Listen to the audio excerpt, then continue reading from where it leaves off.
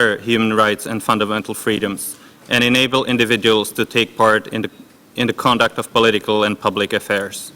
This is why the Czech Republic supported the recently adopted UN Security Council Resolution 2222 on safety of journalists in conflict, as well as previously agreed international standards. We also support the strengthening of democratic media and open, independent and pluralistic journalism through concrete projects in various countries of the OSCE region and beyond. This very month, the Czech Republic will celebrate 20th anniversary of Radio Free Europe, Radio Liberty, being headquartered from Prague. Its bureaus and correspondents are very often subject to threats. It's not surprising that the RFE is one of the principal partners of the Czech MFA. Since our today's focus is Ukraine, let me say a couple of words to that end. Ukraine has traditionally been a priority country of the Czech Democracy Promotion Program. With the outbreak of the conflict, the government allocated additional resources to the transition of Ukraine, making the country the biggest recipient of the Czech transition promotion, and much of it is directed to the freedom of media. Madam Chair, Czech Republic calls on the participating states to honor the OSCE commitments in the area of freedom of expression. And I would like to encourage you, the Serbian chairmanship, to work in this area prior to the Ministerial Council. The participation of the representatives of the media in our discussion is very important, and I would particularly like to thank Roy Goodman for the illustration he made to that effect. The civil society is and should remain an important partner, in particular for the implementation of our commitments. I thank you for your attention. Thank you, sir. Next on the list is delegation of Spain, followed by delegation of Netherlands. Spain, sir, the floor is yours. Thank you very much, Madam Moderator. Of course, Spain aligns itself to the statement delivered by the EU, but I would like to add some remarks on my national capacity. Let me thank, first of all, RFOM and her team for organizing this gathering on an extremely relevant topic, and also the speakers for their excellent and inspiring interventions. Madam Moderator, freedom of expression and freedom of the media are the indispensable oxygen of every democratic system. As Thomas Jefferson put it, I prefer journalists without government than government without journalists. And the role of journalism is particularly relevant in the context of armed conflict. And the best proof of how irreplaceable is this task is the huge pressure they have to undergo in circumstances of conflict. Journalism is thus a fundamental profession, a difficult profession, but also increasingly a risky one, and it shouldn't be so. And when I say we, I mean participating states, journalists, media outlets, NGOs, must do our best to make journalism a safer profession in our region. So what can we do? First of all, listen to journalists. Nobody better than them to contribute to our discussions on how to enhance their safety and security. So we welcome very much this opportunity for exchanging views with professionals around the region. And I want to voice one proposal that I think comes from the profession, which is the possibility of typifying violence against journalists in conflict as war crimes. Second, and on the part of the participating states, we must show political will, as the RFOM just said, to abide to our commitments and to adopt new ones when necessary. Commitments that have to lead us to practical steps. And I hope that this conference will also provide us with the opportunity of identifying those practical steps. Third, we have to carry about a collective effort to counter propaganda. Madam Moderator, sometimes media are used to manipulate public opinion, and in doing so, they are taking part in the conflict, even inciting hatred to fuel it, instead of being the bearers of reality and the voice of the victims. This is no journalism, but propaganda, and should be confronted. In this respect, media and real journalism play an essential role also in order to counter both governmental propaganda and propaganda deployed by extremists. Looking forward to a lively and fruitful discussions throughout these 2 days. I thank you very much for your attention. Thank you very much. Delegation of Netherlands, Madam, floor is yours. Thank you, Mr. Chairman. First of all, the Netherlands fully aligns with the statement of the EU. The Netherlands would like to thank the representative of the media, Mrs. Mijatovic, for her active involvement in the topic of this conference. We would also like to thank Mr. Simonovic and Mr. Roy Goodman for their interesting remarks. Freedom of expression, including the safety of journalists and other is a priority for the Netherlands, both inside the Netherlands, within the OSCE, worldwide. Safety of journalists is crucial for the functioning of democratic states and accountable governments. Let me first say some words about Ukraine. The ongoing conflict has led to particular pressures on Ukrainian journalists. The lack of accurate and objective information from the conflict zone hampers efforts at conflict resolution. Information free from humor is essential for long-term stability in the country.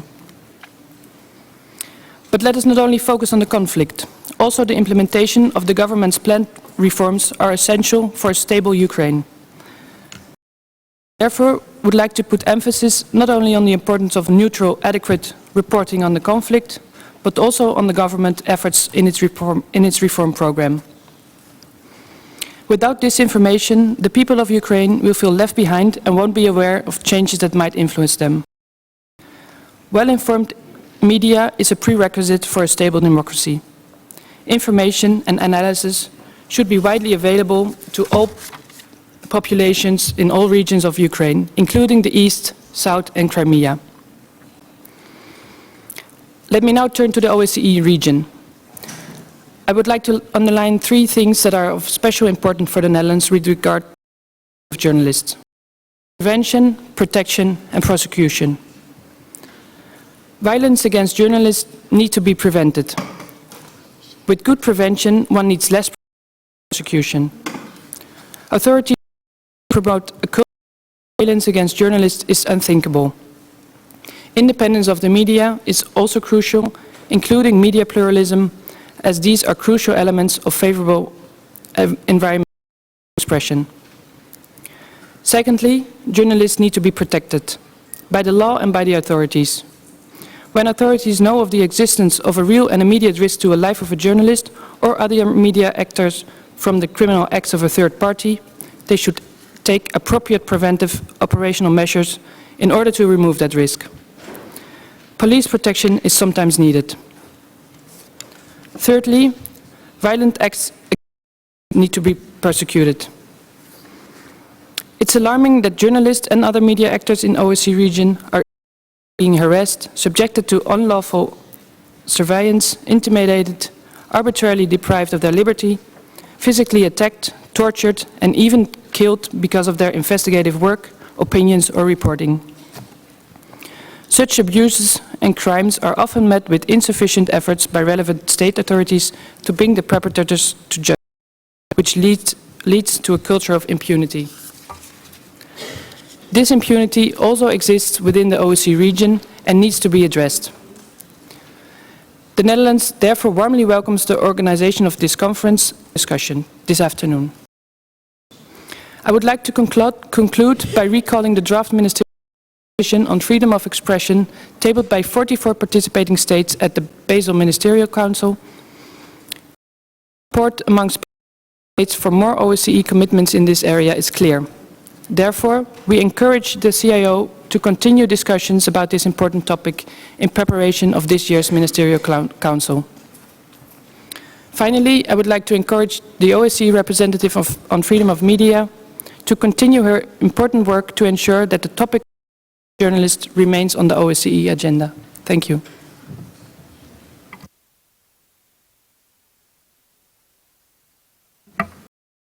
Thank you very much. There was no more speakers on the list. I would also like to discourage delegations to ask for the right to reply, because it is not standard OSCE meeting, but if anyone would like to exercise this right, Azerbaijan.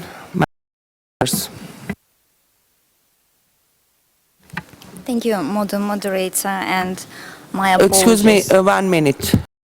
Reply.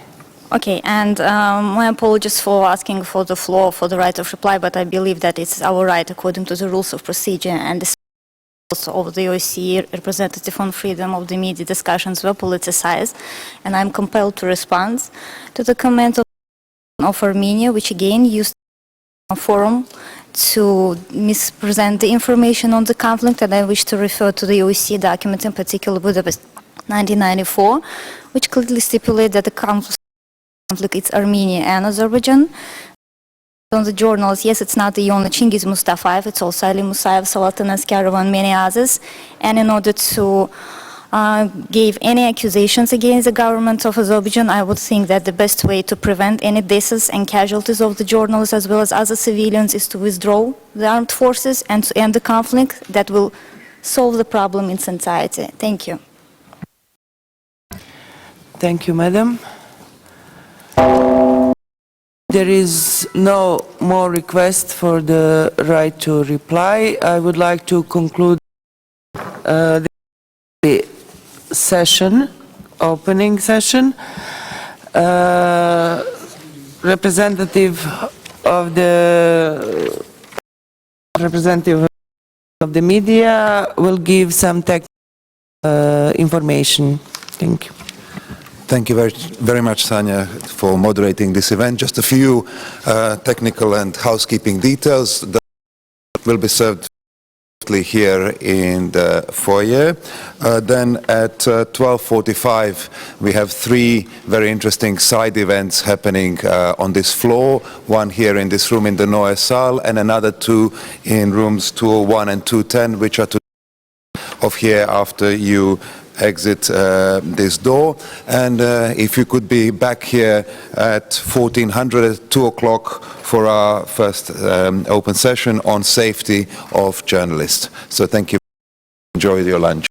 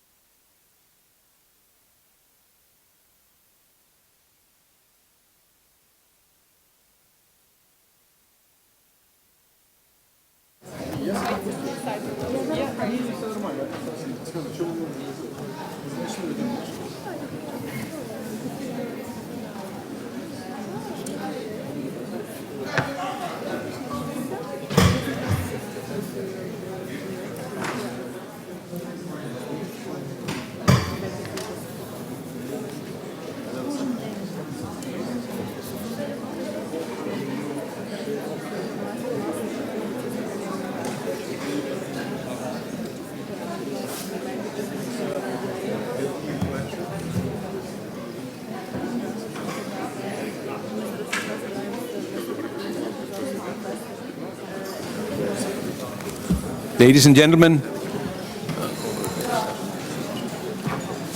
we would like to get going with this session on history as propaganda, challenges to media freedom. My name is Stefan Graham. I'm with the Danish Broadcasting Corporation, and I have been invited to moderate this. But since it's not me anybody's going to listen to, but the two people here on the panel, I will start out giving the word to Timothy Snyder first, and we'll run about 10 to 12 minutes, and then Mr. Fedchenko, and then the discussion back and forth and questions from the audience, and then the two panelists will sum up in the end. So please welcome Mr. Timothy Snyder.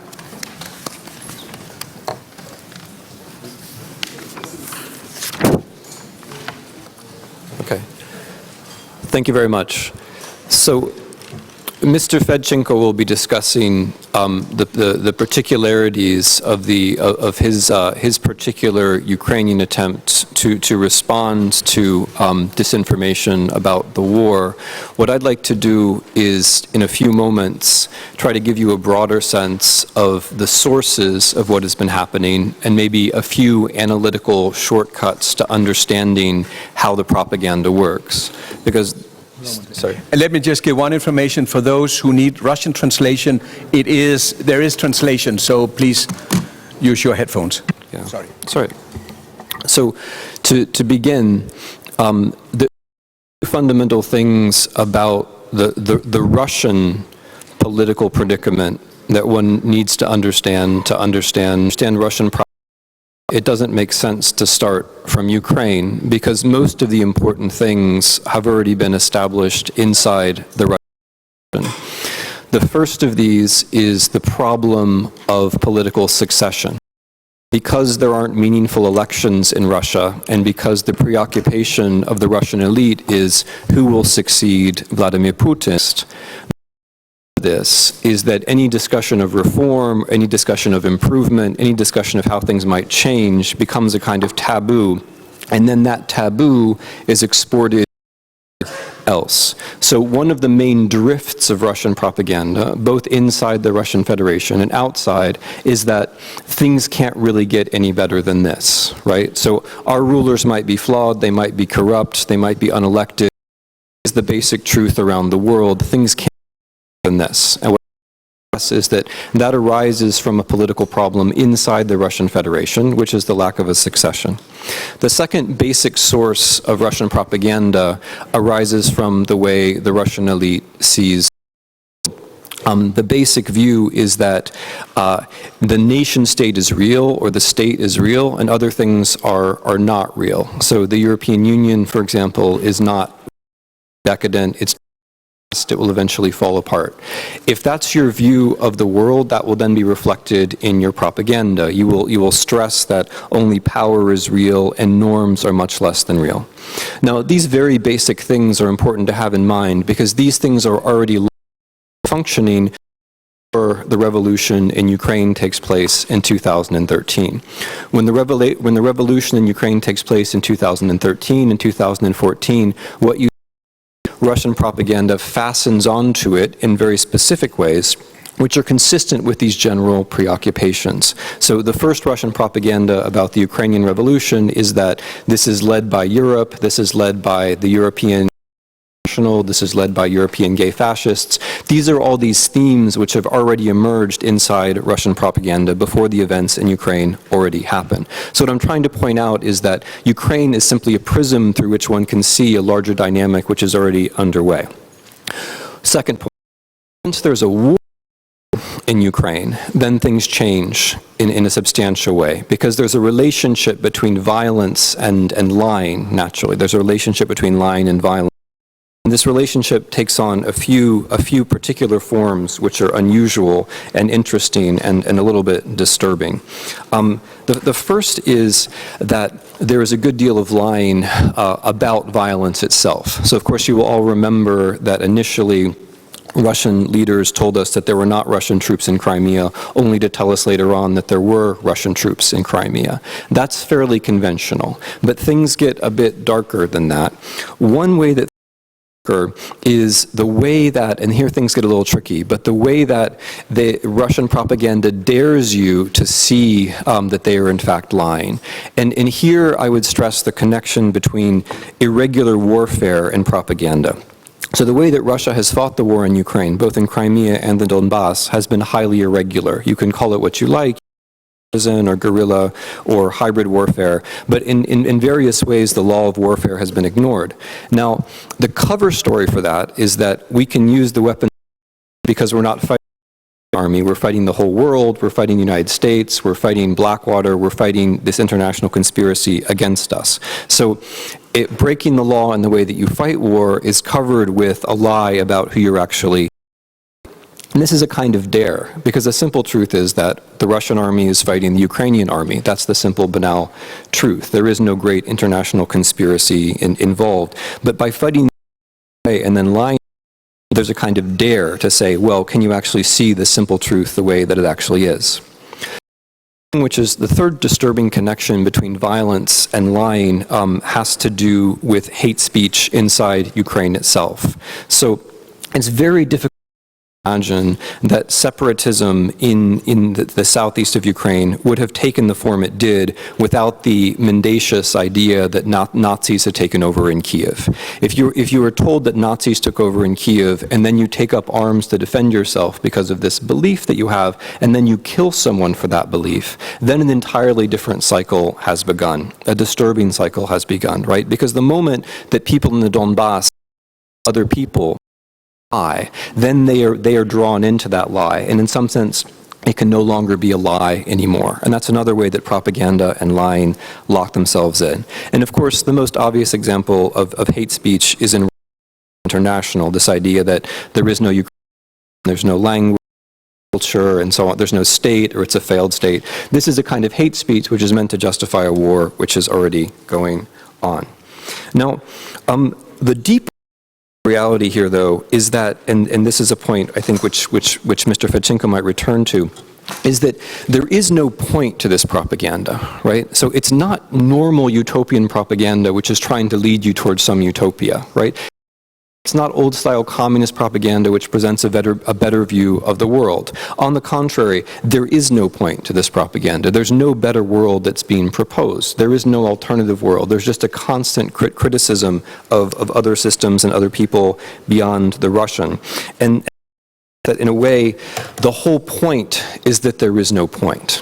Right? So the odd thing about this propaganda is that if they win, and if they lose, they also win. So let's say they that something absurd, like the Ukrainian government is full of fascists, then they win. But if they lose and you don't believe them, but you don't believe them because you don't believe journalism in general, right, then they also win. The idea is not only to convince you of one thing or another, it's to convince you that the whole idea of journalism is bogus, or the whole idea of history is bogus, or the whole idea of the internet is bogus. The idea is to relativize everything so that you're no longer convinced here could possibly. So they're not trying to guide you to a higher truth or a better truth. The basic idea is to guide you a world where truth exists at all, right? One way to test this is the old-fashioned principle of non-contradiction, which I'm going to assume that most of us still, the idea that things can't contradict each other. So Russian propaganda maintained that the Ukrainian language doesn't exist, but that the Russian state forces people, that the Ukrainian state speak the Ukrainian language. It's maintained that Ukraine doesn't exist, but that it's oppressive. It's maintained that the Ukrainian nation doesn't exist, but that all Ukrainians are nationalists, right? I mean, these are obvious, straight-up contradictions. And no one seems, which is just one, I think it's possible to try to discredit the notion of truth itself. What does this have to do with history? Let me just close on this point.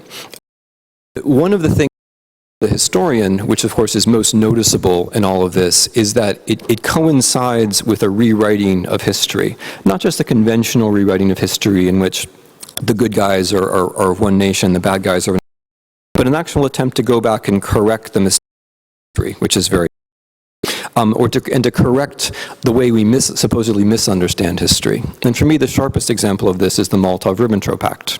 Now, for those of us who work in history, the Molotov-Ribbentrop Pact is something which is distinctly because the Molotov-Ribbentrop Pact, the alliance between Nazi Germany and the Soviet Union, was how the Second World War began. So anyone who is concerned with the 20th century, with the history of the 20th century, has to assign the Molotov-Ribbentrop Pact a very important place. What does it mean that President Putin has been telling us that the Molotov-Ribbentrop Pact was actually not such a bad thing, was actually rather a good thing, or rather a normal thing? Here I think we see a kind of summation of some of the major points here. About the Molotov-Ribbentrop Pact. What's so great about the Soviet Union and Nazi Germany having an alliance? Well, for one thing, the late 1930s were a period where there were no elections, right? Like in Russia today. For another thing, the late 1930s was a period of great power politics. The Molotov-Ribbentrop Pact is the height of great power. So it's the opposite of the kind of European practice that we have today. It's naked, nihilistic, old-fashioned power politics. And something which is consistent with the general Russian approach. It is, just to be specific about this, the total and direct negation of everything which the European Union stands for, because the whole point of the European Union is to have a union of equally states rather than having larger states destroy smaller states. But beyond that, and here's where I really want to close, embracing the Molotov-Ribbentrop Pact is, in a European context, embracing nihilism. I mean, it's as close as you can come, really, to embracing evil, because this is when Hitler and Stalin embraced, but it's also the moment when the Second World War began. And insofar as you have some kind of European consensus, it's that the Second World War was a bad thing. I'm wrong, but I think that insofar as you have a consensus, it is that the Second World War thing. So saying the contrary, rehabilitating the beginning of the Second World War, is to strike directly at the European consensus insofar as it exists. Now, the basic idea of all of this, just to return to where I started, is not that some better future is being offered. No better future is being offered. What's being offered is the proposition that everything is pointless. The EU is pointless. Lessons from history is pointless, journalism is pointless, searching for truth is pointless. It's all pointless. The only propaganda is that we should just watch more television. That's pretty much it. Thank you. Thank you very much, Professor Snyder. I would like to give the floor to Yevhen Fedchenko, co-founder of StopFake.org. Please. Thank you so much for inviting me to talk at this panel, and thank you very much for everybody who sacrificed your lunch for the sake of being here. That's really a great appreciation of your attention to the topic of propaganda itself. And I'm representing here the project called StopFake.org, and I would be using an example from it, so please, you might follow us on Twitter, and our handle is Stop Faking News, because Stop Fake was already actually taken and faked, so we decided to take another handle. And I see here some Russian journalists working for Russian media outlets, so take it as a appeal. Stop faking news, please. If we talk about news as a first draft of history, so the fake news as a first draft of fake history, and unfortunately it works both ways. On one hand, fake news take a lot from the pool of fake history and use it as examples, and on the other hand, everything which appears in the media, or I would say so-called media, immediately becomes history due to the spread of social media, so which would be retrievable for the years to come. Basically, it stays forever, and so everybody who would be looking on Russian war in Ukraine would immediately find a lot of stories from Russia Today, for example, and for some people that would be the only way of looking at this history, and this is one of the biggest danger of this. Now we hear a lot of stories how dangerous, for example, Russia Today is, but we should understand that this is only the top of the iceberg of a propaganda machine which is created by the government and sponsored by the government. And even if you see some Russian media outlets which are not directly owned or sponsored by government, we should understand that they are just quasi-government and they are also a part of this machine, and they are just delivering the talking points which in most cases somehow coincide with the talking points of the government. For example, one of the most omitted stories is about Sputnik International, which is quite old new media outlet because it was formed on the top of RIA Novosti, and now it produces content in more than 30 local languages in Eastern Europe, Western Europe, Middle East, and reaching out even to Japan. And the danger of this is that they produce content in local languages by local journalists, and they compete with local media on the local markets. For example, the motto of Sputnik says that we point the way to a multipolar world that respects every country's national interests, culture, history, and traditions. So in reality, it's just the opposite, because they deny others, like Ukraine, to have the right for their own culture, history, or traditions. And that's where Russian propaganda is aiming for. Also, I would repeat here what you just said, that they are aiming at destructing the whole liberal concept of the Western world, including democracy itself and its separate elements like free media, fair election, effective governments, right of people for self-determination and self-governance. There are many historical narratives that have been faked and manipulated, and again, you can look them up on our website. Some of them, believe me, are just ridiculous, and we have more than 500 stories already chronicled on our website. For example, fake news that Ukraine will be seeking compensation from Mongolia for Mongol Tatar yoke happening 5 centuries ago. Or biblical or quasi-biblical story about crucified boy borrowed from Games of Thrones. Now Russia is even trying to justify Crimea occupation by rewriting history of baptizing of Kiev Rus and pretending that Volodymyr baptized it not in Kiev, as it was in reality, but in Khersones, Crimea, so Putin called it the New Jerusalem, or Russian Jerusalem, so the next year in Khersones. The other most fake narrative was the narrative of World War II. It was the core of the whole anti-Ukrainian and anti-Western propaganda, with main points were used as prerequisites for de facto occupation of Crimea and aggression of Russian army in the eastern Ukraine. For example, Ukraine was portrayed as a fascist state with all the requisites like anti-Semitism, racism, homophobia, and xenophobia. The news on World War II veterans, their war benefits, ban on celebrations and gatherings, ban on wearing their awards, and war hero memorials demolition were circulated by Russian media. The main purpose of this distortion of history is incitement, warmongering, and dissemination of hate speech towards Ukrainian to justify war in Ukraine.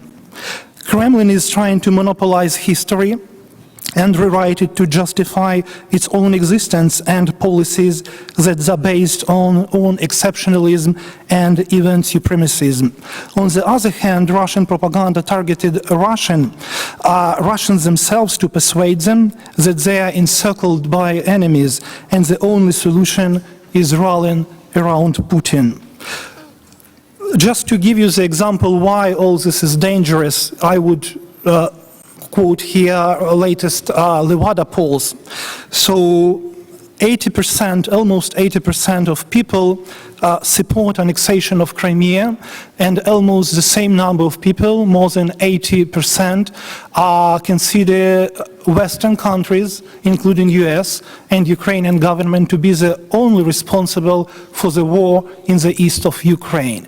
And I'm not amazed with these figures per se, but I am amazed that this is the same figure as we used to have 1 year ago. So propaganda is really playing very well to keep these figures unchanged and keep the people believing in what the government wants them to believe.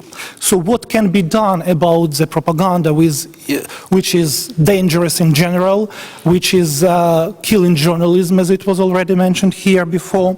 So there are a number of things I would offer. First of all, we should elevate the global awareness of propaganda and its consequences for different countries. Second, knowing its manipulative nature, journalists and policies should stop calling this so-called media a media, because they are not. They are warmongers, and we should call them as it is.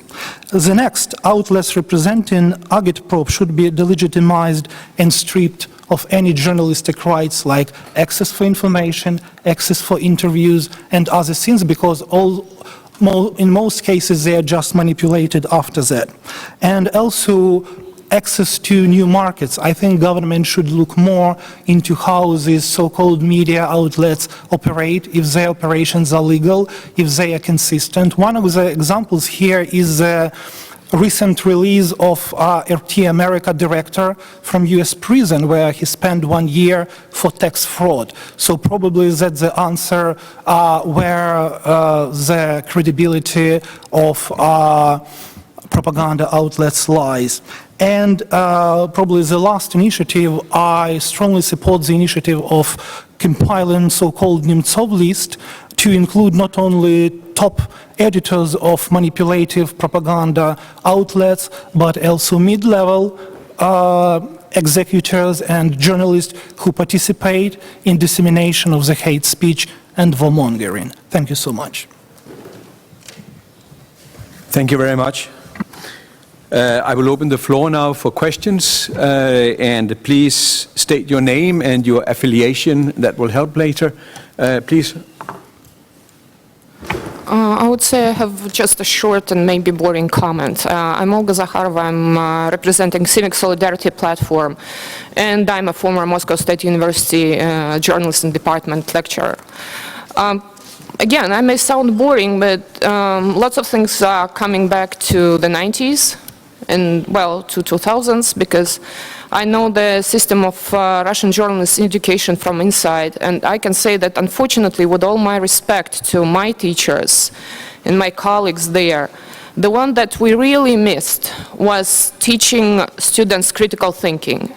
Together with the teaching mythology instead of history, as it was rightly pointed here, it's very damaging. And the problem is that critical thinking is very painful, because in a country like Russia, you have to deal with the past. You have to remember that for 70 years it was an empire, and everybody in Moscow and in Russia felt like they're part of this great and huge country.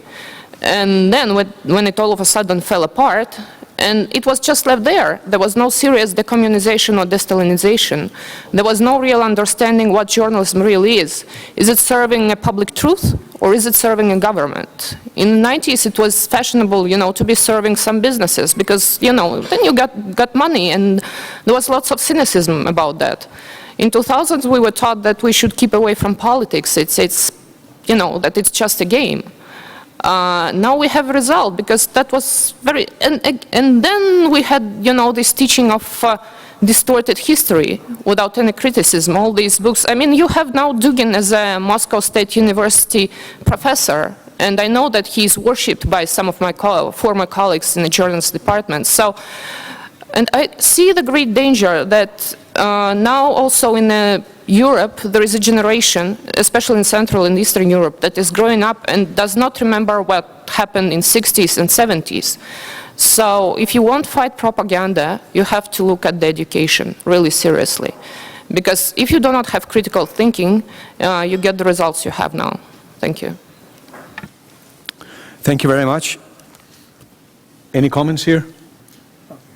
Yeah, I would totally agree, because my second capacity is I'm director of journalism school, so I can really relate to what you just said, and I think students and their media literacy, and probably even school children media literacy, is one of the answers, because the critical thinking is one of the strongest weapons against any manipulation by anyone. And again, I was relating to different, I was mentioning different historical scenes, and just knowing that would really help you not to believe, even if you are repeated that 100 times. One of the stories we've been debunking at the very beginning was the story that Ukrainian army is firing at the local population in the east of Ukraine with bombs containing HIV, I mean, even given the simple understanding of biology would say that this is a crap and you should not disseminate that, but this story was really very actively pushed by different outlets, and so this is, for some people this is obvious fake, but for many others it goes wrong. Professor Snyder? Two very brief comments. The first is that there are two ways to think history, and one way is that makes you feel good. And the other way is to treat history as an ongoing discussion based upon evidence where interpretations always change. So there's a very easy test. If the history someone is telling you makes you feel good, then it's a myth and you're being manipulated, because true history never makes you feel good. It makes you question yourself and your nation. And the second point is about journalism, because what you say goes far beyond Russia. I mean, in a way, what we're talking about is Russia as an extreme case of a problem exists throughout the West, and the only way to react to it, I think, not just in Russia but elsewhere, is very traditional journalism.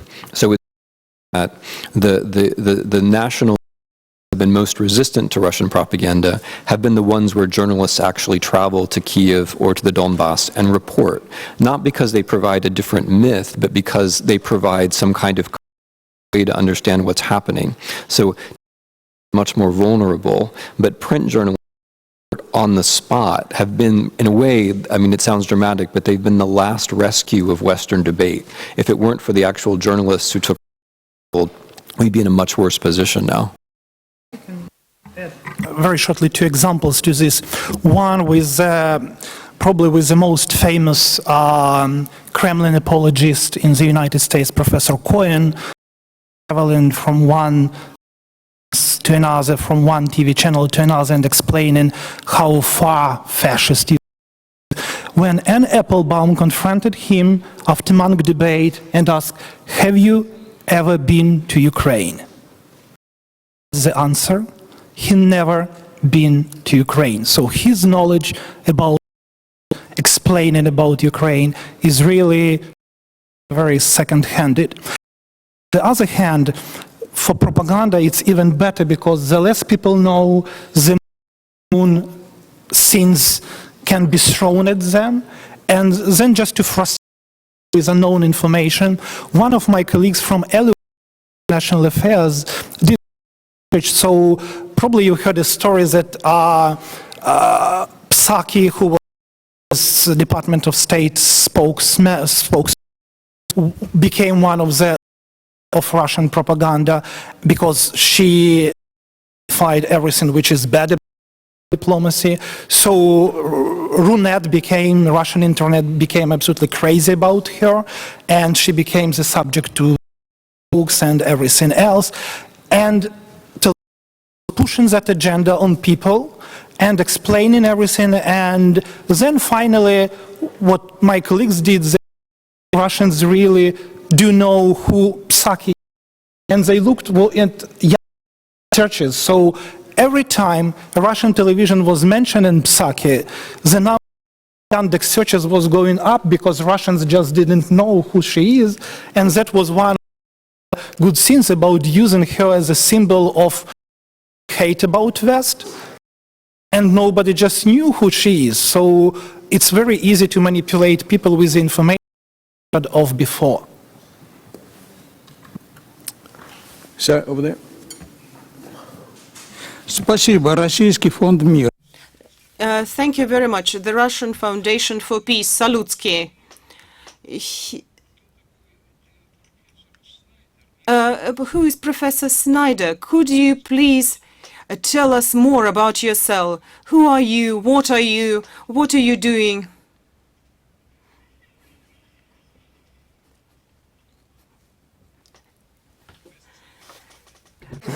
Смеетесь, господа, это очень интересно. Why are you laughing? That is a very important topic. I'm a historian, and I'm an intelligent consumer of Russian media. Thank you.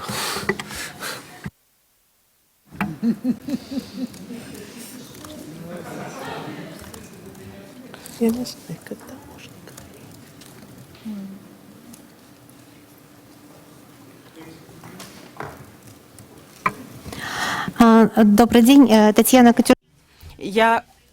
I'm Tatiana Katushinskaya, the National Council of Journalists of Ukraine. I'm not going to speak about myself, although people requested more detailed presentations, but nevertheless, I think it is quite important to say whether we in some way can somehow separate fair journalists from unfair journalists.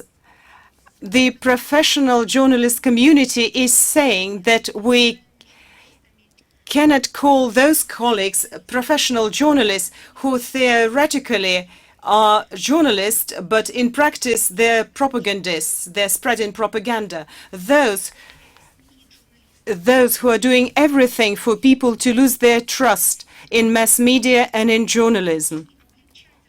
But there are some specialized rights which simplify the work of journalists. How do you think it's possible professionally separate journalists and those who are abusing the journalists' rights, those who are not fulfilling the ethical norms and standards?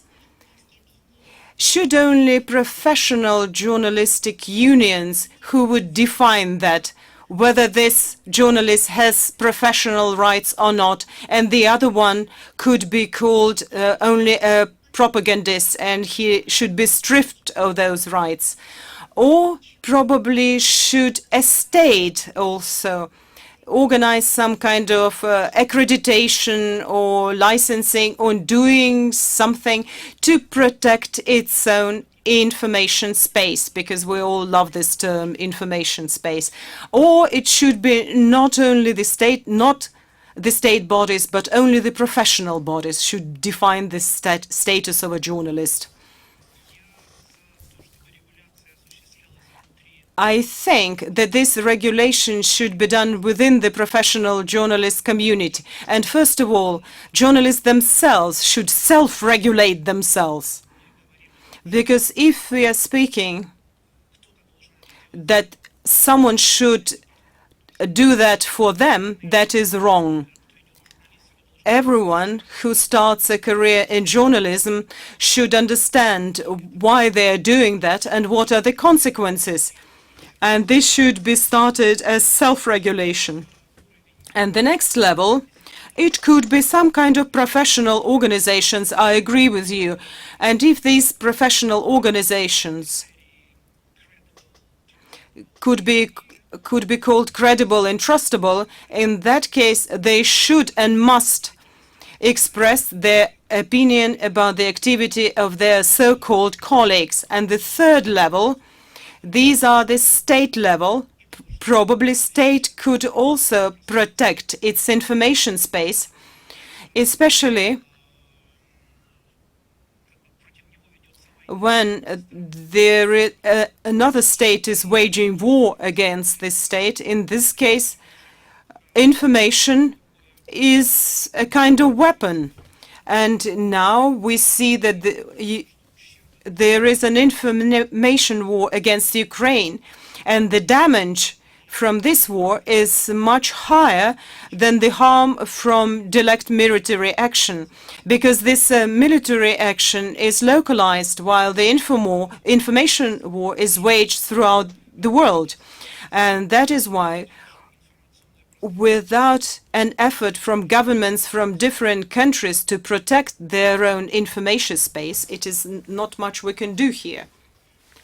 Yield to Mr. Fedchenko on the institutional question. I want to point out that there's a fundamental underlying issue here, which speaks a bit to the earlier question too, which is that of professional ethics. Do we think that journalism is an institution which has its own set of professional ethics, or do we think that all journalists are information warriors of one kind or another? The gist of the Russian message is that they're all information warriors of one kind or another, and if they claim anything to the contrary, they're just lying to you. So the only way to defend against that is to build up journalism as a profession, and to build up history as a profession, and to build up all things which have some professional ethics which are related to truth as professions. And of course, are what builds up civil society. It's all related to the larger question of civil society. Does that exist? Does that not exist? Please. My name is Paula Slier, Chief for RT for Russia Today. I've attended a few of these sessions before, and I seem to think we always come back to the same point. Whenever I introduce myself as being from RT, there's always a few people in kind of roll their eyes as if to say another propagandist is going to talk. And when we about Russia Today or Russian journalists, they use the word propaganda in the same sentence, and I think you would all agree with me that journalism is about telling narratives, and there are narratives when it comes to the Ukrainian-Russian story. Why am I less of a journalist? Because I go to eastern Ukraine and tell a narrative that people there feel is not being told by other media. I appreciate the organization stopfake.org. I think in the sense that you're trying to unearth lies that are told in the media, that is a noble ideal. But I think it's very unfair point only at the Russian media, as if the Ukrainian media is out there without any kind of lies. I was reading some comments that people had. People have been complaining that their comments are deleted, that sometimes they can't post on your site. An organization that is made up of only Ukrainians. I also wanted to ask Professor Snyder a question.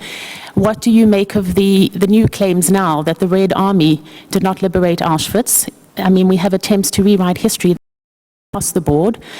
I was in Kiev a couple of weeks ago, and it was very, very sad. I was talking to World War II veterans during the interview when they told me that they weren't allowed to hold a mass parade this year, and that they weren't allowed to go out and celebrate the role that they'd had in the end of World War II.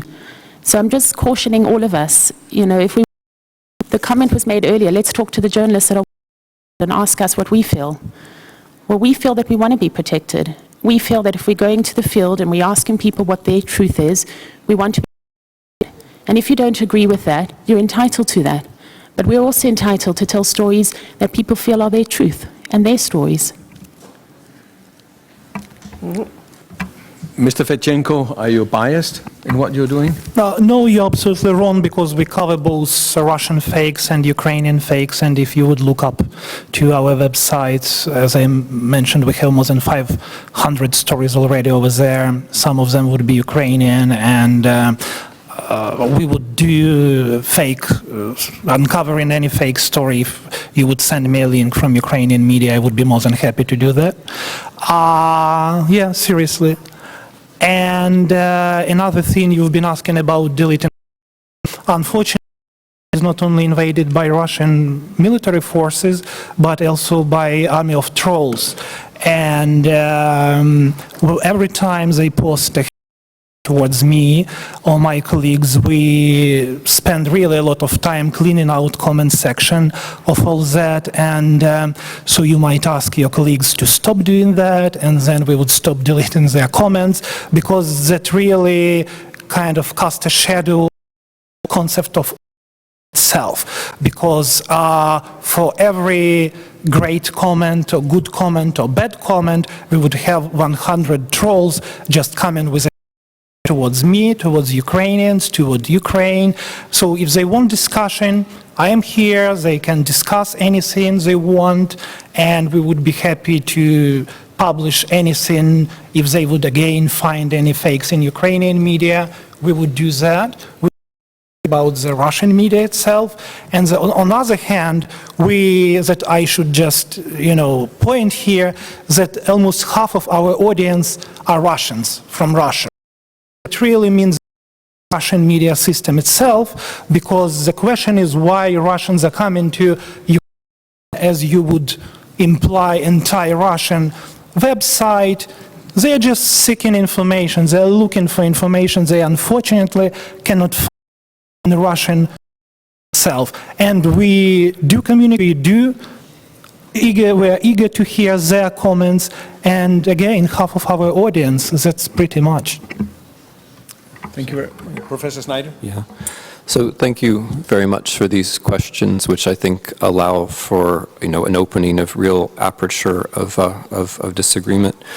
On the second question about propaganda about the Second World War, I appreciate your mentioning Ukraine and Auschwitz. What I would say is that no country has a monopoly on getting the Second World War.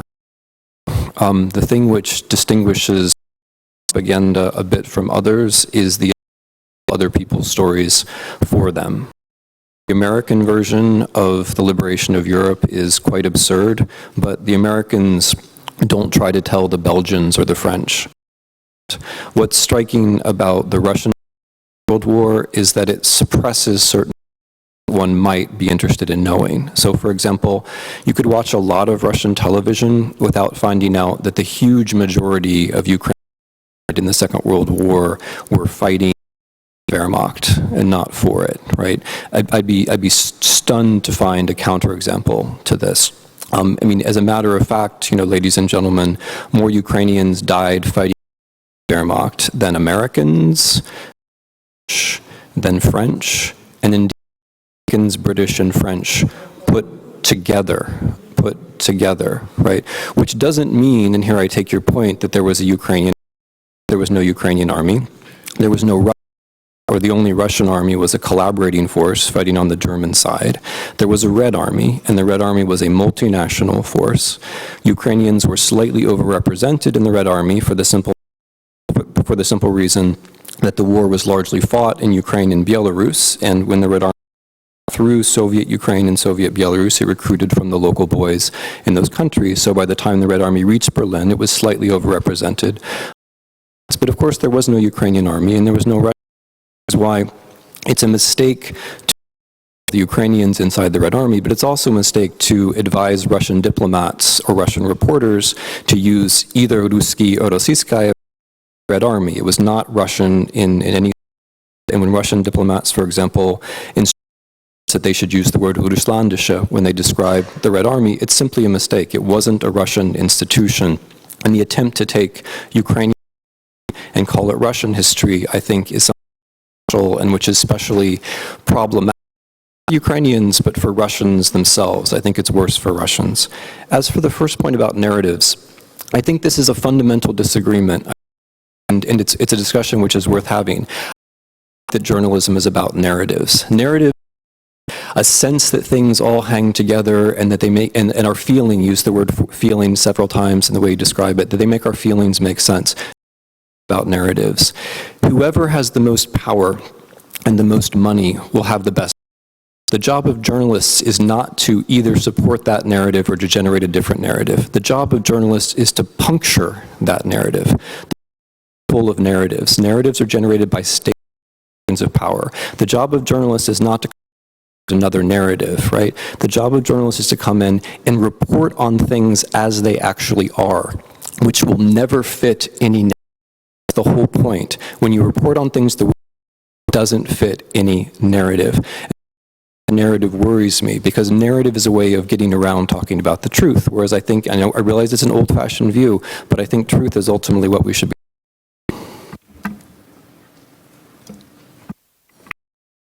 Thank you. My name is Ahmad Shilsoshaito of Azerbaijan. And today's discussion title is History of Propaganda and Challenge to Media Freedom, but here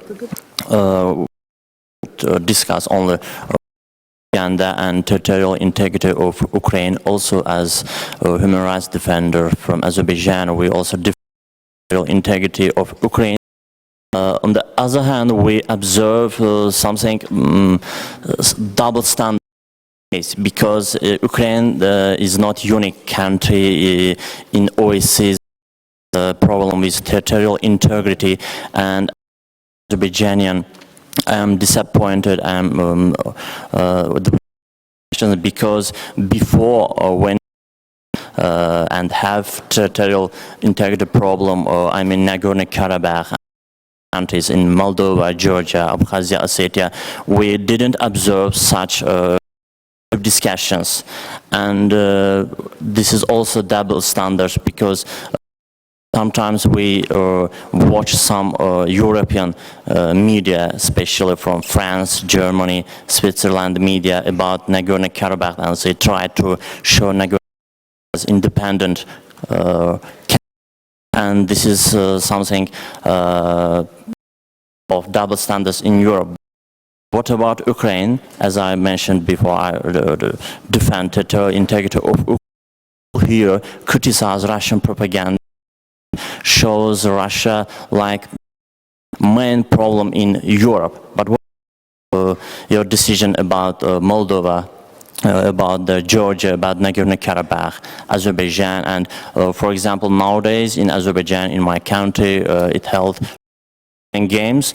Unfortunately, a lot of European leaders, media, didn't come to Azerbaijan, and they how to say, show the European game that the sport these countries are in Azerbaijan.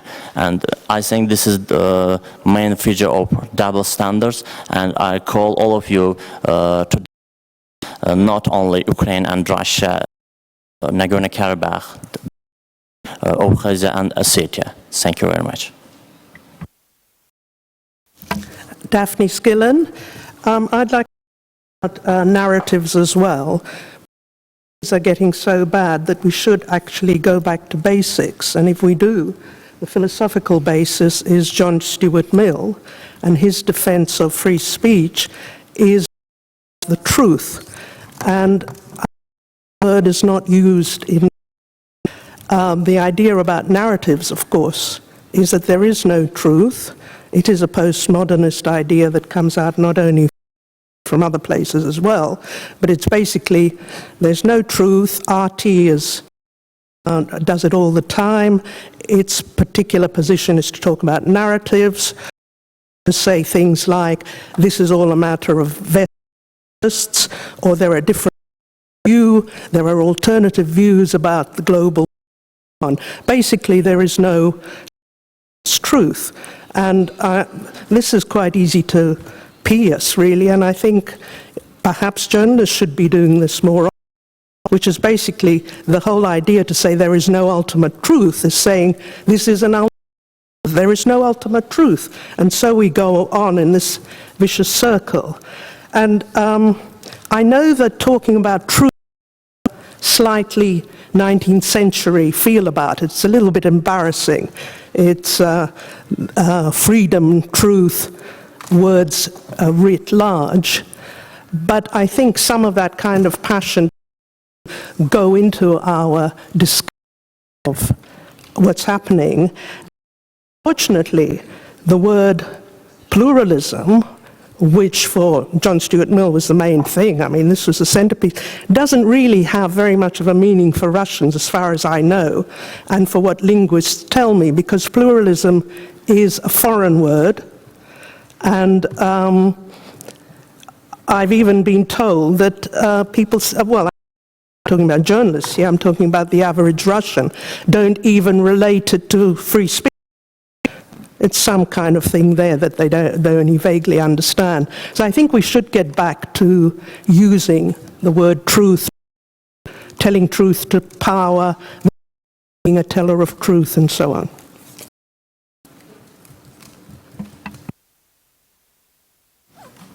Any comments? Actually, I can shortly comment on this. Yeah, you're right. It's absolutely postmodernist approach to deny everything, that there is nothing true around, and that's what Professor Snyder already mentioned. The purpose of Russian propaganda is not to deliver values, but to deny values anywhere else, and this is quite new about this propaganda. And yeah, so and pluralism is for Russian propaganda because it's exploited Russian propaganda, because they say what your media are saying to you, what your government are saying to you, it's all lie because there is no truth anywhere. We would give you the second point of view, so you should trust us because we would be saying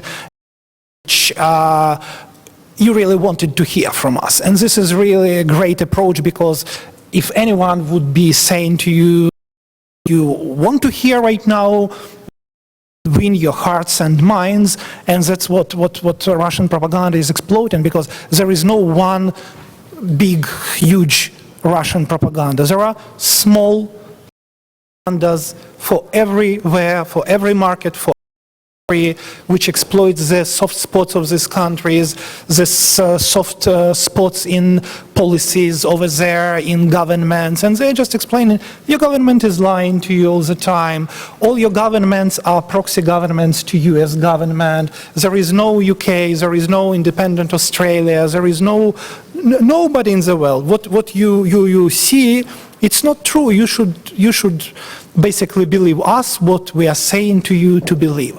And this is what is completely different about this new type of propaganda compared to what it used to be. If I could just say something. Yeah, I think one way to understand it is in terms of the export of distrust. So Russian media consumers traditionally have a good deal of distrust, and understandably so. One way to solve this problem is to export the distrust, so everyone should also distrust all of their own media, because all media is to be distrusted. There's no such thing as journalism. There's no such thing as truth. With narratives, I think this is exactly right, and when I hear the word narrative, it worries me, not so much for the rest of the world, but for Russia itself. So when, for example, the Russian ambassador to the United States visited the university where I teach, he started off his proclamation by saying, there are two narratives, there's the Russian narrative and there's your narrative. And the problem with this is that it's a disaster for Russia, okay? Because America doesn't actually have a narrative about Ukraine or about Russia. Americans don't care. I mean, not to put too fine a point on it, we don't care enough to have a narrative about Russia or about Ukraine. But the idea that there are two narratives and that we have our narrative and you have your narrative, and because it's all about feelings, there's nothing we can really do about it because you feel one way and we feel another way, you have one story, you have another story. This is a problem for Russia. It's not so much a problem for everyone else, or at least not first of all. It's first of all a problem for Russia, because the moment you decide that your national story is all about a narrative and it's all about feelings, then there is no basis on which you can ever issue a criticism. Because you can never appeal to truth, or you can never appeal to the search for truth. If you decide that the world is all about narratives, then you can never change the world. And that's a very bad position, I think to be in. That's the only point I wanted to make, that this narrative business, which comes, I mean, it comes right, just so everyone knows, like it comes right out of Baudrillard, it comes right out of French theory, okay? Like anybody who went to an American university in the 1980s, like when you hear Russian propaganda, you think, oh no, these are my student years all over again. It's just like going to Berkeley in 1985, right? It's the same French ideas at secondhand being proclaimed as though they were some kind of unbelievable transcendent truth. Because of course the claim that there is no truth is itself a claim at absolute truth, right? It's self-contradictory. So let's get back to the beginning and recognize that there are lots of small truths and that pursuing truth has a kind of sense in and of itself. Thank you very much. Thank you. Thank you, Chair. My name is David Goldberg. I'm an academic media lawyer. Yeah, just to pick up the general point we're on at the moment, a more sort of Anglo-Saxon rather than a French linguistic issue. I was very struck about something that Mr. Gutmann said this morning when he talked about, as a journalist, going in to cover stories. And it just suddenly a bizarre word to use, because when you cover something, you actually conceal it. You put something on top of something, and then that sort of turns into, and I'm not of course suggesting in his case, which is a very other way of talking about it. So I think, why do journalists not say that they're going in to uncover a story rather than to cover it? Thank you. Could be a linguistic thing, Chair, because I'd be very interested to know, how that word, which is used in English, how is it used in Russian or any of the other languages which are covered around the room? Thank you. So let's let Yevgeny Fedchenko, who is teaching journalism. Explain that.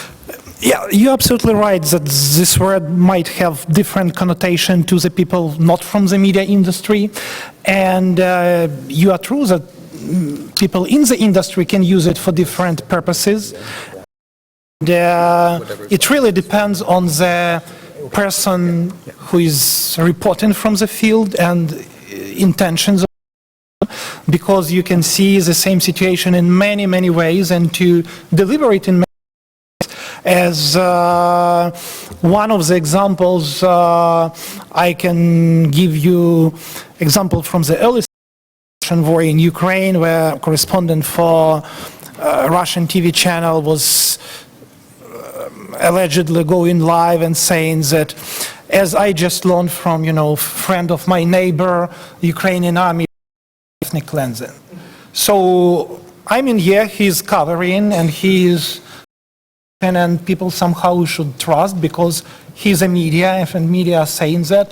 But the coincidence was that the same was at the agenda of UN Security Council the evening, and how his talking points were pretty much similar to Ambassador Churkin talking points. And so who is covering what? Are the media just extension makers, or the media are just the division of diplomacy, Russian diplomacy? So it's really depends on what are you feeling. As we see that some Russian journalists are on a mission covering this, so their coverage is how they really, or their government wants them to cover that.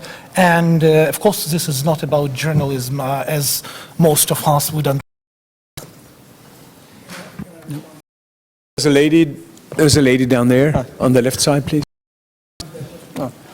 Please, just a second. Роман Черемський, журналіст Україна. Мені довелося... Excuse me, it's a lady.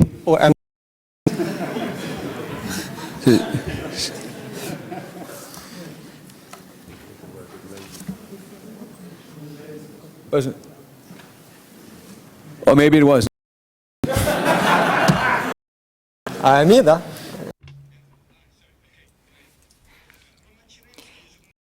I'm Roman Cheremsky, a journalist from Ukraine. I had a chance to be at the Donbas area, and the group of journalists,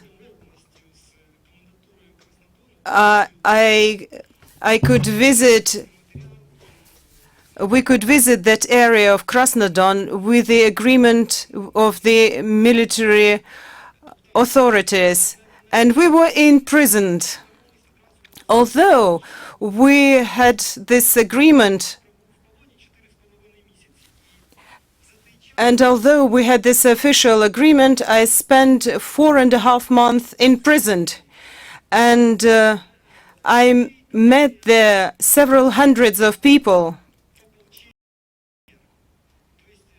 who are the members of the militia of Donetsk People's Republic. And I was amazed. I was amazed to see the destroying power of the Russian television. We cannot imagine that. That is a pure horror. Those people are like zombies. They're speaking absolutely absurd things. They do believe that Ukraine is a Nazi state which is crucifying small children, which is raping women, is killing young children, and they really do believe that. A lot of those people decided to take to weapons only because they heard this information on TV.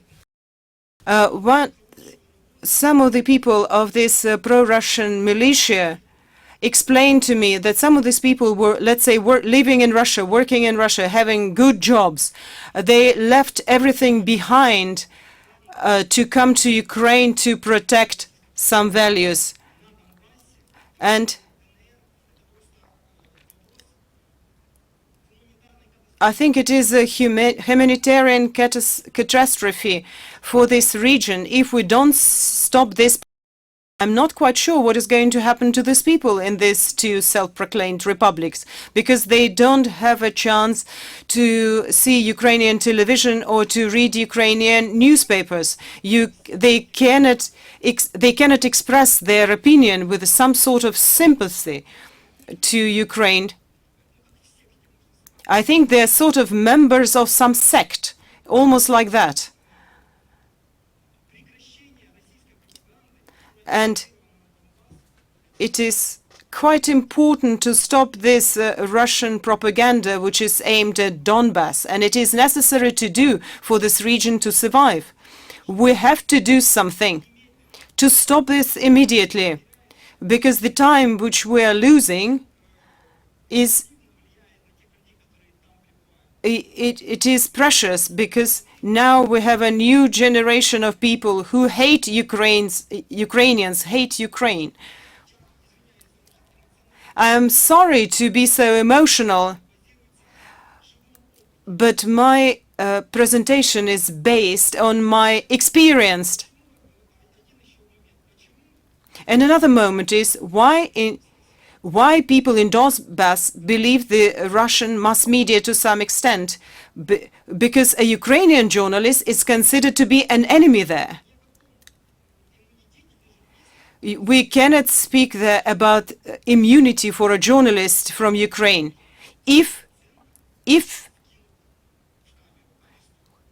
you're going to introduce yourself as a Ukrainian journalist, you are going to be arrested, only if you don't have some kind of protection on a very high level.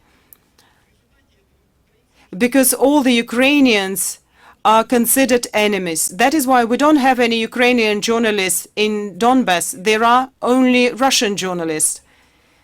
And people trust them because they were there and because they're locally.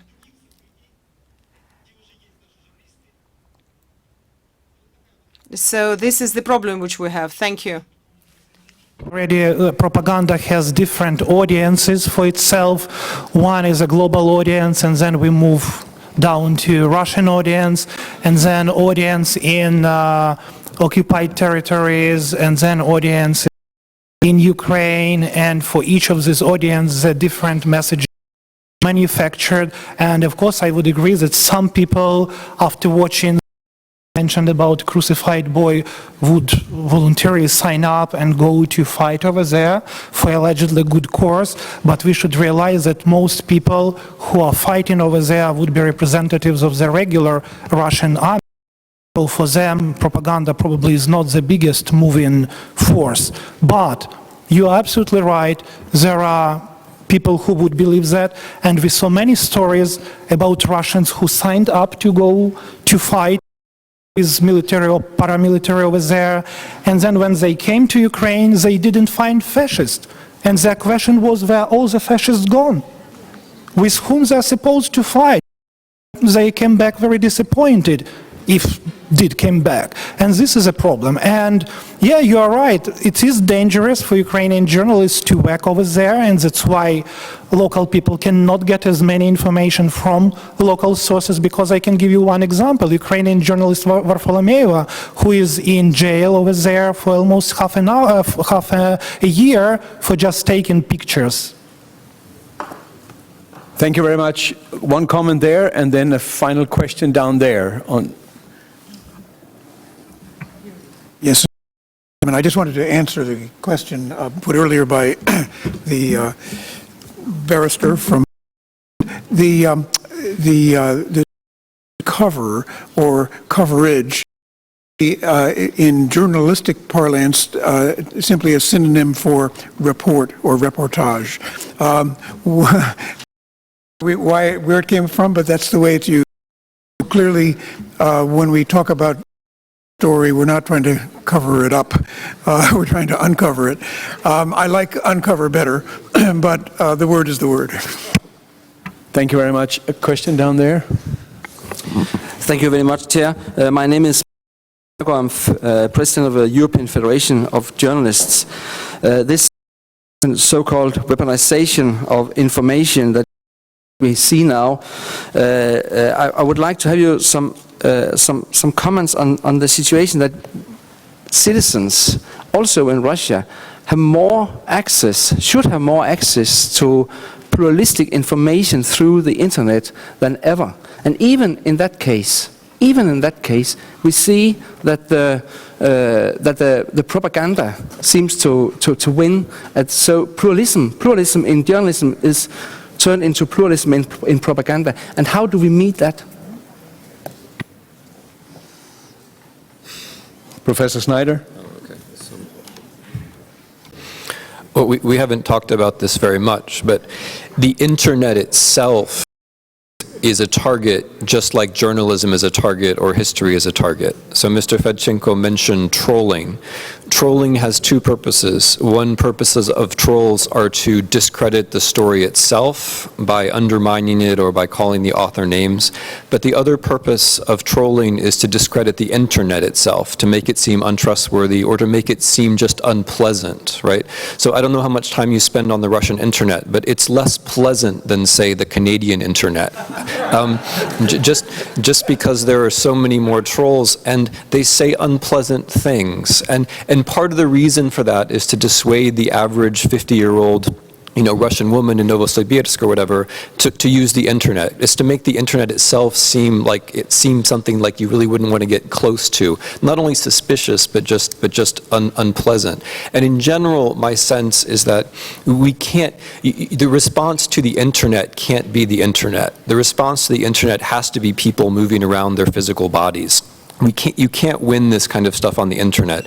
Journalists have to travel, Russians have to travel, people from the West have to go to Ukraine. The more physical bodies are moved around, the better we are, which goes back to the question about coverage. The etymology of covering is that you take your physical body somewhere and you cover the story. And that's gotten blurred in today's journalism. You can have somebody sitting in Washington, D.C. who says, I'm covering this story in Mongolia. No, unless you're in Mongolia, you're not covering the story. So we need more people moving around and less time spent in front of the internet. And we need to understand that part of what Russian propaganda is after is just keeping eyes in front of screens. The longer the eyes are in front of the screens, the more they're going to win. It's really as simple as that. Thank you very much. It's close to 2 o'clock, which is the time limit. Mr. Fedchenko, would you like 5 minutes to wrap up? And then Professor Schneider will have to wrap up. Yeah, thank you so much. And again, for me, this problem is very important from a journalistic point of view. I to be involved in countering propaganda before the war started. So for me, it's very unintended. And I would rather spend time teaching students just what we are is bringing journalism back to its basics. So we really want journalists to do a fact check. What we teach students at a meeting when they enroll in the school, and this is what now it's called by quite trendy name verification of information, but this is any journalism at any times, and that's probably what we should to look at the essentials of the journalism, and that would probably change or even journalism, because what propaganda is now doing to journalism, it kills. So what we are witnessing now is a killing of journalism, very gradual, notice in very unnoticeable way, but we see the of journalism because, again, there always should be a trust. Audiences and those who produce content. If this trust is broken and there are thousands of people that there can be no truth around, so what would be the reason for seeking this truth? What would people who are here now to be journalists and to be involved in journalism if there is no truth over there? So what of us then? So we should revive journalism, and depending on how we would solve this very of differentiating between what is journalism and what journalism is not, and propaganda definitely is not a journalism, and all those who clearly realize something else. They might call that public relations, government relations, strategic communications, nation branding, whatever. It's very pluralistic. We would use here the word pluralistic, but it's not definitely journalism. And another issue, propaganda kills. So we have a theoretical point of view, why it might be bad. Sometimes someone would argue that propaganda is good. We already heard that propaganda, and one of representatives of the government today mentioned there are different propaganda, bad propaganda, but evidently there are good propaganda. No, there is no good propaganda. There is only one. It's always bad, and in Ukraine it kills people. And here I can quote an article from one of the peer-reviewed journals which did a research on correlation between genocide in Rwanda and the dissemination of radio station or genocide radio station. So the people who've been living around who've been killed 10 times more than people living anywhere else in the world. So if we would calculate out of 1 million people who've been killed in Rwanda genocide, 1/10 been killed by journalists and editors who did genocide in their own way. The judicial answer to the activities, many journalists and editors from Rwanda are being subject to International Criminal Court Tribunal on Rwanda, and they get different and served them. So this is a clear evidence that propaganda is not just an internal discussion for us. Is it corruption for journalism or not? It's real spree, and we should stop it. Thank you very much, Professor Snyder. I wanted to return for just a moment to the question about the Donbass, because I agree with Mr. Fed. This is an example of a larger issue.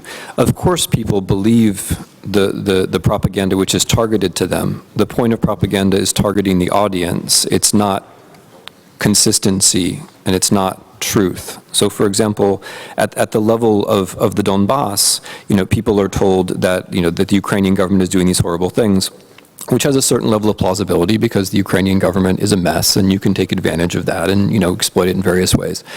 And in other parts of the world, the targets are different and there's no need to be consistent. So, for example, in the West, the right is told that the Ukrainian government represents some kind of revolution, right? And the left is told that the Ukrainian government represents an American-backed counter-revolution. And some people on the right and some people on the left believe these things, even though they contradict each other totally, right? It has to be either a revolution or a counter-revolution. It can't be both.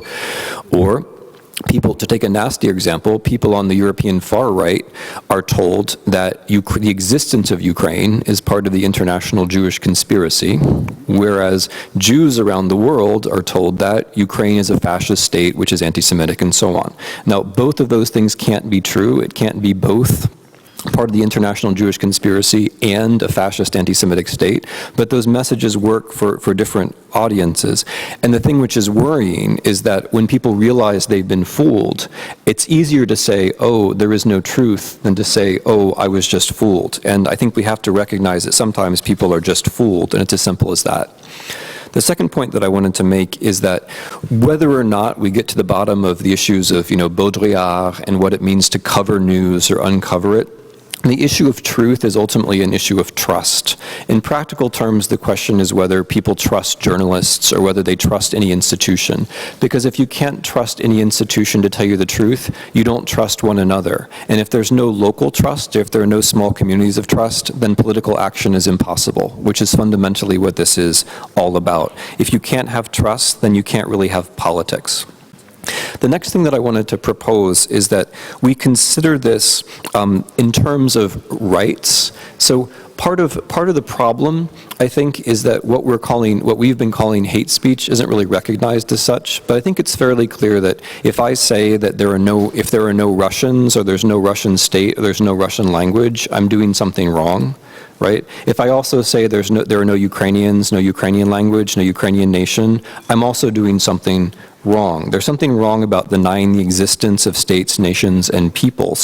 It's not just propaganda. I think it goes beyond that, because if you claim that things don't exist, then destroying them is, of course, no crime, right? So I think that those particular kinds of claims are things that we ought to be taking seriously, right? I'm almost done. And the reason for that is that there is a spiral between lying and dying. There is a connection between lying and dying. And if we want to accept that everything is relative, we should at least at the very minimum accept that some kinds of claims do lead people to kill and die. Russian mercenaries who come to Ukraine because they think they're fighting fascists kill people, and they kill people on the basis of a lie. I would say that's something which has been done wrong, not just to the people who die, but also to the people who kill. Right? If you're brought to kill on the basis of a lie, something has been done wrong to you. There's a double wrong which has been committed here. So at the end of the day, this is, I think, fundamentally a challenge, because I agree with the general gist of Russian colleagues who say this is not just a Russian issue. No, it's a human issue. We're all vulnerable to these things, and we have to see this as a challenge. Are we actually going to hold out for some kind of institutions and some kind of approach of truth, or do we think, it's all just a matter of how we feel? If it's just a matter of how we feel, then people will die. Thanks. Thank you very much to Professor Schneider and to Mr. Fedchenko. Thank you very much for the audience. There is a new session starting immediately after this one. Thank you so much.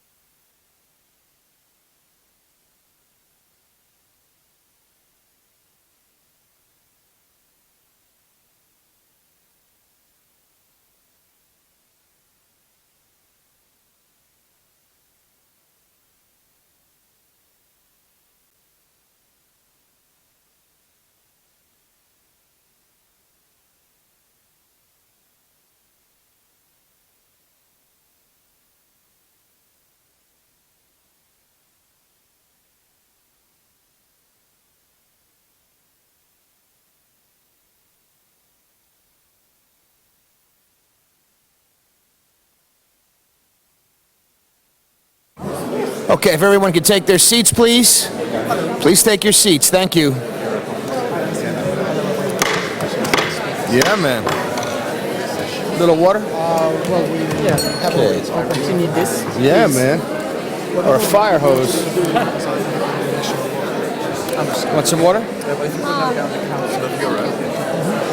It's always nice. So if some people try to speak only Ukrainian, we have to stop them and say, you know, you need to speak Russian or English. You need to flag me because I don't speak. You'll tell me. Yeah, we have. Can we please start? Can we have some silence, please? Everybody, please sit down. We're going to start now. Thank you. That they will not have to translate from Ukrainian. Just telling them just in case. I can translate. Okay. Yeah, no, we can find solutions. We will. Okay, sure, no worries. There were some people from Crimea. Anybody speaks Ukrainian, you tell me. Huh? If anybody speaks, From Crimea. I mean, there were some people from Crimea. I understand. All right, thank you very much. My name is Frank Smythe. I'm the founder and executive director of Global Journalist Security, a hostile environments training provider, and I am also the senior advisor for journalist security at the New York-based Committee to Protect Journalists. I want to thank everyone for being here. Moved by the spirited discussion earlier today, and I think this panel should contribute greatly to that discussion. We have to my far left Mick Gonagel, a senior researcher at the Institute for Information Law at the University of Amsterdam. To his right is Mikhail Zeiger, editor-in-chief of the TV channel of the Russian Federation. And then to my left, Oksana Romaniuk, executive director of the Institute of Mass Information in the Ukraine. We're going to start off with Dr. Mick Gonagel. Thank you. Thank you very much for the floor. Thank you very much to the organizers for the invitation to speak at this very important conference. My modest contribution today will be to try and give a clearer sense of what the international and regional legal framework, the safety of journalists, media freedom, pluralism entails, both in general terms and then more specifically in the context of conflicts. But the focus of this session is on safety. That'll be the prime of my intervention. I didn't think it would be very useful or interesting to simply itemize the instruments in the international framework governing these issues and in essential content. Instead, I thought it would be more in keeping with the forward spirit of this conference if I was to provide kind of a SWOT of the international framework. So I'll try and identify some of the strengths of the framework and then give a few questions on the opportunities that are for a more effective implementation of the framework, and also reflections on some of the threats that have to be faced down. And I'm sure the panel will continue to talk about some of these threats in more concrete detail. A few of my SWOT analysis. I'd just like to do preliminary things about the international framework. First of all, it's complex. It's an amalgamation of human rights and humanitarian. It's an amalgamation of international and European human rights law, and it's an amalgamation of legal and political or policy instruments. And if that wasn't enough, we'll take a very close look at its application in practice. The framework is also very comprehensive and ambitious. It doesn't try to isolate of journalists or compartmentalize it. Instead, it tries to integrate a broader canvas, much more in key, that's very much in line with the OSCE's concept of comprehensive security. So on the one hand, it's got a key on the physical safety of journalists, but it also demonstrates an awareness of the role that journalists and the media play in society as per information, public watchdogs, and creators for public debate. The system is also concerned with freedom of expression of journalists, including to exercise a range of freedoms functionally relevant to the fulfillment of their democratic roles, such as the protection of sources, protection from search and seizure. Finally, the system is concerned with the conditions that are necessary for safe and to be able to carry out their work in the public interest. It therefore focuses on media pluralism, and freedom from mass or surveillance. These are all the contextual factors that need to be in place to ensure that the safety of journalists can optimally be.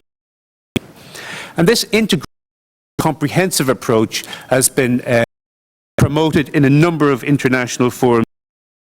The UN Security Council 2222 mentioned a number of times this morning, follows other UN documents, calls upon member states to create and maintain, in law and in practice, a safe and enabling environment for journalists, professionals and associated personnel to perform independently and without interference in situations of armed conflict. Similarly, the European Court of Human Rights, in one of its most far-reaching regulations of the obligation of states in respect of freedom of expression, has found that states are under a positive obligation to create a favourable environment for participation in public debate for everyone, to enable the expression of ideas and opinions here, as well as an obligation to put in place an effective system of protection for authors and journalists. So much for the introductory remarks. I think they are important, not just because it's a nice metaphor, this idea of a safe and enabling or a favourable environment for freedom, but because it brings a certain to an overall system of that very often seems and going in several different directions. So what are the strengths of that same? First of all, there is a broad level of consistency in the international and regional systems. There is also a high level of collaboration between relevant intergovernmental mechanisms. Now, this commonality of purpose and endeavour adds political legitimacy to a legal that's already there. Perhaps the greatest strength of the international and European systems of protection is that it creates hard legal obligations for states, and these obligations are These obligations are positive in character, and they apply to all branches of authorities. This is all very important, and if you stand back from the of these obligations, which I will give in a moment, you will see that they address every stage in the process of ensuring the safety of journalists. So first of all, they deal with prevention of violence against or threats against journalists. Secondly, they deal with the protection phase. Thirdly, they deal with a more follow-up phase, which includes investigation, prosecution, and guaranteeing remedies to the victims of crime, journalists or their family members. It could also extend to promotion of best practices. So, in favor of the hard obligations involved, statements guarantee the safety and physical of everyone within its jurisdiction, and this entails not only the negative obligation to refrain from intentional and unlawful taking of, but also the positive obligation to take steps to safeguard the lives of those within the jurisdiction. And this positive obligation has substantive and procedural dimensions. The substantive dimension, primary obligation on the right to life, by putting in effective criminal law provisions to the of offences against the person.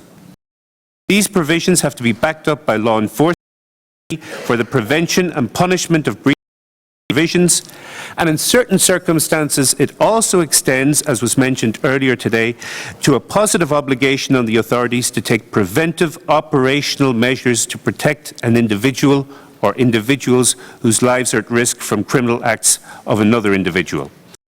It applies to journalists and others in public debate. The state has an obligation to guarantee the substantive liberty of everyone within its jurisdiction, and to that ensure that journalists and media actors are not subjected to arbitrary arrest, unlawful detention, or forced disappearance. There's another substantive obligation on states, and that is to guarantee media pluralism, particularly in the audiovisual sector. The procedural dimension to these obligations involves, first of all, a positive obligation to carry out effective, independent, and prompt investigations into alleged unlawful ill treatment, either by state or non-state actors, with prosecuting the perpetrators of such crimes and bringing. Additionally, there is a requirement on states to provide ensure that an effective remedy is available if these substantive rights are violated. This may seem quite detailed, but to pay attention to the detail because of the specific nature of these obligations, and also come to a better understanding of how these obligations apply to different branches of states' authorities. The third great strength of the international system is that it's a growing body of legal and political. So in keeping with the living instrument doctrine, you've got these standards which over time, particularly in political standards, to introduce new focuses, new important focuses like gender-specific issues that are involved in the journalists. Issues like digital security, the importance of encryption and confidentiality of communications in a digital environment. Once these get into political text, they can later make their way into legal texts.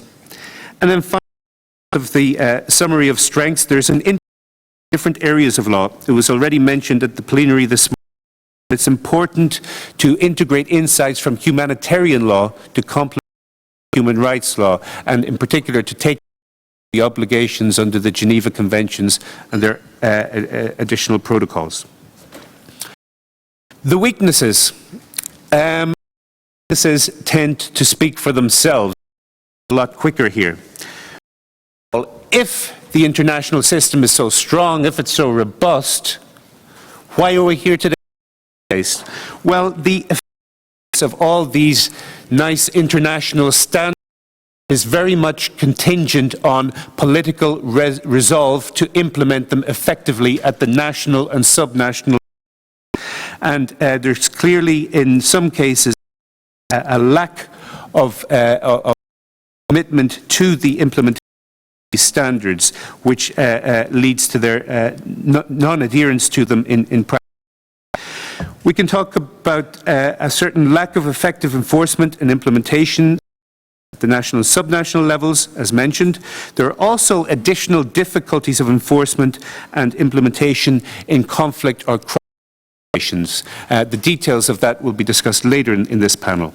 And then finally, the great challenge of democratic society where it exists is the failure to eradicate impunity. And again, as emphatically and this morning by others, the absence of investigation and prosecution gives rise to the existence of a culture which leads to the toleration of abuses, crimes against journalists and other media actors.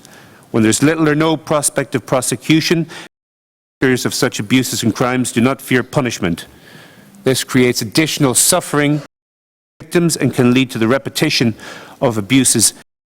The representative of the media this morning put it very, very cogently when she spoke about the banalization or the trivialization of these crimes when there isn't effective prosecution. If this situation isn't bad enough, so a discernible lack of compliance with international reporting mechanisms, trying to document the continuation of impunity with a view to more effectively. The UNESCO Director General from the end of last year revealed that 64% of the total of 500 cases of killings and imprisonment of journalists had not been responded to by states parties. Clearly huge room for improvement in that regard. Getting on to the opportunities then. First of all, the big opportunity staring us in the face is to capitalize on the determination of the international community. The urgency of this situation, reflected in the urgency of the political, needs to be matched by an urgency of engagement. This morning, the representative on freedom of the media spoke about states needing to have courage to look in the mirror and to do soul searching in terms of what they can do to improve their levels of safety for journalists.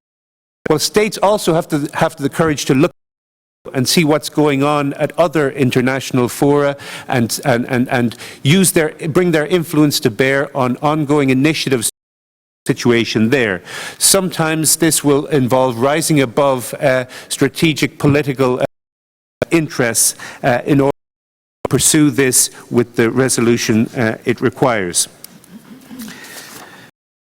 Another very practical opportunity which deserves mention is a recent platform established by the Council of Europe and its partner organizations, a range of civil society organizations championing freedom of expression and of the media, and it was set up to promote the protection and safety of journalists by help to strengthen the capacity of the Council to respond to threats to journalists. It's intended as an early signal, and there are other examples of such early warning mechanisms and hotlines and rapid response mechanisms at the national level, which does also increased support. Opportunity is to explicate the content of state obligations and spell out their implications for the judiciary, for law enforcement officials. This can be done by training mechanisms, amongst others, and they should also have focuses on specific situations where the safety of journalists is often, for example, in covering public demonstrations or in reporting during election time. The threats to wind up are unfortunately continuing patterns of impunity, failure to recognize another big project of this office, and all those involved. In other words, recognize that journalism is changing and that a growing diversity of involved in contributing to public debate and communicating in the public. All these of contributing to public debate should be adequately recognized and protected by law. There's the difficulties of overall coordination of international and regional and the ongoing challenge of the problems of surveillance, monitoring and interference with privacy of communications, and then, of course, the central conflict situations. So if I was to make recommendations, first of all, there's a need for continued consolidation of the standards we have, a continued need for referencing, because this reinforces the of the standards. If there are incidental references to the importance of the gender dimension to safety of journalists, for example, keep repeating, keep reinforcing so that they're not just incidental references in different texts, but that they become a normative force to be reckoned with. Finally, then, in terms of recommendations, it's simple, 2 words: effective implementation. And this requires political at all levels. It was mentioned this morning that this begins with outright condemnation and it follows through to the follow-up in terms of levels of investigation, prosecution, and ensuring thank you. Great, thank you, Tarlak. Next we're going to hear from Oksana Romaniuk. Hello, I'm Oksana Romaniuk. I had media NGO, Institute of Mass Information, and we have been working, how to say, with this problem of safety during the last year, and we continue to face really very big challenges.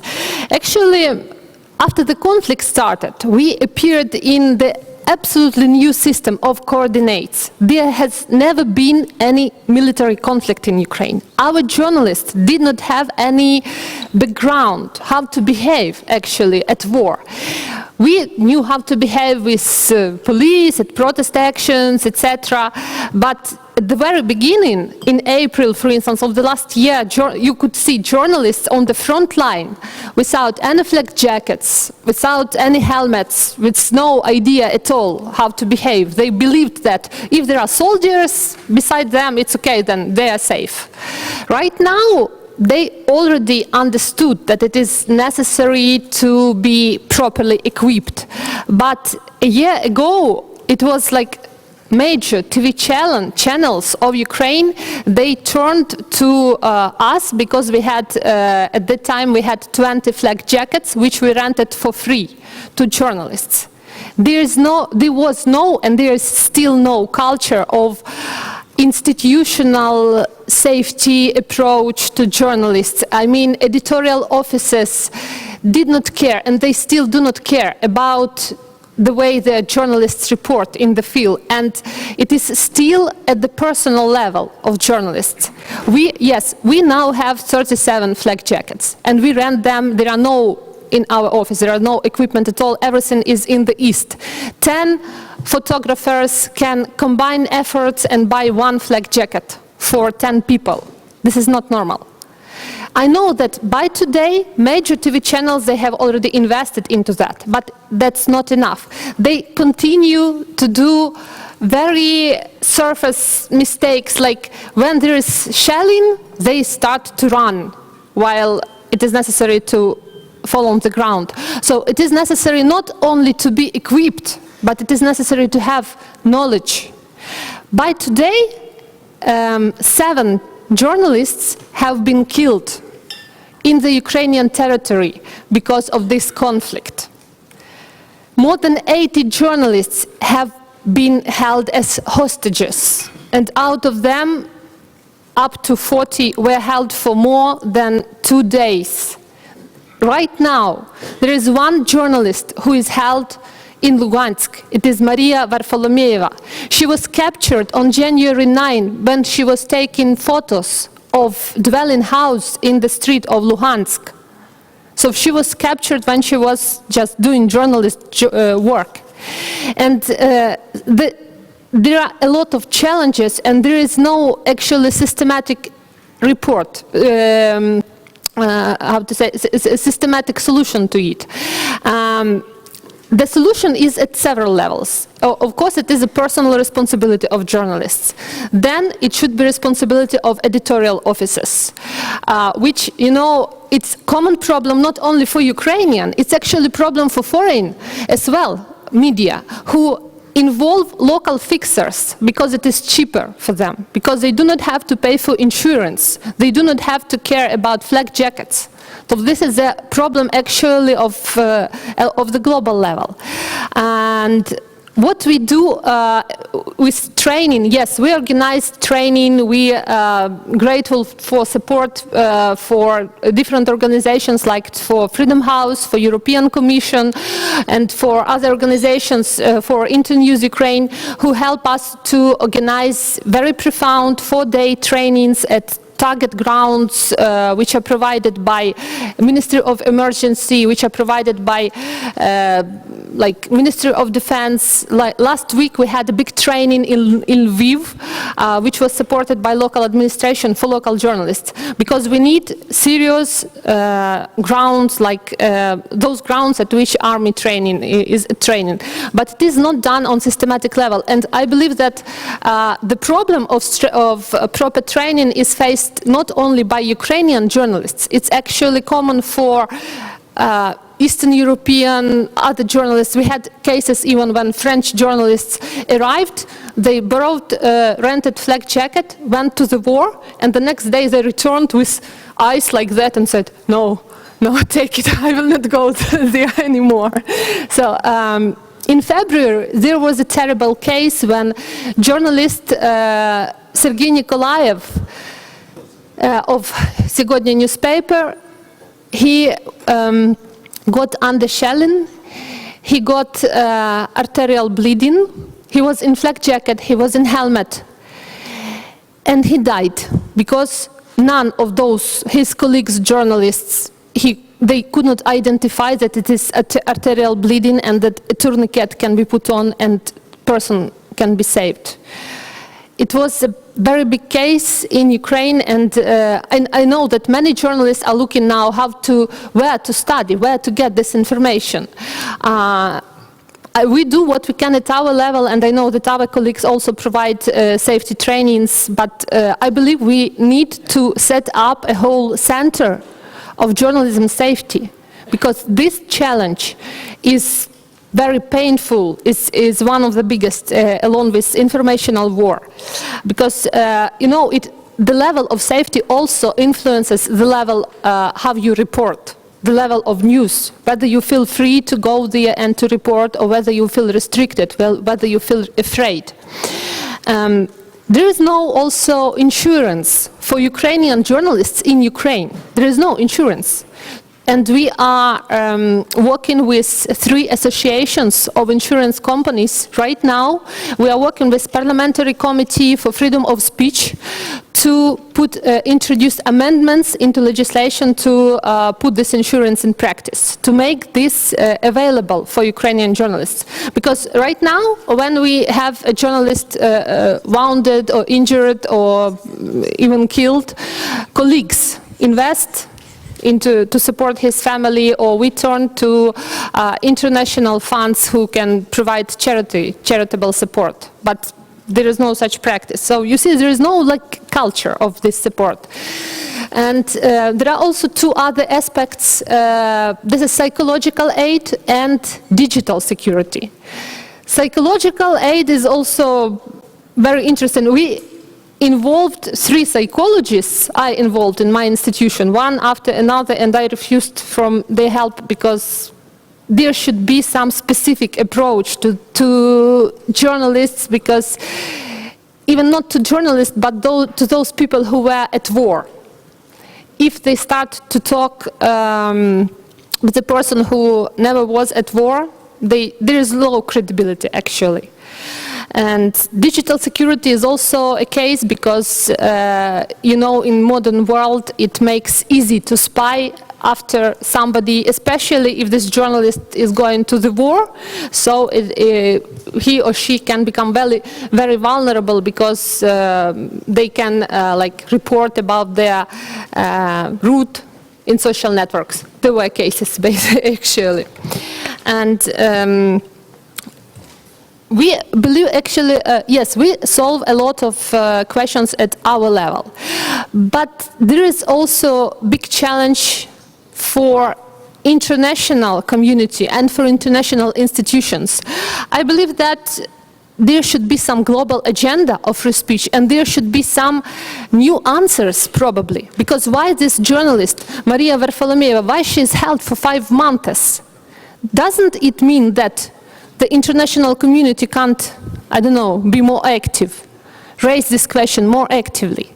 It's not normal that journalists are targeted. We have seen that international regulations, they really do not work in this Ukrainian-Russian conflict. So probably there should be some more attention, maybe more profound approach. Maybe there should be some new regulations, I don't know, but something should be done. Because we do not want to lose our colleagues, and there is no really, I do not see for the moment any way out of this situation, except of bigger, as much as possible, attention, public, making these cases as much public as possible, and acting in a proactive way, turning attention to this, to safety, and raises this question at every level. Well, so thank you. Yeah, we can come back to those issues as well. Thank you, Oksana. Mikhail Zygar. Thanks so much. Thank my colleagues for the theoretical part and for the practical part of this topic. I'd like to talk for some about the new perception of the problem of safety of journalists, because I think I'm speaking about myself. My attitude to the safety of journalists has changed greatly throughout the last, I would say, 10 years. 10 years ago, I was working as a war correspondent for the leading Russian newspaper called Kommersant. And for 10 years, I've been covering many wars and revolutions, traveling to all the hotspots from Iraq to Lebanon, Darfur, Palestine, Central Asia, and so on. And then I decided to quit war reporting because I understood that the process is ruining my personality, and I've never thought that I would have been forced to come back to the same job, and I've never thought that I would feel myself at war. Actually, for the last 5 years, I'm running the only Russian independent news TV channel called Dozhd, and throughout the last year, I feel that kind of déjà vu. I feel that we unexpectedly became just on the battlefield.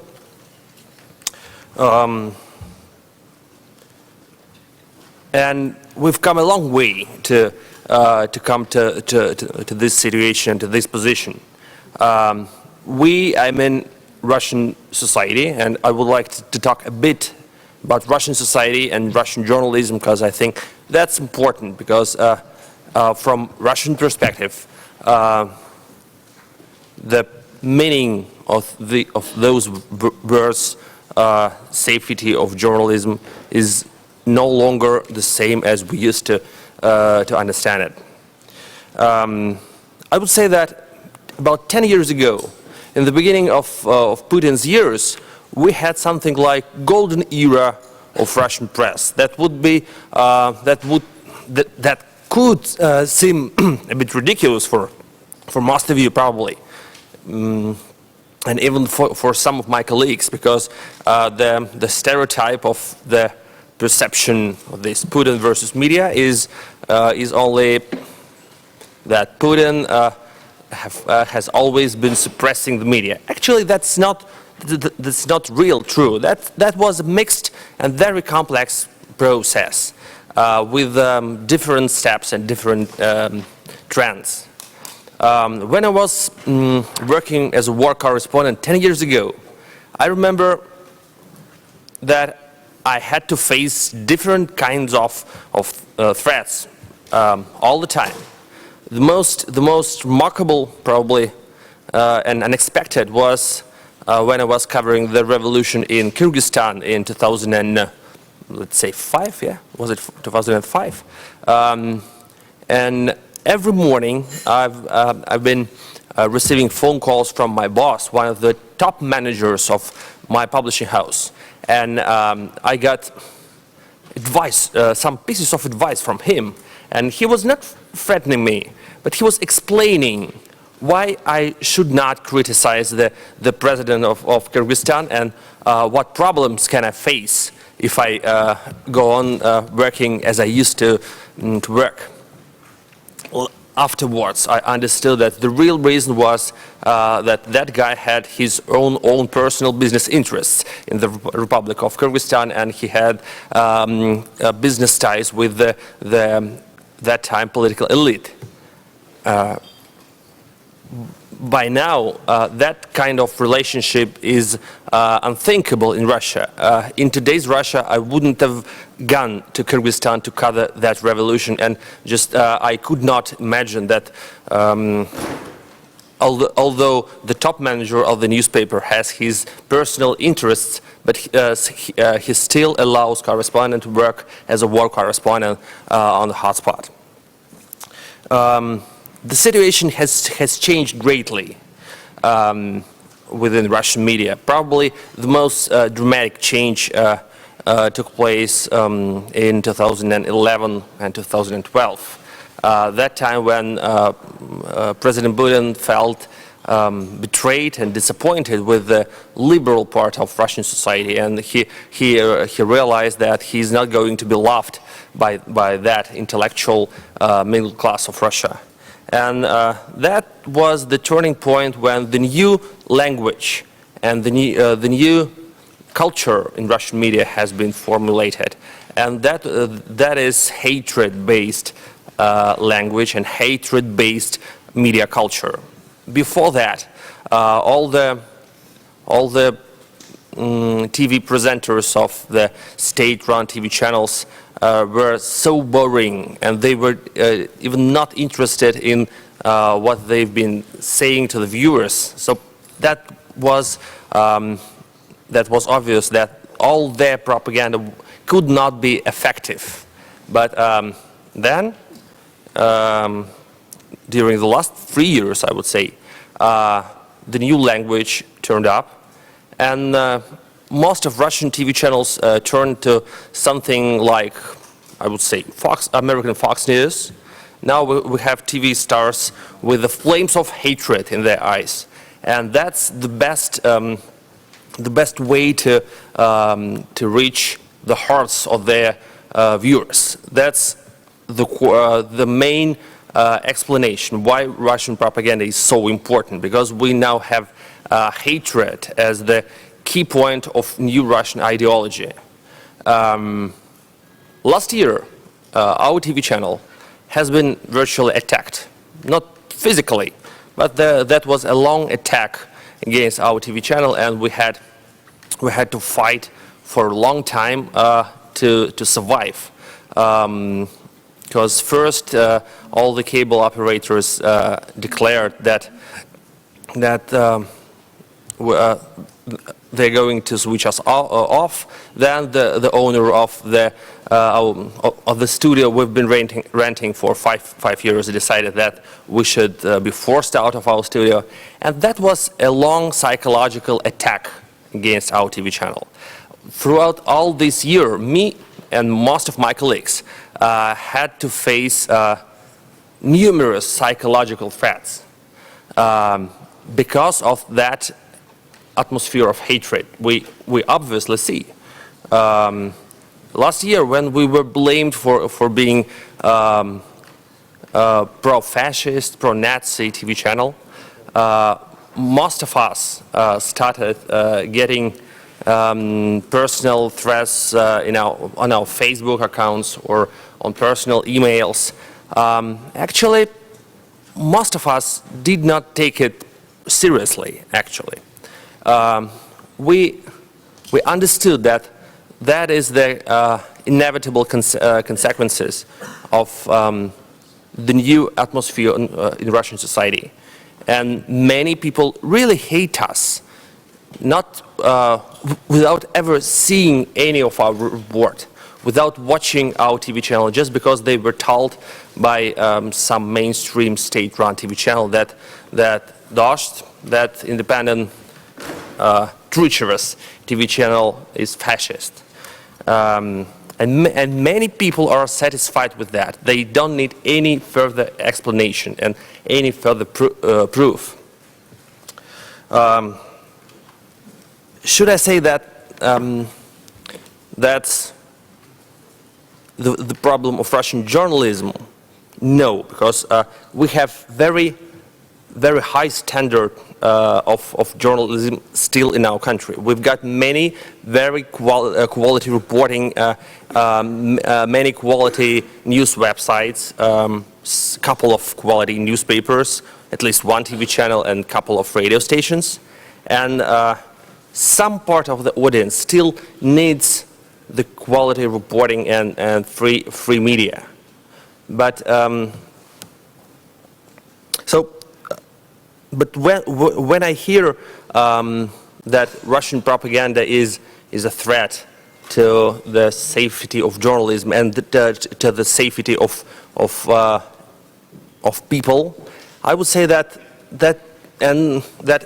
it's very difficult to fight that threat from outside of the country. That's the internal problem of Russian society, and only Russian society can do anything with Russian state propaganda. Unfortunately, during the latest war conflict in eastern Ukraine, the journalists became more important, more endangered, and more dangerous than ordinary soldiers. And I cannot say that that I feel, and many of my colleagues feel, that there is a special need to discuss some more rights for journalists fighting on that ideology front. There is a huge danger coming from journalists who at least pretend to be journalists there, and that is an example of propaganda that cannot be stopped with counter-propaganda. That can be stopped only with the quality reporting. And I think the only possibility to remain safe nowadays is to try to remain quality journalist, to be decent person, and to keep on working. Thank you. Thank you very much, Mikhail. I'm going to make some further remarks, and then we're going to open up to discussion. I've got some people I'm going to call on, and then we're going to open it up. I'd like to speak about two issues. One is training, is impunity. And the main point I want to make is they go together. No amount of training is going to do an effect of helping journalists stay out of harm's way, risk, if they're operating in a climate of impunity for attacks against journalists. And that's why you cannot separate the two. My organization does training for journalists and NGO workers operating in hospitals, and we focus on a number of things that Oksana was referencing. Number one is situation, being aware of your surroundings. Number two, risk assessments, doing a risk assessment before to a dangerous area to report of what the possibilities are, who are the hostile groups, what's their modus operandi, how do they operate, and then also check-in procedures, so you have safety protocols if and when something were to occur. And what we try to encourage, because we've learned it's effective, of journalists working in solidarity with each other, preferably press freedom associations, able to respond with a single voice. That can be quite effective. We also cover hostile environments, things like reaction under fire, how to take cover from grenades, shrapnel, gunfire, as well as emergency first aid to be able to take care of yourself and your colleagues, as we've seen a number of journalists dying. Perhaps emergency first aid could have been effective. But there are two other things that we cover that are relatively new that Tarlek also referenced. One of them is digital safety, because your physical footprint on the ground, your physical presence in a hostile environment can no longer be separated from your digital presence. Your presence as a reporter online, your public profile, and also your communications. And if you are in a hostile environment, you are targeted by intelligence services or criminal groups or corrupt actors. You have to how your physical footprint and your digital footprints are entwined, because if not, you can be quite The other thing is psychological security or emotional self-care. How to maintain your equilibrium when you're under fire. We do simple to have people learn about their own reactions to stress, whether they're inclined to fight, whether they're inclined to freeze, and there's no judgment, to make them aware of those reactions and give them tools. If they're inclined to fight, give them tools to control that so they don't escalate a situation. If they're inclined to flee, to make sure they know where their entry and exit routes and make sure they're not running into a more dangerous situation. And if they're inclined to freeze, give them some mind-body techniques that draw from arts disciplines about how to unfreeze, step out of that frozen mode, and then make and act as might be required. We'd like to see more training. The problem is that people can't afford it. Local journalists can't afford it. International freelance journalists can't afford it. And news organizations in many countries need to step up and put more resources into training as well as equipment. I think we'd also like to see governments and donors step up and try and support this training. We don't want governments teaching us how to report, but I think most journalists would not necessarily have a problem with governments finding an effective and appropriate way to support training. Equipment is also something that is needed. Just to give you an example, in Kiev, journalists often, when they're covering, wear anti-stab vests to protect them from things like broken glass or rubber bullets. But in Kiev, about a year ago, we started seeing snipers that were targeting civilians and journalists. It would require a much higher rated level of body armor than what you would normally wear just to cover a protest. So equipment is also important, whether you're covering in situations of civil unrest or actual armed conflict, and it is expensive, but it's important to have. Now, I want to reference training for women, because that has come up, and gender issues and women's issues. And really, we're not talking about gender necessarily, but the issue of sexual assault. The sexual assaulting incidents are here square back in 2000, I believe, I think was a flag in the journalism community, and people started to talk about the amazing frequency of sexual assault. Mainly female journalists, but also male journalists. So we developed some simulations and some to be able to give people some skills to deal with that kind of gang attack. And I think we've been quite effective, at least to some degree, to try to minimize risk. You can never eliminate risk, but at the very least you can try and minimize it and raise situational awareness in terms of doing it. But there's one thing that we made a decision on that I think is important, and that is we don't separate the women from the men. There are a few organizations that do this. We believe that men have to be part of the discussion and part of the training. Because if you separate the women from the men, first of all, you're presuming that only women are sexually assaulted, which is not true. But second of all, you're excluding men from the discussion. From the examples of groups working with the U.S. military, promoting peer intervention, must be part of the discussion and the training for sexual assault. There has to be a group discussion. Survivors of sexual assault still may want to speak privately with people, and of course should have that right and opportunity. Discussion and the training has to be intergender, because one of the things we're encouraging is situational awareness and teamwork to deal with those kinds of threats. And I think that's important, and I think it's worth noting. Now, impunity and is not going to be effective if we're still operating in a climate of impunity. My colleague Roy Gutman made the comment, speaking, I think, to international reporters, well, file a day you've left the country. Local journalists generally don't have that luxury. You're living and working in the nations you're reporting in. So the potential for reprisals is great. And unfortunately, in a great many OSCE countries, journalists have been jailed or attacked, or in some cases smeared. I'm going to talk about that. Now, another speaker mentioned that since 2000, more than half of those journalists killed or murdered. Globally, in fact, since 1992, nearly 2/3 of all journalists killed have been murdered. And I think this is very, as we're talking about international humanitarian law, we're talking about human rights, we're talking about journalists being on the battlefield.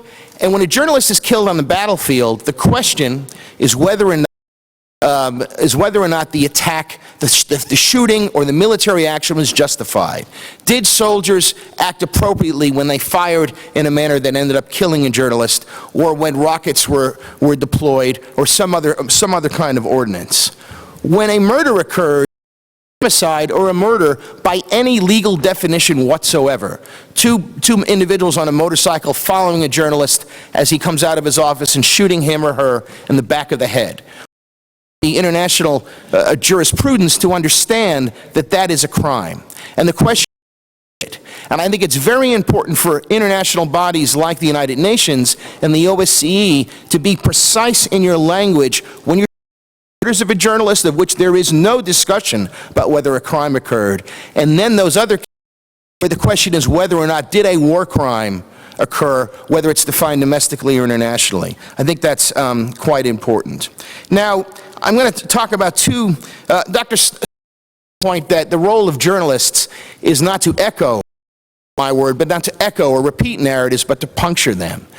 Journalists in many OSCE nations face reprisals when they some of the dominant narratives. And there are two nations that stand out and I think need to be, the facts need to be acknowledged. One is Azerbaijan, which is the lead jailer of journalists in the OSCE community. There are 8 journalists now in prison in Azerbaijan, and the remarks earlier by the Azerbaijan representative seem incongruous with this. So I would like to invite the representative to address these facts. And there's also another case that involves women's issues that also needs to be addressed. Case, a smear campaign against Khadija Ismailova a few years which violated her privacy. And I would like to hear from the Azerbaijan representative to condemn that attack, because that was, by any standard of decency, a violation of a crime and a violation of her privacy, because no one's been brought to justice for that attack. And now Khadija is now in prison along with 7 other Azerbaijan journalists, and that seems like something we shouldn't just gloss over. The other nation that is, unfortunately, where the facts require recognition, and this is a trend that began before the current conflict over Crimea and the Ukraine, is Russia. Nation with more murders of journalists than any other of the OSCE community, with 20 since 2000, at least 20 of them with complete impunity. And even in those cases where there have been prosecutions, the masterminds, or the alleged masterminds, whom we believe may be responsible for those attacks, remain prosecuted. And this, again, is a problem, and I wonder if the Russia representative wouldn't mind addressing that, because, again, the remarks that were made earlier seem incongruous with because ultimately, as Tarlak talked about, are investigations and prosecution that are independent, effective, and prompt, because journalists can do everything they can to minimize risk by getting training, using good and operating in the safest and most professional manner possible. But it still requires operating in an environment where there is not impunity for attacking, murdering, and jailing journalists. The rule of law and due process and accountability are all in play. So with that, I'm going to stop and open it up for questions. If you want to make a comment, please, or keep it to 3 minutes, or I will cut you off. And we're going to start with Mr. Matthias Gruden of the Council of Europe. Yes, hello. I'm here. Can you hear me?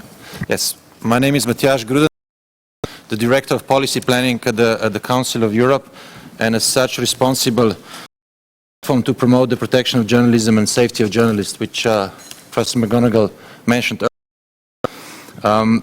Now, for the Council of Europe, I mean, logically, the freedom of expression and safety of journalists is central to its mission, democracy, human rights, and rule of law, and there can be human rights and rule of law without freedom of media and safety for journalists, and vice versa. In the last month's report of the Secretary General of Security in Europe, which he presented to the foreign ministers of the 47 member states, he revealed 2 alarming facts, not surprising, but nevertheless alarming, I think, that in over a third of member states of the Council, 7 member states are witnessing a deterioration of journalists and other performing public watchdog functions. And that, generally speaking, the threats to freedom of expression are deeper and geographically more widespread than previously understood. And that's where we come to the online platform, which is one of the responses the Council of Europe is putting in place to do its part in trying to address that. Now, the platform is public. It's out at the Council of website, so I won't go into details. You can do all that yourself. I would just mention 2 objectives and 3 specific characteristics, which I think make it relevant discussions. The 2 objectives of reflected in the title, firstly, is to provide rapid reaction mechanism in cases of imminent threats to journalists. Now, we have no illusions that this is going to resolve this, but if we add another channel of communication that allows the information to travel immediately and rapidly through our platform straight to the top, be able to contribute to resolving before they end up in more offenses. The second objective is to provide a follow-up to systemic, protracted, continuous threats to the freedom of expression in a more structured manner. There are three specific characteristics of the platform I would like to mention. The first one is that it was created in the partnership with international journalist associations. That is an unicum, I think, in intergovernmental organizations which are usually willing to cooperate but not really willing to open to this kind of cooperation, rather intrusive one. So I think that in that sense it's the partners are Article 19, Association of Journalists, European International Federation of Journalists, and Rapporteur Without Borders, and they have the right to submit information directly to the platform, and that information is then followed up in the dialogue with the member states of the governments with the purpose of providing responses. The third one, I'll finish with that, I apologize, is that this platform is also there not to create something new but to support and complement, in particular, the work of the OSCE the freedom of expression. Actually, this is part of my formal mandate to cooperate with the OSCE but also with others, and this is what we'll be doing. For the rest, to consult the platform which is online. Thank you very much. I'd also like to mention my organization works with the International Women's Media Foundation, which has developed a cell phone application called Reporta, which is designed to allow journalists, women journalists, to report threats or attacks, including in a panic mode, should and when they be attacked, to be able to facilitate a rapid response. It's now being tested in sub-Saharan Africa and Latin America, but I want to make sure that we don't replicate efforts. But I think what we're doing and IDMF is doing would be quite complementary. Thank you. I'd like to turn to Mr. Andrei, Independent Media Trade Union of Ukraine. Да, здравствуйте. My name is Andrei Yanitsky. I represent the Independent Media Trade Union. This is a professional organization which includes more than 1,000 workers. 1 year ago, we were trying to protect the labor rights of our journalists. This was our narrow specialization. However, following things that have taken place in Crimea and then continue in Donbass, of journalists ranked first in terms of importance. It was crystal clear that a journalist died. There's no need to defend his labor rights. Perhaps you might consider it a gallows humor, so to speak. However, our first objective is to protect the journalists. So we carry out trainings, we rent bulletproof vests, psychological support to them, and we also provide assistance to those journalists who abandon territories to move to free Ukraine regions in order to be able to resume their professional work and to carry out their professional duties. A lot has been mentioned about the safety of journalists in Donbass, a place where active activities are taking place despite fire every day. Continue, and I would like to draw your attention to the situation in which journalists find them in Crimea. I am originally from Crimea. I was born in Sevastopol. I have lived my first 20 years. Therefore, I'm fully aware of the situation in this peninsula. Today, a lot of journalists Crimea are present here. They were forced to houses and run for their lives. The fact that they were working as journalists want to turn a blind eye to the fact that occupying forces are entering and situations. Armed people are surrounding airports. They are building checkpoints. If you would like to get acquainted with the journalists Tatiana Makrushin, Tatiana Saman, and Anna Andreevskaya. Anna Andreevskaya are now under criminal investigation. Russia, the fact that she has mentioned that the Crimea is part of Ukraine. Russia reacts to these situations, and her family remains in Crimea. The Russian law enforcement officials have conducted search operations at the house belonging to her parents, and she herself is at the moment and lives in Kiev. Therefore, Russia has levers to exercise pressure against those journalists who have because they have still their relatives and friends in the country. Therefore, I would like to ask everyone who is capable of exerting certain influence to draw attention to the freedom of media in Crimea, perhaps monitoring set up, perhaps assistance can be given to journalists.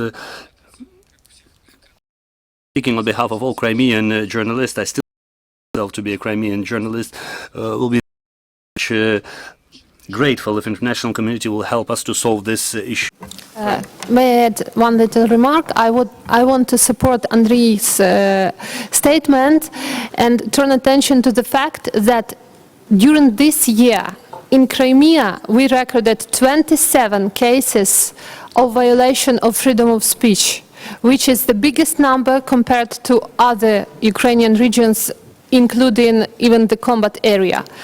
Among those 27 cases, were not only just punched or pushed journalists, but cranial trauma, arrests, searches, criminal cases against journalists, and more than 1,000 Crimean media were just stopped after Roskomnadzor did not continue their registration after April 1. And journalist cards of those media, they turned into nothing. They have no access now to official buildings, to parliament, to sessions. So the Crimean situation today is the worst. I don't know, I remember that Freedom House mentioned it as one of the worst in the world, among the top 10 worst situations.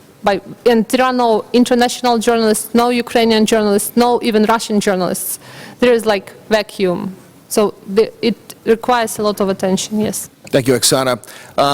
We're going to allow for a right of reply. We're just going to have a few more speakers first. Mr. Tatiana Kochi.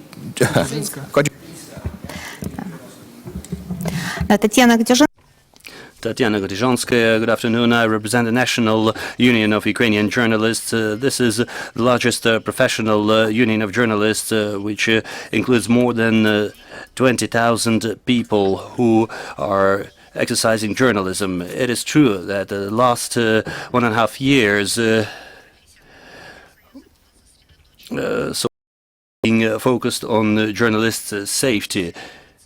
This has happened at the end of November 2013, where on 1st of December, more than 40 journalists have suffered, and this situation continues up to this day. We have created a unified center to offer assistance to journalists, and it demonstrates the fact that not only it is important to make sure that journalists have access to physical protection equipment. It is extremely important, and we're taking measures to that effect, especially for freelance journalists. If we can request the publishing houses to include in their collective agreements the provision requiring to provide protective equipment to their workers, freelance journalists are completely helpless in this regard. At the same time, they are conducting a lot of work in order to register all cases, especially when they are in a conflict area. Also, an important point in our work is to guarantee that there is access to liberated territories for journalists. Many journalists, be it during the events in Crimea or the events in the east of Ukraine, suffered not physically but technically, so to say. Broken equipment, impossibility to fulfill their duty is, especially for freelance journalists, a crucial factor. Thanks to the help from donors, we have been able to support them also with equipment, professional equipment. Another important thing, in our training activities for journalists, we try to rely on the recommendations from the International Federation of Journalists.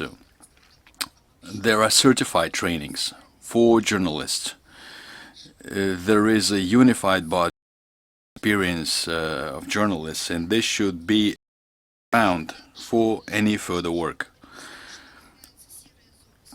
Of course, there are the gray areas in Ukraine. There is Crimea, the occupied territory. It is very important that international missions work there that are trusted by all parties in this conflict. Thank you. Thank you, Tatiana. Ali Kamalov, Dagestan branch of Russian Union of Journalists. Good afternoon, Ali Kamalov from Dagestan. Today in Dagestan, there are no front lines, there are no military operations as in Ukraine, but there is very well a conflict situation between journalists and power. There is a fight against corruption, and the journalists are on the front line. Word freedom of speech was never granted in Dagestan. Journalists, but it means death and death threats. 17 journalists were murdered. 15 of them fell in the last 10 years. And I'm not speaking of the ones who were wounded during attempts of their life. All those were assassinated. 120 readers have signatures and called upon the State Duma.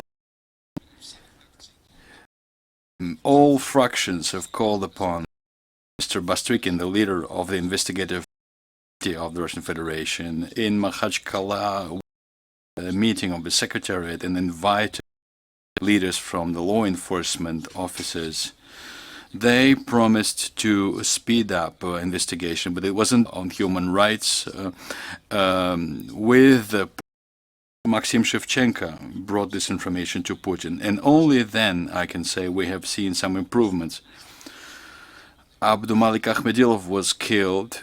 Two assassins received lengthy terms. However, whoever mandated the murder was not put to justice. Gajimurat Kamalov, the editor of the newspaper Chernovik, was killed. Nobody was brought to justice. People are being kidnapped, people are being murdered, and it goes without punishment, or is being written off as extremism. Journalists are reporting about it. They are reporting about abuses or other facts, so there will be more murder, more assassinations of journalists. We should not tolerate silence. Thank you very much for speaking here. I think that this conference solidarity are crucial for us. Work will help to shed light on the journalists. That means against society. Traitors will be brought to justice. Они должны быть, какой бы должность они ни занимали. Я в это верю. Спасибо. Okay, thank you. You're welcome. I'd like to invite Azerbaijan to the Come Centimeter. Thank you, Mr. Moderator, and you specifically mentioned my country. I would like to comment on some views. First of all, as this title of this session is a Save It All, and I appreciate the intervention of the key speakers and presenters at this session. And Mr. Tarlok McGonagall, and I'm sorry if I mispronounced the surname, talked about legal obligations of the state to protect the people and society living on its territory, to respect and protect the rights for human rights and fundamental freedoms of whole society, as well as to bring to those perpetrators of violation of those rights to justice.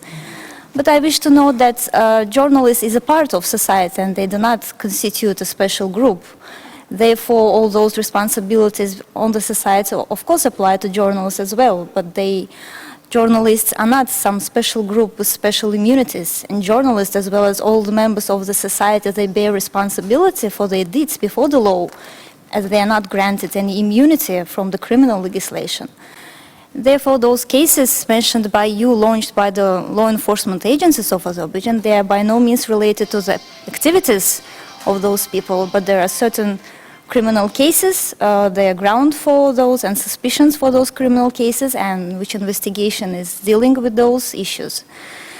The second point is on your specifically comments and your, Mr. Frank Smith, raising the issue of Azerbaijan in the context of event that actually deals with the issue of protection of journalists in times of conflict, and as you did not mention anything about Azerbaijani journalists who fall victim of the conflict actually taking place on the territory of Azerbaijan, but you specifically mentioned some journalists who you believe are being violated, or their rights being violated.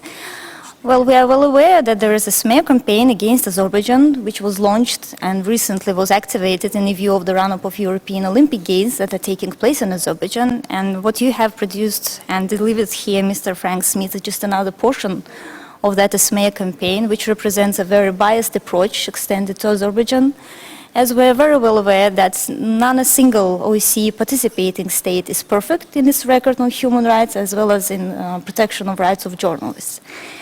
And in conclusion, you raised the issue of Khadija Ismailova and an intervention and interference in her private life, and you wish to hear condemnation. Well, you are, I guess, not very well aware of that case. And when there was such a case where there was an intervention in the private life of Ms. Khadija Ismailova, it was condemned by the government representatives of Azerbaijan on the highest level, by the representatives of the presidential administration. And the case investigation has been launched and it was investigated. So this issue was of course condemned by the government of Azerbaijan, and that's actually the case, and you when raising this issue should be well aware of that fact. Thank you. Thank you for your... I'd like to, Mr. Pavel Gutyuntov from the Russian Union of Journalists.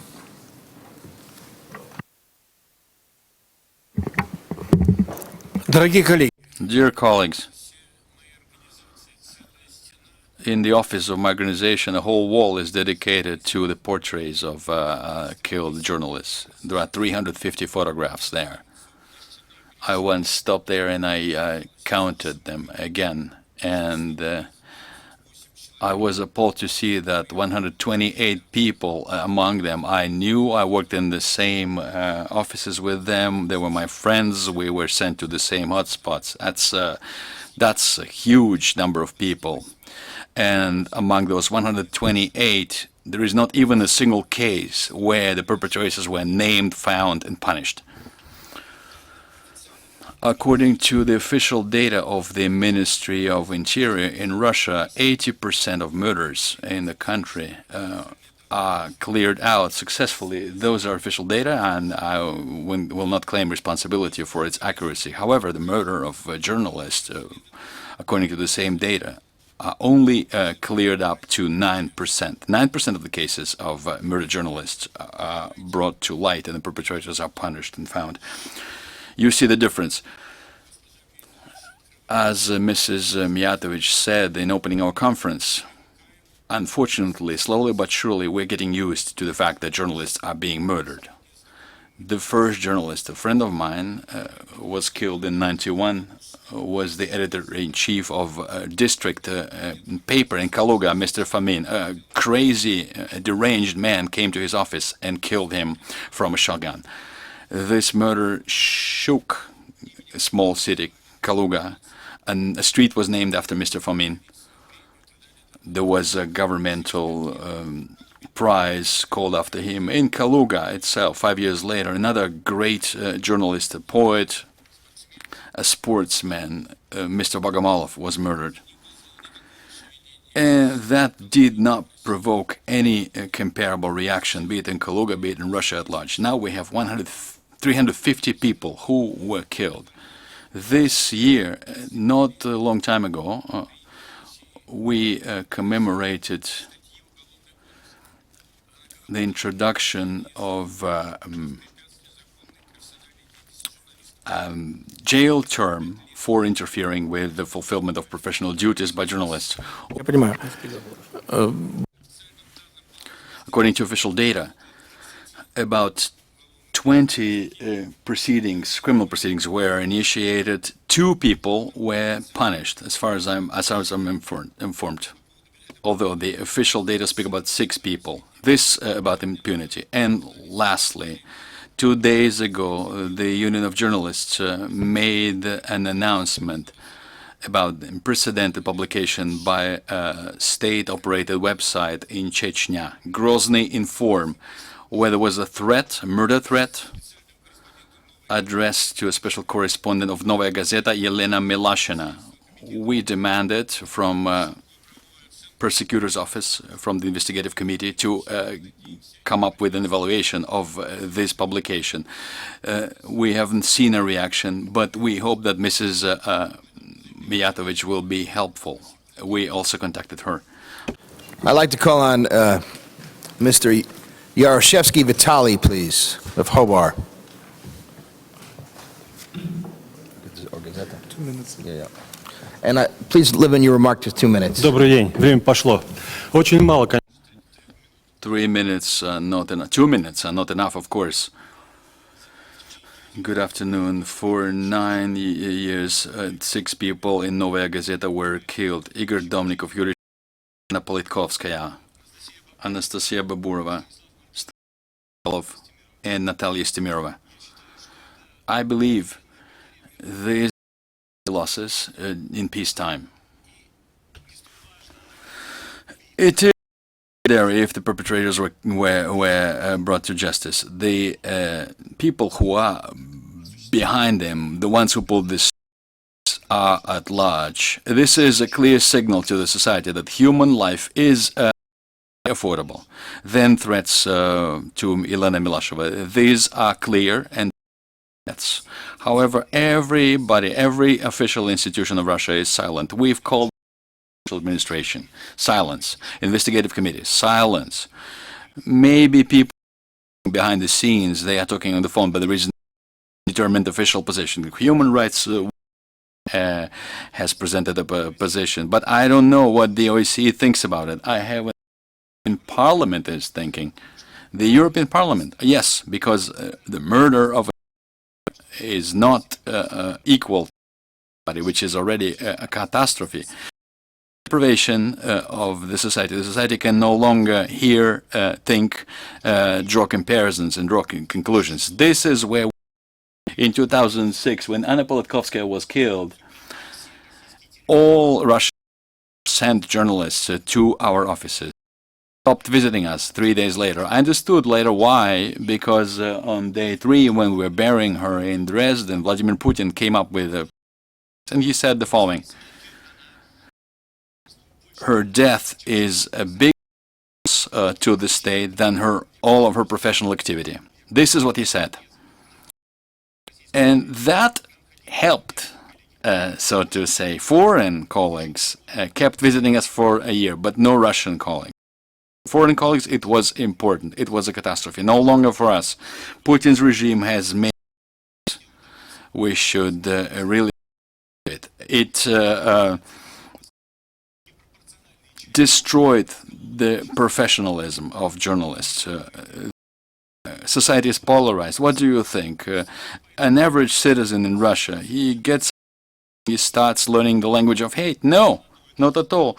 But if he's being days on, month on end, then of time until he begins thinking and reasoning like that. When I say we, I think about and some other little islands of resistance in the eyes of society at large are the enemies. And you know what is foreseen for enemies at times. This is why we are so threatened. This is why we are so enraged in the face of the threat towards our. We have lost many, many achievements. Thank you very much. Thank you, Mr. Vitaly. We're well aware.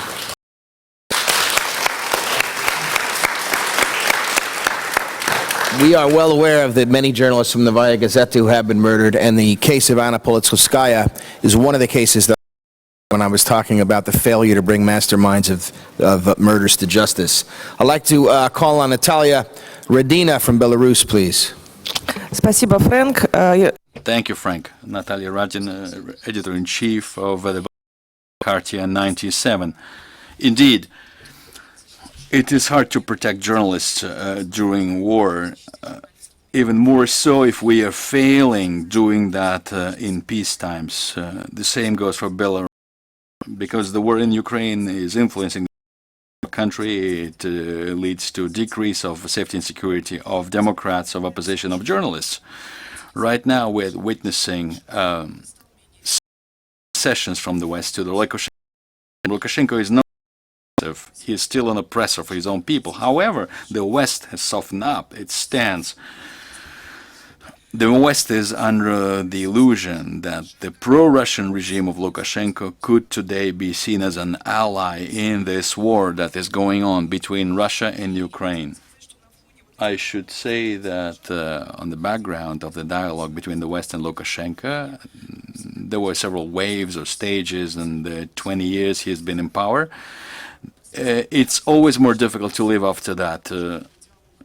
We've seen a dialogue like that last year. My colleague Dmitry Zavadsky was killed and murdered in 2013 in the wake of presidential elections. Oleg Bebenin was killed, and I was brought behind bars.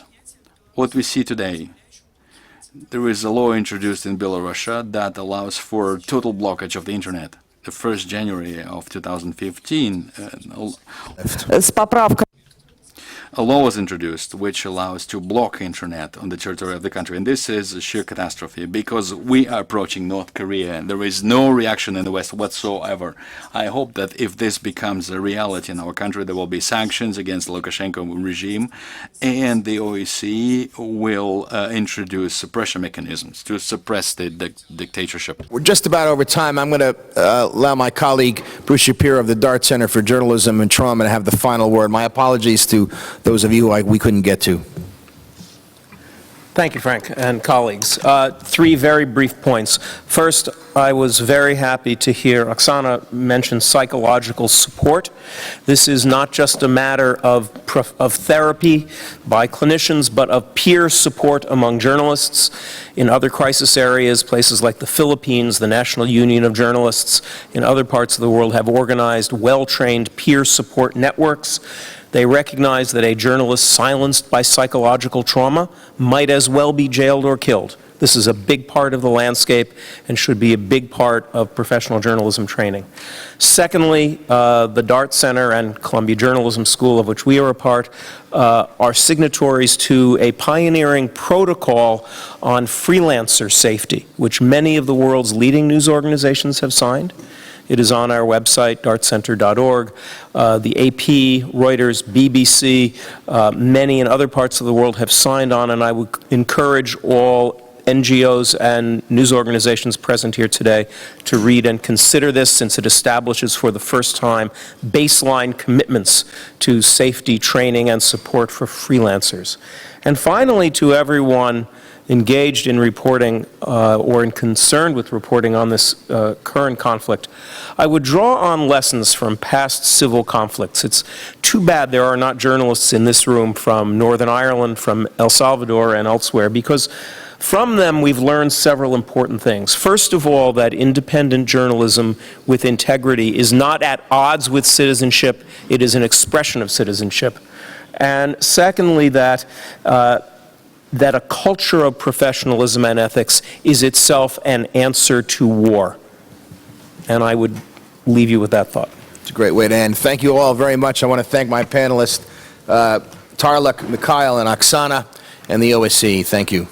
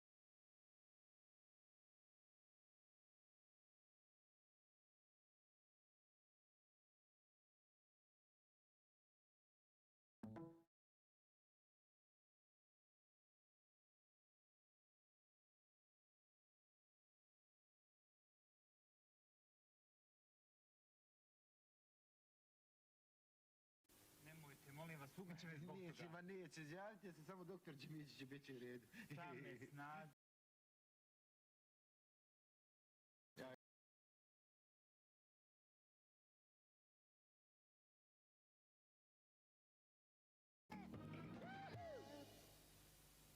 Golf moj, Lutka moja draga.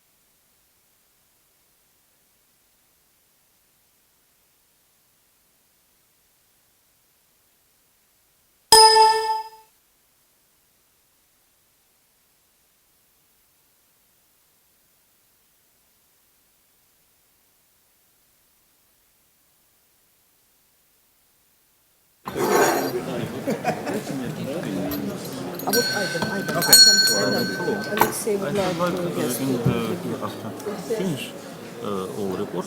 I said 3 minutes. Okay? You want to give 3 minutes? Give me your card. I have a list of people, but this one. Yes. Okay.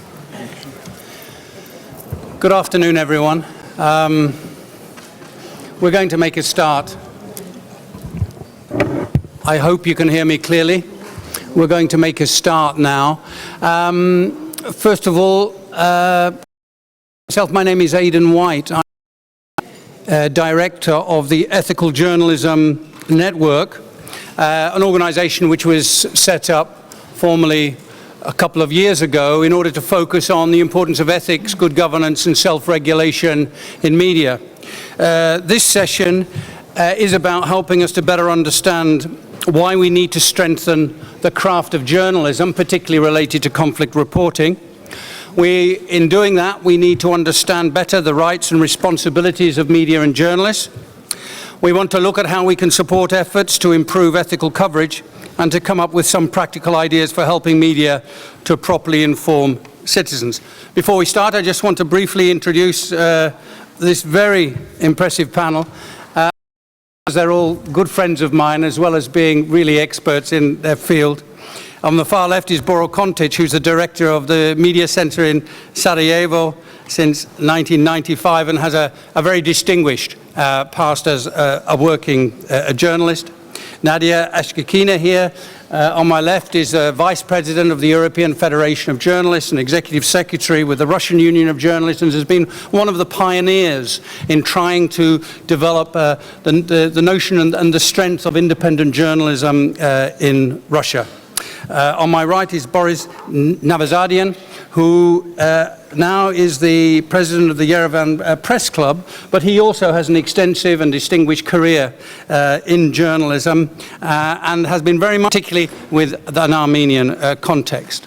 On the right-hand side here is Frank LaRue, also a very good friend of mine and someone who I've had the pleasure of working with these last years. Frank is now the executive director of the Kennedy Center for Europe, a job he took up last year. Before that, he spent a really distinguished period as the special rapporteur for the United Nations on freedom of expression and opinion. To this panel, a sort of a rounded view international responsibilities and policy we're going to talk about. Before we start off, I just want to say a couple of words of introduction. I've sat here during the day, as all of you have, and have heard a lot about journalism and what it's been. We've heard a lot about the philosophy.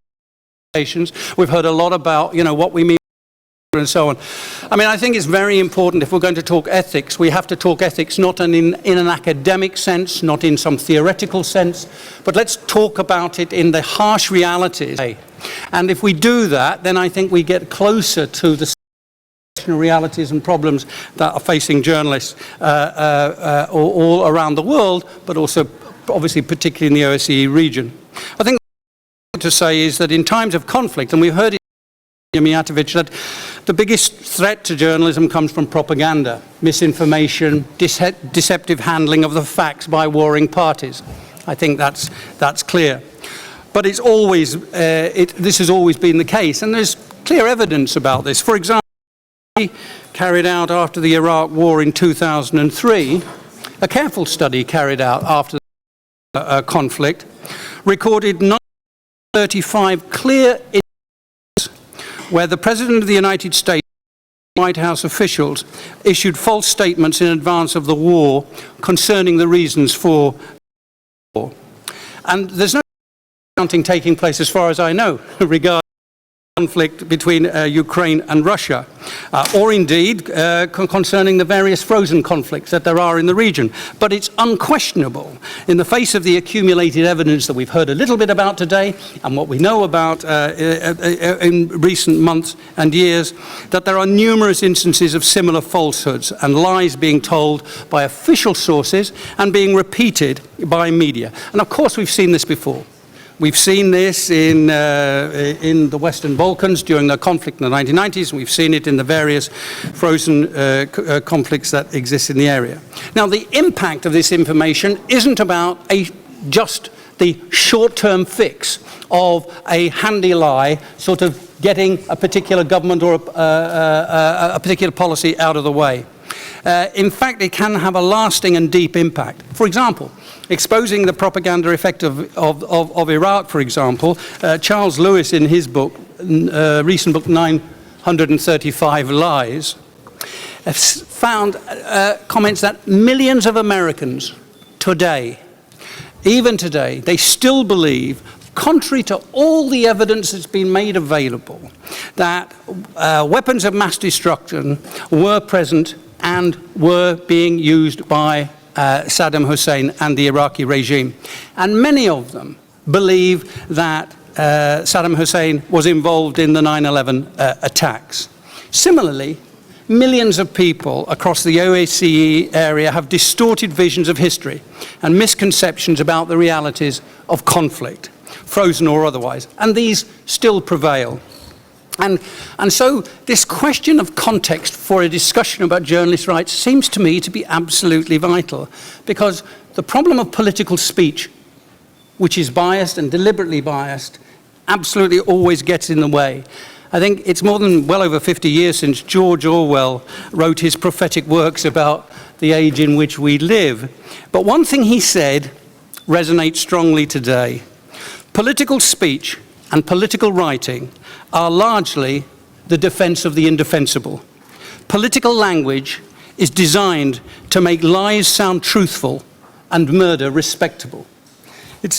Therefore, we cannot talk about ethics sensibly when journalists, even the best of journalists, struggle to work in an atmosphere where political speech is driven by propaganda and strategic interest. So, the role of journalists and independent media is important. But without the commitment to respect free expression and journalistic independence from governments, it's impossible to ensure that citizens are properly, honestly informed about about conflicts. Now, the point about this panel is not to point the finger, and we should also recognize, actually, that not all lies are malicious or are deliberate. We shouldn't underestimate the human capacity for self-delusion. In political speech, as much as in religious speech, people often believe what they want to believe. Journalism at its best cannot indulge in this selective choosing of opinion, which it can then turn into fact. That's why the Ethical Journalism Network has launched a campaign to challenge hate speech, and why also we've given priority to countering propaganda. Now, when we talk of ethics, what do we mean? We mean, very simply, there's an awful lot of debate about what it is, but it comes down to 5 things, actually. Accuracy and fact-based reporting. Independence. Journalists are not there to be the spokespersons for vested interest. Impartiality and fairness. The recognition that there are more than one side to a story. Humanity. The responsibility that journalists have to do no harm, to be aware of the consequences of the words they use and the images they publish. And fifthly, probably the most difficult for journalists, not a humble profession, is accountability. That is the capacity to correct errors and engage with the audience. So, can journalists be ethical? And can they, when we find all around in conflict zones, journalism deferring to power and media imposing their own forms of self-censorship?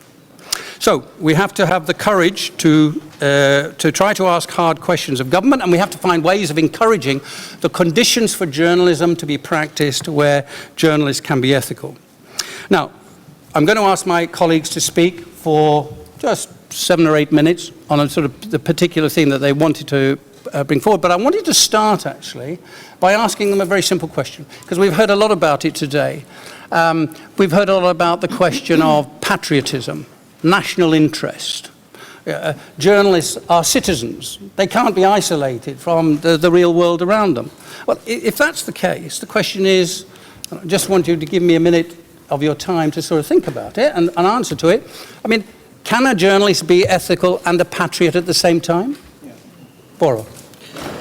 Yeah, definitely is. I can say that, I mean, you can be a patriot and also you can be a journalist. I mean, I don't see any problems for any professional to be patriot and journalist in the same time. But the problem is if you are going to be turbo patriot, in that case, it's not so easy to be a journalist. I mean, there's a tiny line which is just dividing the two sides. Is, are you going to lie for the national things or not? I mean, if you say yes, I mean, you are going in a different direction. It means that, I mean, I can say that it's much better to be a patriot, but I mean, you have to all the time to have in mind what is the professional values in your job. Double check, balance, all sources and other things.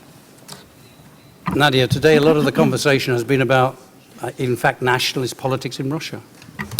Yes, thank you. I do believe that all those people, 350 who lost their lives for true, for honest and responsible, they were real patriots. They wanted to see Russia more fair place, more respect to human beings, to human rights. And I think when we are talking about patriotism, it's important to be accurate with the definition. What does it mean, patriotism?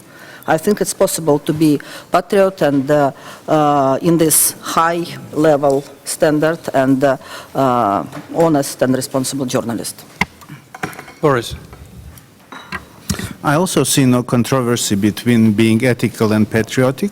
I think being patriotic for a journalist means to serve the best to the public of your country. And the public wants from the journalist the truth, objective situation, objective picture of the world, of the country, of the region. So, and if we are talking about other profession, which is connected rather, although using the same tool, the words, as the journalist, but serving to some other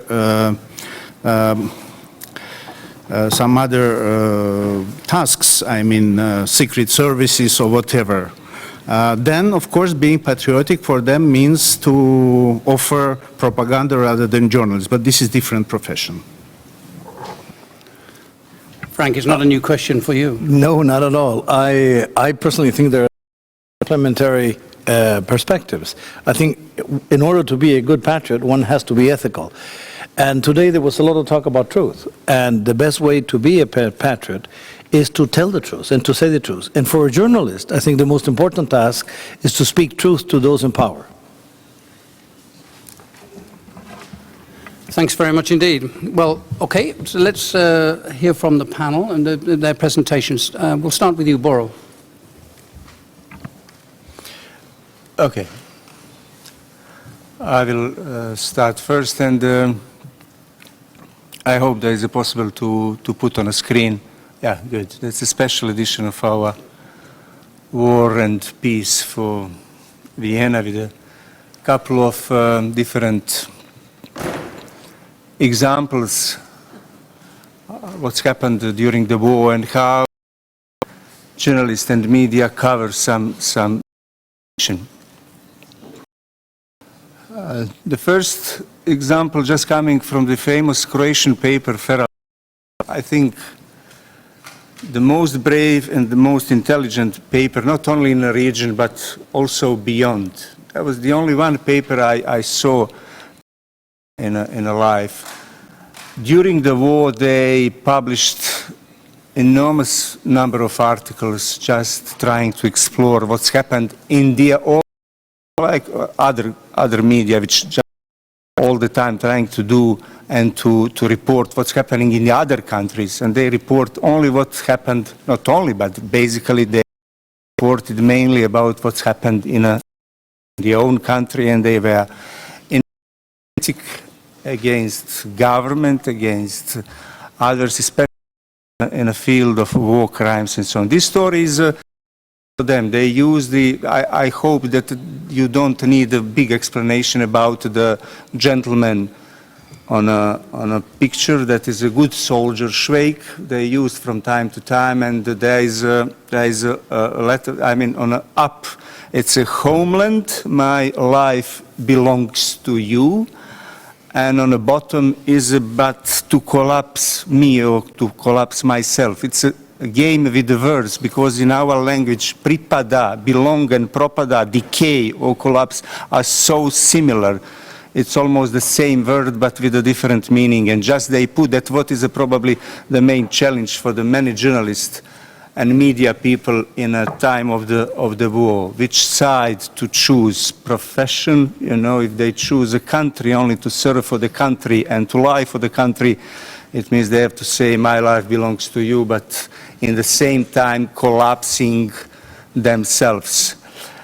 And the second story I'm going to show you, that is a video made 20 years ago on a Srebrenica, just on 11th of July, when the Serbian troops took the town, and citizens of Srebrenica desperately tried to find any place under the sun. And this story was shown 2 or 3 years ago. It means 17, 18 years after Srebrenica happened. And that is a video which was found in a Hague tribunal as video material for different trials, showing actually how the journalist talking with the one citizen from Srebrenica who is just trying to find any place as a shelter, and that is a rough material that's never seen on a TV as a whole story. That is a rough material. After that, the journalist trying to make a story. You can see how the journalist really forcing a guy to say what they would like to listen. Just for a moment to start in the beginning.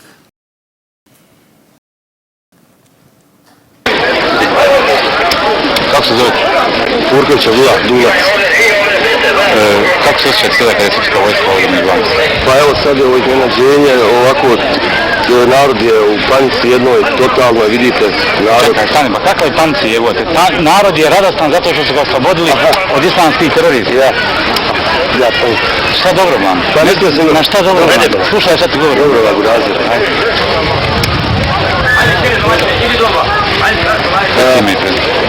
Purkovića Dulac. Narod je se rasteretio jer su dosta mu je bilo terora Orića i ovi fundamentalista, više je narod izgladnio, iznuren, iscrpljen, ispaćen, tako da mu je svega dosta i patnje i to, i sad se nadam da će Kako srpska vojska postupa prema civilima? Srpska vojska je bila vrlo korektna i ne vidi se nikak ništa da čine toj vojsci, pristaje bez puća, bez borbe, nikoga ne maltretira, daje upute prirodno, jer tačno tako i teški su. Da li je istina da vas je Raster Urić ubijao, vas muslimani, on je također musliman, kada ste se najmanje usprotivili? Jeste. I ko je još bio od najvećih zločinaca na području Srebrenice osim Rastera Urića? Nabrojite ih imenom i prezimenom.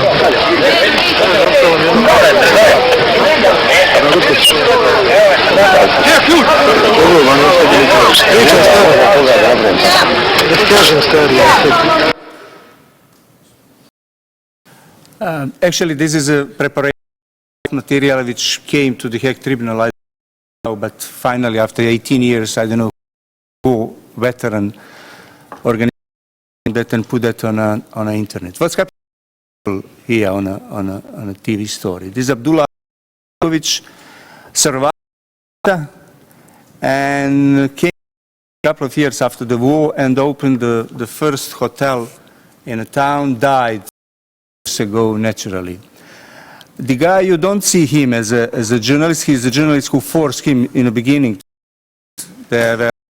After Islamic terrorists left them. He is still journalist in a TV doing a documentary.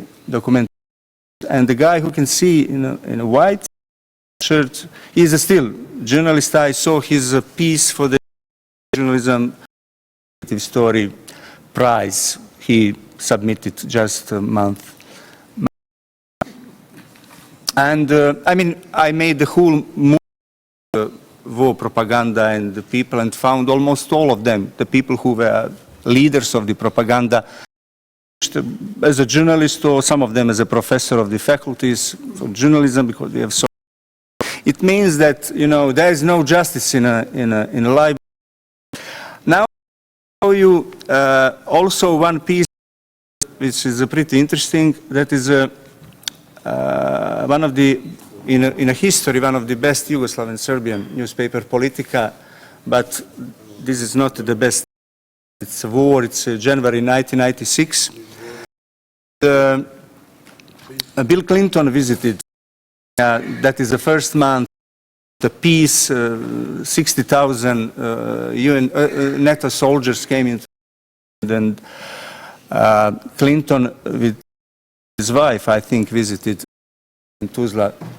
And in a Politika, journalist made a commentary, which was typical for Politika at that time. It was a cynical commentary about his visit to Bosnia, about his visit to region, because he left army, he didn't want to join the American army, and also put so many things about Clinton and other things.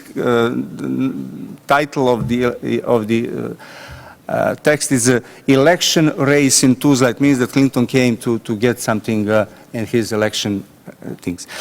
That was January 1996, and 7 or 8 years after that, also in the Hague Tribunal, there was some new documents about Milosevic, and among other things, that was so many transcripts of his telephone conversation during the war, after the war, with the different people, from his wife, his colorful son, with some soldiers, military generals, also some politicians, and so on and so on. Among other things I found, because nobody took care about that transcript, I found his discussion with the editor-in-chief of Politika in Time, January 1996.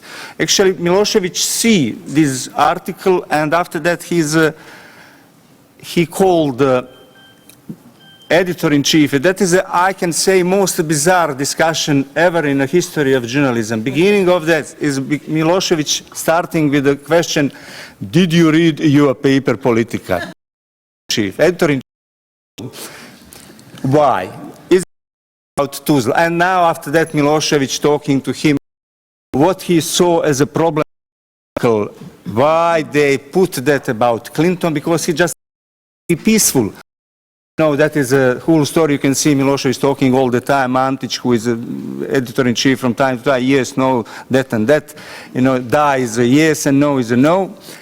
And just day after the discussion, which we saw 7 years after that, in Politika, that is a new article, successful mission of peace, American president. The problem of all these things is we see that 7, 15, 20 years after that, not in a time. And now we can just smile and talk and so on, but that is the way how the journalism was made in our countries. Try to imagine which kind of discussion they had during the war in Bosnia and Herzegovina or Croatia about different things. At the end of this story, I will show you just 2 things which also made during the war. I was involved in both of them. Actually, that is one of the possibilities how to deal with the media in a war. That is just humor is one of the way. That's we made 2 hours program about humor in a war in Bosnia and Herzegovina, and the first thing I'm going to show you, that is a story about we made a commercial for the one gang in Sarajevo during the war, and in that commercial, chief of the gang calling people to join his gang because it's much better to drink whiskey, smoke Marlboro, or maybe to get a new flat of the people who left Sarajevo than to live of that. I mean, the guy will show that. Good. Golf moj, Lutka moja draga. Fino, nauči moj. Preparing. Zvrgaj. Može. Viško, šta stiglo svijet smrdi? Jes. Zašto i vi ne biste pušili Marlboro ili jeli janjetinu iz kostača? ili čak proveli zimu u našem aranžmanu, u vojnom stanu.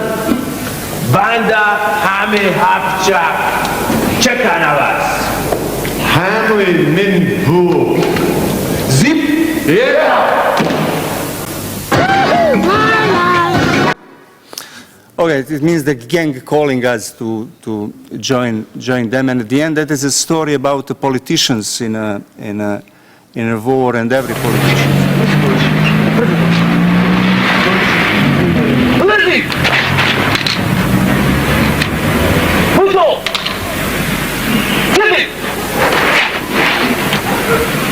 Lepo, diši, daj šapu.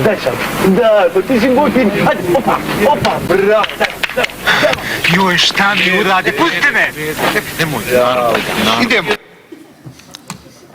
Actually, when I started as a journalist in the war, didn't know so many what I'm going to do. At the end, I mean, I can say that is you have to all the time to follow what is your professional rules. It's not so easy because the social context is completely different. You are living among the people who can kill you, I mean, just with and without reason, and it's not so easy. That's a problem for many of the journalists. The second problem is what is your task? I mean, to support and prove that collectivist beliefs, or just to double check them? I mean, that all the time it's a way how to follow professional rules, and how to be a journalist even in that time. And one point more, I mean, talk all the time with ordinary people. I mean, from that eyes, war is most visible. Okay, thank you. Thank you very much indeed. And it seemed like a long time ago, but a lot of what you've shown is entirely familiar. I think around the tables we see exactly the issues raised again. Boris, please. I will need support from the audience, because the things that I am prepared to show in my PowerPoint presentation needs to read something, because I will just comment what you and not to read all what is there. So it does not work.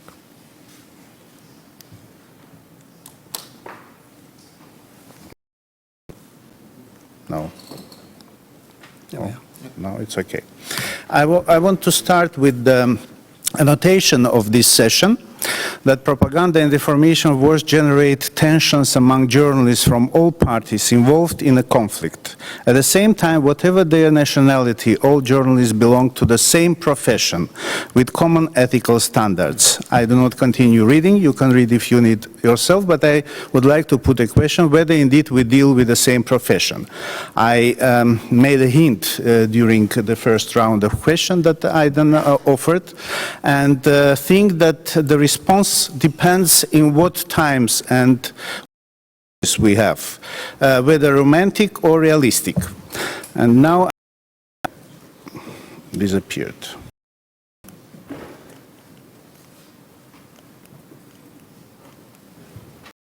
Okay, and here I want you to offer some things that was done in romantic times, when we and our partners from other countries still hope that it is possible to influence the part of media which is implementing not a journalist but something else. And here I want to offer you, if you are interested, to follow the link that is provided here and see a glossary of hate speech in the media of Armenia and Azerbaijan that was prepared several years ago. And here we have quite interesting examples of cliches and stereotypes in Armenian and Azerbaijani media. And then our understanding is that probably it is a choice of a people, whether working in journalism, in media, whether to use these stereotypes or not to use these stereotypes. And that is why we mentioned that despite the situation in Armenian-Azerbaijani relations is so that completely overcoming stereotypes, negative stereotypes, is impossible. However, the main part of them are produced by reasons which are surmountable in principle.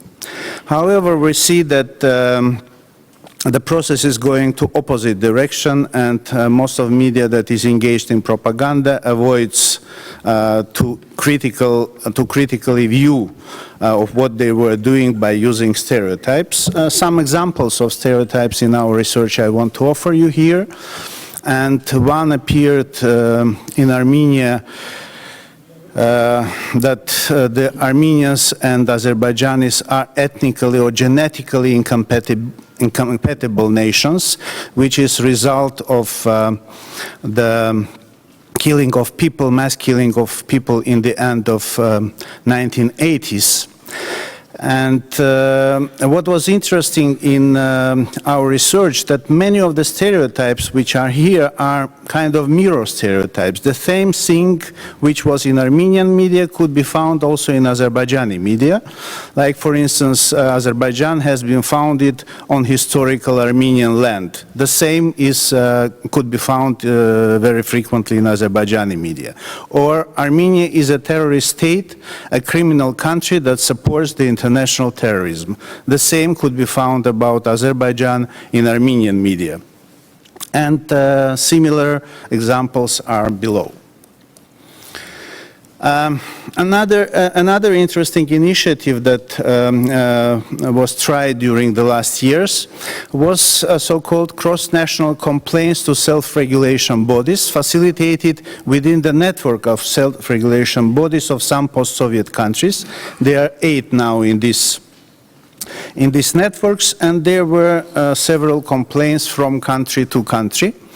One was from Press Council of Moldova against Pust Говорят, Let Them Talk program of the first channel of Russia, and the host Andrei Malakhov. And again, the conclusions of the self-regulatory bodies, respective self-regulatory bodies, are also quoted here in the links. Another example was Commission on Journalist Ethics of Ukraine against Vesti Недели, News of the Week program of Russia, and Dmitry Kiselyov. And the last one was myself against Говорит Украина, Ukraine is Speaking, talk show of Ukraine. All the complaints received very adequate and very professional responses from the self-regulatory bodies of respective countries. But still it was a kind of romantic approach, because nothing changed after the conclusions of the respective self-regulatory bodies, and the media that was doing things not compatible with professional journalism continued as they do, and even became worse. And this is proved by another research which was implemented recently by many partners, which you see here. And this was monitoring of Russian TV channels and the impact they have on public in some post-Soviet countries and the media of some post-Soviet countries.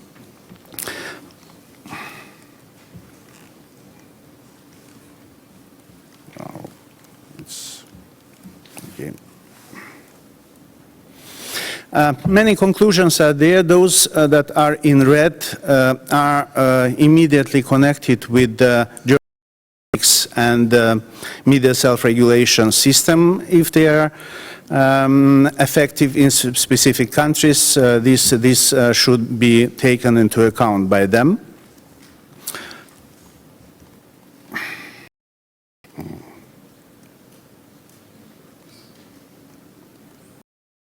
Quickly listing so that you can pay attention to those which are connected to journalism ethics.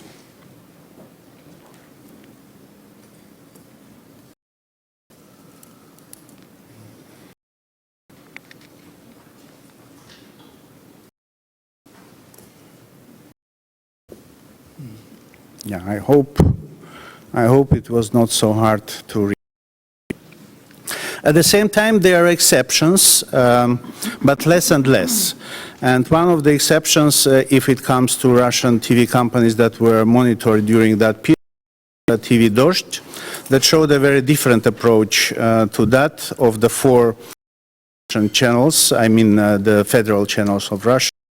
And what was that the topics and subjects related to Ukraine were generally balanced, and they did not occupy almost the whole airtime of Dozhd TV company. And here I remembered just one saying, that it is sign of a developed country when the news are about its problems.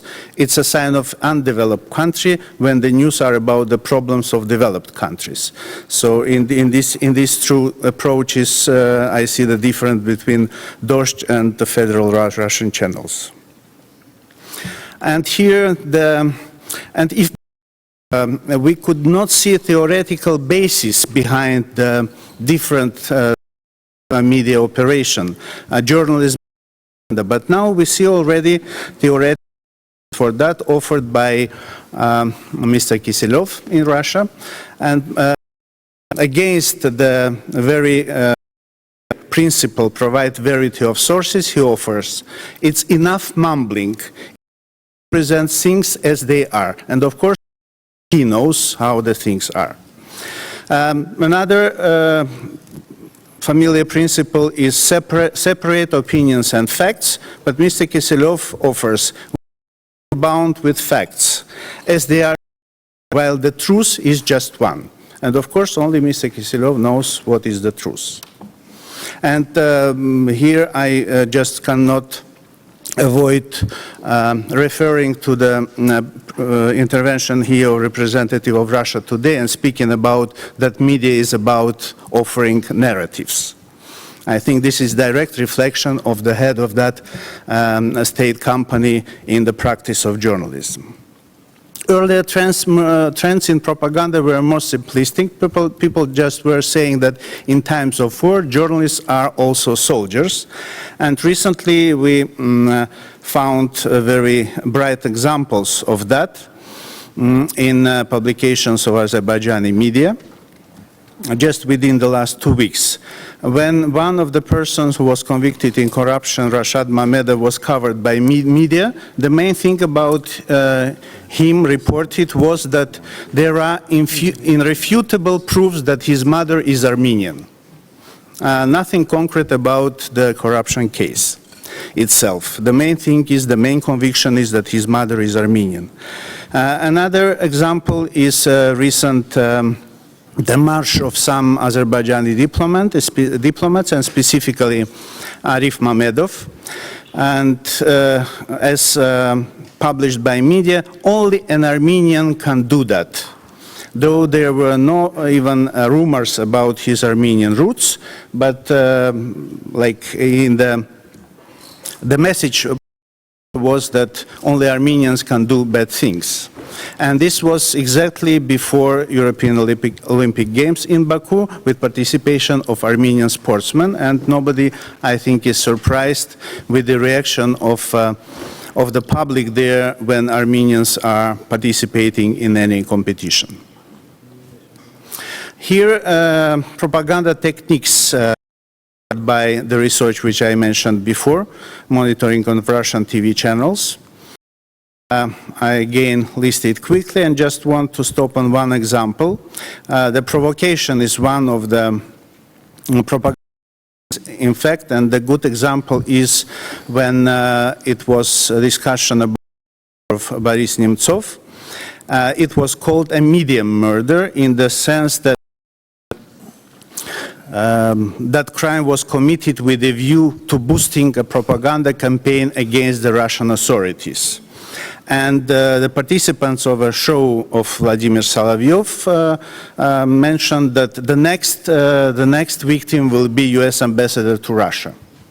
And the same person recently also said that he sees no difference between the Third Reich and European Union. So these are messages that are received through that TV channels. I'm speaking about Russian TV channels specifically because they are influential also in our countries. Maybe there are other examples in other countries, but they are not so influential, let's say, in Armenia. And now some very remarkable sentences from Vladimir Zhirinovsky. To make Germans shiver and sleep their beds, the European army should be provoked to attack Russia and subsequently be defeated near Russian borders. And the third one, Russia needs a serious war on a Western front. Exact and open propaganda of war, which is also prohibited by Russian legislation, but the more Zhirinovsky is using such sentences, the more he appears in the TV programs. And Russian representatives told that Russia is ready to contribute to avoiding this propaganda war, so the first thing would be probably to use legal mechanisms to not allow such statements in the federal Russian TV channels. Some more examples which our journalist fellows are allowed themselves. Poroshenko, the president of Ukraine, is the classic double agent. I bring also Russian translation to be most accurate. He pays taxes for his Russian multi-million-dollar business in Lipetsk and in the same time acts at the behest of Washington. Another one, there is always the same story with Ukraine. If there is no beacon, meaning salo, there is no loyalty. В Украине всегда так. Нет сала, нет лояльности.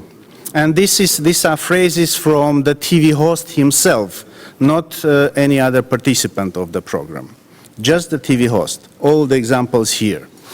When there were a couple of Ukrainians participating in his show, and he was addressing all of them, are you used to be the castigators, referring to the collaboration with Nazi Germany. And another one about one of Ukrainian MP. Is Parasyuk the surname? What a Parasyuk, alluding to the similarity with the word piglet, Parasyonok.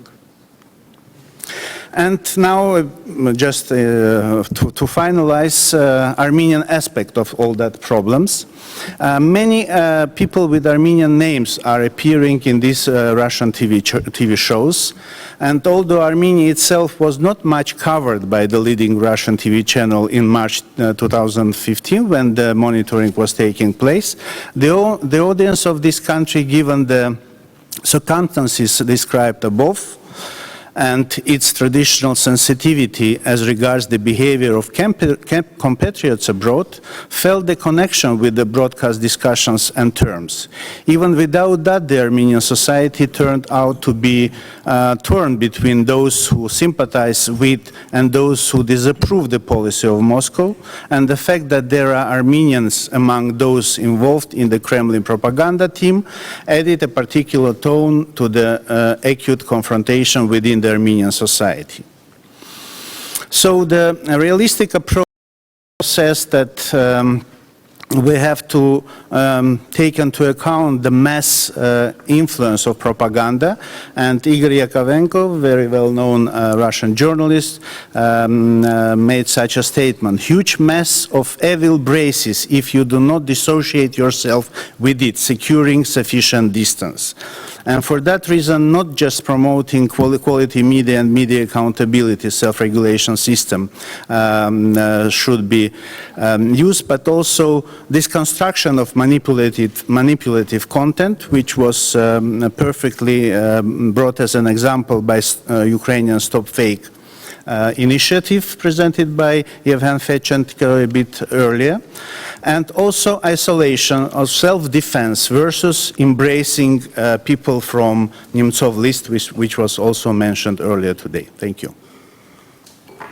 Thanks very much. I mean, you very much highlighted this sort of the extent of the problem. I have to say there was something you did say which was very interesting indeed, which was the whole idea of self-regulation systems across borders. and the notion of self-regulation across borders, and whether or not that sort of thing, which it seems to me could only happen with the support of groups of journalists and media who believe in it, whether or not that's properly being supported and promoted actually within organisations like the OSCE and Council of Europe and so on and so forth. It seems to me a very important innovation, very useful. Nadia. Thank you, Aidan, and thank you, Bora and Boris.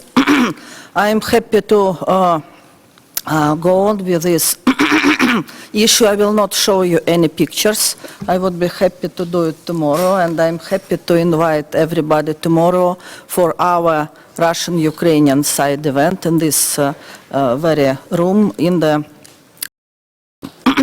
but I would like to start now with this point of trans-border self-regulation and give you one remarkable example. Boris already mentioned this program, well-known program, Вести недели, and its report on Ukrainian events. And I'm glad to inform you this complaint by Union Ethics Council was sent to Public Chamber for Media Complaints, which is Russian Press Council. Public Chamber for Media Complaints exists and resolved more than 80 cases during this time, and this date was a sort of anniversary of Public Chamber, and their third term. And Public Chamber of Media Complaints last year had a special session devoted to this complaint by Ukrainian Ethical Council and condemned propaganda in this program Вести недели. This case was well reported in the media, and there was another case also associated with Ukraine. It was about NTV channel. It was a program called Fifth Column, Bless Bandera Supporters with money. And it was devoted to Gulag Museum near Perm and identified not as a journalism, but some other information. It was also condemned. There were two cases about those issues, but anyway, it's very important.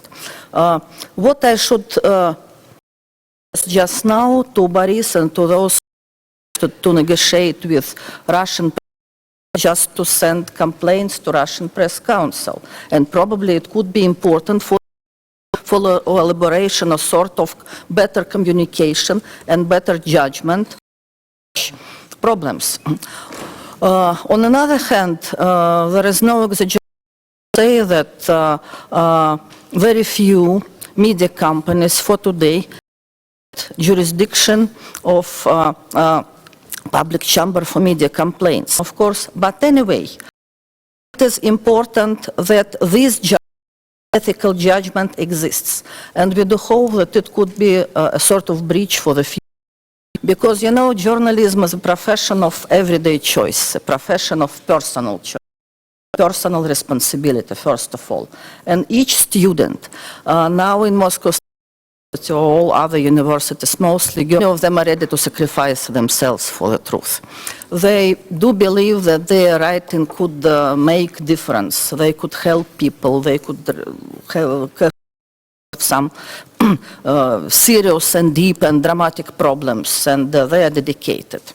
But journalists do not live in a desert. And of course, our social environment, professional environment, sometimes ethical issues.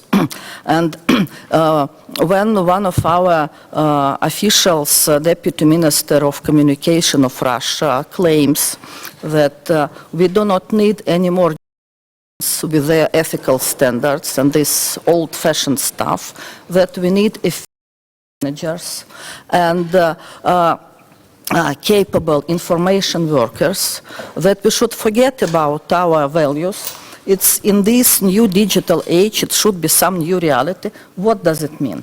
It's and this guy, who is state official, who in theory is obliged to support freedom of expression and independence of the media, which is written in our constitution. She just repeats well-known words by Rupert and other tycoons who would like to control the media and to just make profits.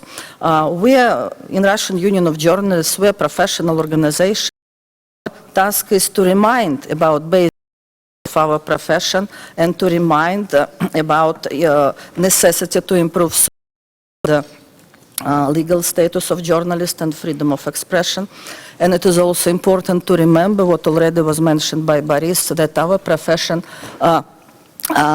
is a combination of romantic and practical approaches. Without romantic approaches, without our ethics, without our belief that our writing, our filming could make difference and make our universe, our country, our environment better, journalism exists. And our ethical standards is the only way to define journalism, to make think that from media work, from any propaganda, from any activities in and what ways we could see how to keep ethical journalism. I was very happy when ethical journalism under the umbrella of International Federation of Journalists in Russia translated basic documents, and we found out our way. We called it dialogue of trust, because trust is disappearing in our professional environment. Not trust to each other as it was before and many other people. So how to keep this environment? Do. And we did found and general discussion about journalism as a public good, discussion about values of our profession, regular discussion is really fruitful. We lack this discussion now. We suffer from lack of discussion. And we see even in this audience, this hate is our environment. What to be done? I am happy again to invite you tomorrow to side event devoted to Russian-Ukrainian professional organizations dialogue. In 2014 and 2015, together with the Independent Trade Union of Journalists and the National Union of Journalists of Ukraine, had developing this dialogue between professional organizations. We started negotiations just I don't remember how many, 8 or 6 years ago. We participated in the same project devoted to combating impunity, which is an issue in all post-Soviet environment. But in recent 2 years, we decided to go on, and our devoted first of all to safety issues, but ethical issues have been rising several times. And the slogan of our cooperation, of our dialogue is to conduct profession. The main idea was the journalists should work safe. Journalists should not be violate.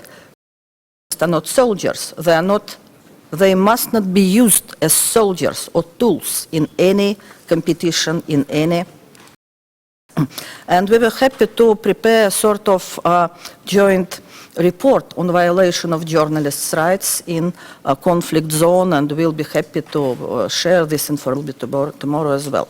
To conclude, what is really important? Solidarity is important. People's relationship is important. We in Russia do not believe that much in institutions, but we do believe in people's relationship. People are, I think, already made difference in our professional environment, because when journalists meet, when journalists share experience, something happens in our environment. When people do not meet, it's very harmful for our audience. We journalists from Russia and Ukraine do not meet enough. This group, which used to meet regularly, it was our personal choice. It was our belief, romantic belief, that difference in very tough situation. And we do believe that it's very important to involve other people, to involve young people, those who are used by non-responsible owners, who send those innocent and sometimes stupid, not well-prepared girls, small boys to front line without preparations, without training, without insurance, without proper contract. We should change this environment, and do believe that after this conference we could elaborate a sort of and probably joint strategy cooperation and discussion about our profession together with journalists from OSCE regions, and to debate in our ethics, because it's very sensitive topic and it's important to discuss it every day, to discuss every examples, every issues which we think are important. And I do believe in our success, and I would like to conclude with a well-known quote from Russian writer Anton Chekhov. Everyday job of Russian intellectuals is to squeeze a slave from your own heart. Let's try to do that. Thank you very much indeed. And I have to say, everything you've said, it resonates around the world of journalism. The notion that journalists have to show solidarity, stand up for their ethics, stand together, defend one another, even when they come from different countries, even when they work for media where there are conflicting opinions and so on. This notion of solidarity as an essential benchmark for the quality of journalism and the need to build it is, I think, absolutely right. And if we can do that, so much the better. Frank. Thank you, Aidan. I'm going to begin exactly where we have just ended now, with on the idea that journalism has in its hands the solution of this crisis. When I was a rapporteur for the UN during 6 years, you could see how the violence and the attacks against journalists would go up and down according to different crises. But I strongly believe we're living one of the most serious crises of violence and attacks against journalists around the world today. Clearly, it is deeper in zones of conflict. It is deeper in Ukraine. It is deeper in Syria. It is deeper in Central African Republic and in some other areas where precisely the nature of the conflict puts journalists in danger. But violence is occurring around the world, even in countries that don't have armed conflict internally, even in countries where doing journalism is discovering organized crime, investigating corruption of politicians, and all of receiving very serious threats and high levels of assassination and imprisonment. One of the issues that I find here, and this is one of the analyses being made, is that the new communication and internet, in a way, have been very successful, have its pitfalls, but have been very successful in covering news to a broader sector of population. But in doing so, there's a couple of effects. One is that it has weakened traditional media, and therefore it has also weakened the protection of journalists and traditional form of journalism. And secondly, it has also weakened the power of governments, because governments are more accountable to the public. Transparency is more available in terms of information and in terms of knowledge. So the research that a journalist can do today of a corrupt politician can cover the world more than it did before in a written. So you see governments collapse. The examples of Tunisia and Egypt were very clear. Without a clear formula nor a magic formula for transition as today, because it doesn't have it, but we could see how 30-year-old dictators fell under the strength of information moving to the population and the self-convening power of the population. So of course the immediate reaction of many people in power, politicians been in power especially for a long time, or they want to remain in power for a long time, or they want to control their interest, is a very definite reaction to journalism and to limit that information. So we have a world where now there's an attempt to more regulation. In the initial stages of internet, 4 or 5 years ago, there was an opening. And today I see a backtrack. We see it here in Europe, in Hungary, and in other countries, in terms of trying to regulate more and more freedom of expression and especially freedom of the press. And this is very serious. But we also the use of as an excuse for violence. We see the use of religious differences and religious fanaticism as a justification for terrorism. We see the use of geographic national differences, racial differences, cultural differences as an excuse for harassment and violence of one majority against a minority. Issues we had solved in the world are not only present but becoming more evident again in a more intense way. And journalists are exactly caught in between. Now, what is the position is, even as journalists, being a journalist myself, a very different region from Latin America, but do we give in to pressures or do we maintain the ethics of our profession? And here is where I think there is a very special call for journalists. It's the same way that journalists are suffering the impact of this crisis of violence in the world, or this crisis of not enjoying the cultural diversity of the world, but on the contrary, of marking differences between religions, between nationalities, between borders, between immigration and races and cultures. I think this is a moment for journalists to play a role of getting people together. In the UNESCO Constitution, in Article 1st, it says that it was before the Universal Declaration of Human Rights, 2 years before, as an instrument of peace, it said, because it was going to build peace by facilitating the free flow of ideas and knowledge among peoples of the world. So the free flow of ideas and information among peoples of the world is a fundamental element of building peace. And this is a fundamental element of the professional journalist that we should never lose. And we should maintain the standard of being as objective as possible, as professional as possible. Of course, with the principle of diversity of media, pluralism of ideas, there can be an open debate. But what they cannot be is the falsehood of changing facts, or to give away to propaganda for those in power who wants to use the excuse of media to push their ideas and to justify their violence, their geographic expansionism, or their takeover territories in their land. And I think this is crucial in this moment. Journalists, I think, are called to be the defenders of at least the knowledge of the public of what's happening, to defend the truth. And I think this is very relevant, very important. I wrote a report on the right to truth. To know the truth about human rights violations is an inalienable right of every citizen in any country of the world. So that truth can never be silenced, nor by national security, nor by special restrictions of any states. All human rights violations can and should be documented freely. And this is a fundamental principle of human rights. We're now celebrating on the 23rd of March the anniversary of the International Day of the Right to Truth, which is in a way a celebration of the role of journalists as those that are seeking the truth and to highlight and disseminate the truth.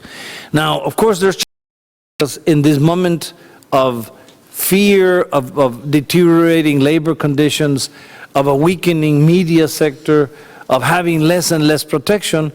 It's an element of temptation to fall into what Aidan was saying at the beginning, the false patriotism, the false nationalism, and defending the interest of those in power under the excuse of being nationalists, but in reality just trying to do a job, an artificial job, with education and mission to do serious journalism.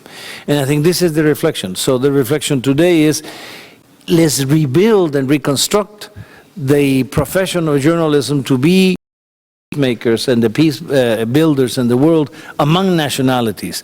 Let's confront those in power.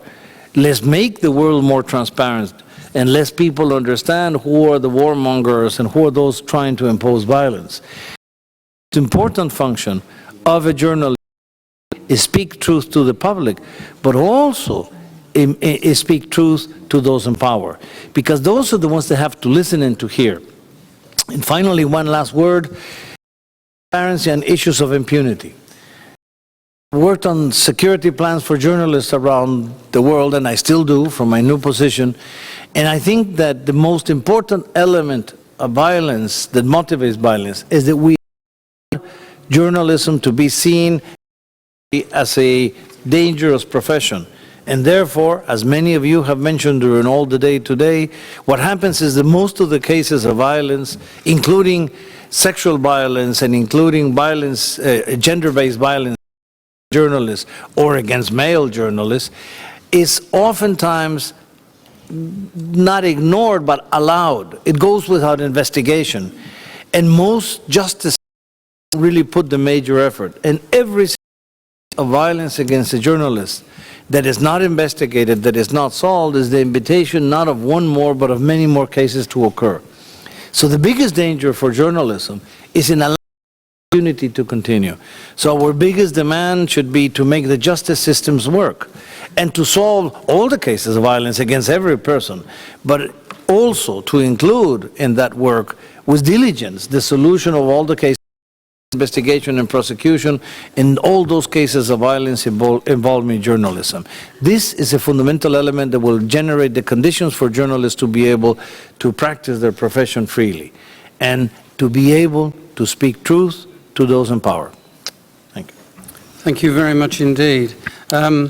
There's a whole sort of range of issues that we've managed to sort of cover here, and I have to say that we have absolute agreement on this table anyway about the importance and value of journalism in terms of building trust within a community, creating confidence within society, and being able to keep honest the leaders, both corporate and political, of society. But the question is, and the reality of it is that while everyone may agree, most people may agree that that is a good thing, the reality, the social and professional reality of journalism today is severely challenged. And it seems to me that we have to recognize that, and we have to deal with it. And it's challenged not just from outside, but also from within. So when someone was saying earlier about how the notion is that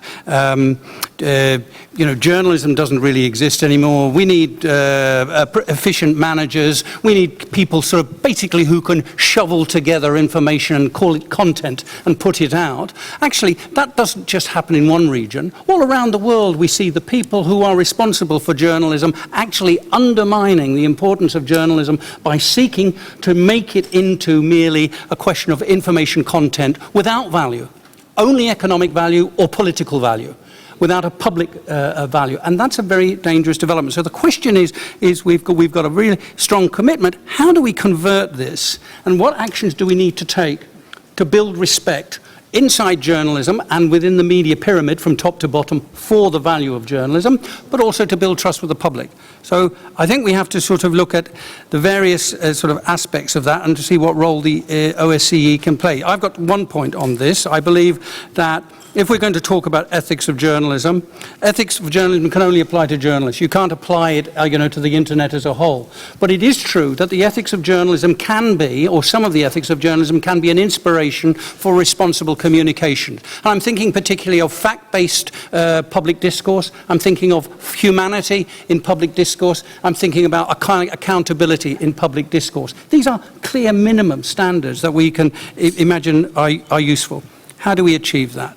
Okay, now I'm going to open up the floor. I've got a number of people who want to speak, so I'm going to ask you to speak and call you out. And I'm going to, because there are so many people I know who want to take part, could I ask you to sort of keep to 2 minutes? First of all, I'd like to ask Oleg Shevtsov, who wants to ask to take the floor. 2 minutes, please. Добрый день, коллеги. Good afternoon, colleagues. I'm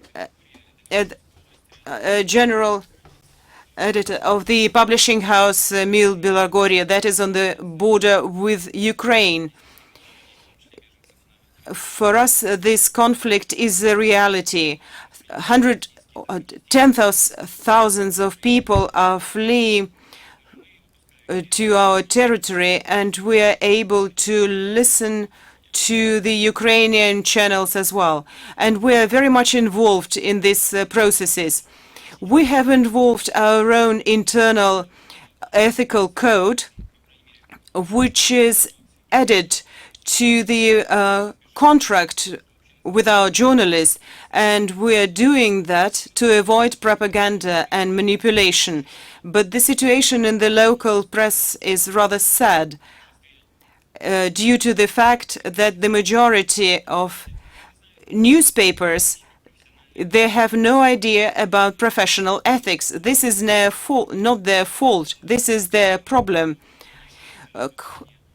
A lot of editors acquired their education in the Soviet times, or they don't have any professional education as well. And I think probably the civil sector could work on that. We are as well working a lot on the media literacy. First, we started working with children and then with the students of the journalism department. We're helping people to identify propaganda. We're doing it through different games, and we're doing it working with school children and with students. Thank you very much. Diana Ducik.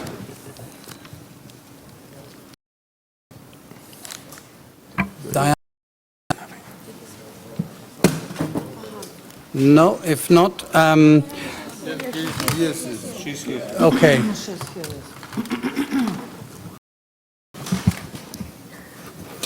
And then I'm going. Thank you. And then I'm going to ask Bridge. Okay. Thank you. I would like to say that for us this discussion is very important, and the question of standards and journalist ethics is very important for us in Ukraine, and it should be lifted to a totally different level. And we would like us to be heard by our colleagues from Russia and from other countries.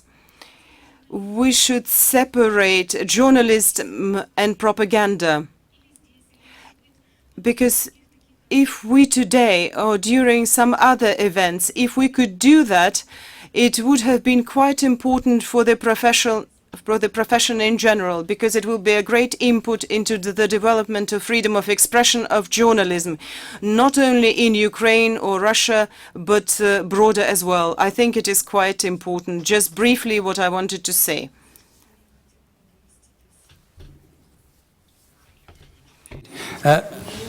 Alexander Bridge. Alexander Bridge, главный редактор. I'm the chief editor of a newspaper in Donbass, which was published in Donetsk. Separatists there. The separatists destroyed our editorial office and the typography, so that is why we're publishing now newspaper not there. Yesterday they apprehended one of our journalists who worked on their territory. They questioned him, and they took the information from his telephone, and they seized his camera, and they are putting pressure on those journalists who are basically illegally working on the territory of the Donetsk Republic. And I would like to ask OSCE to organize some help, maybe organizing a hotline for journalists, and to help to liberate our journalists who were arrested or apprehended by separatists. Thank you. Indeed. I want to ask Alexei Samakvalov. Да, добрый день. I'm the director of the Research Center of Radio and Television in Moscow. The question of ethics are closely connected with the question of rights. What happens today in the Russian Federation very often said that the rights are not very much used. Today we've heard a presentation by a representative channel Dozhd. The channel TV6 in Tomsk, their license was withdrawn, which means that people don't have any to work. Their families didn't have any livelihood. Our channel Zvezda is sending the journalist to in Donetsk, but with proper insurance cover, which means that when which means that their family are left without their fathers, their sons, some low compensation does not cover their loss.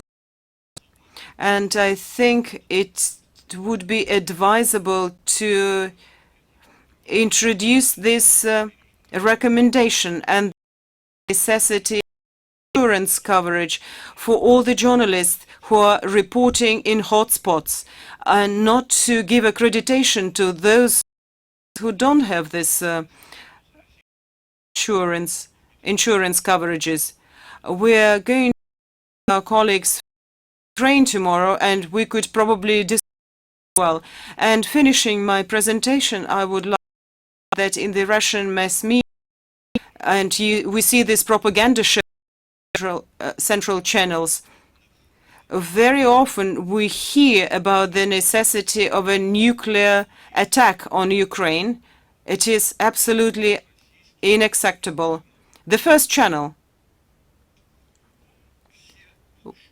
all the talk shows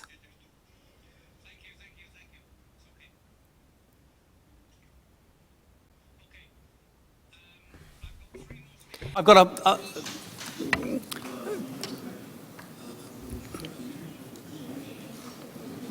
is your microphone turned on? Yeah. Okay.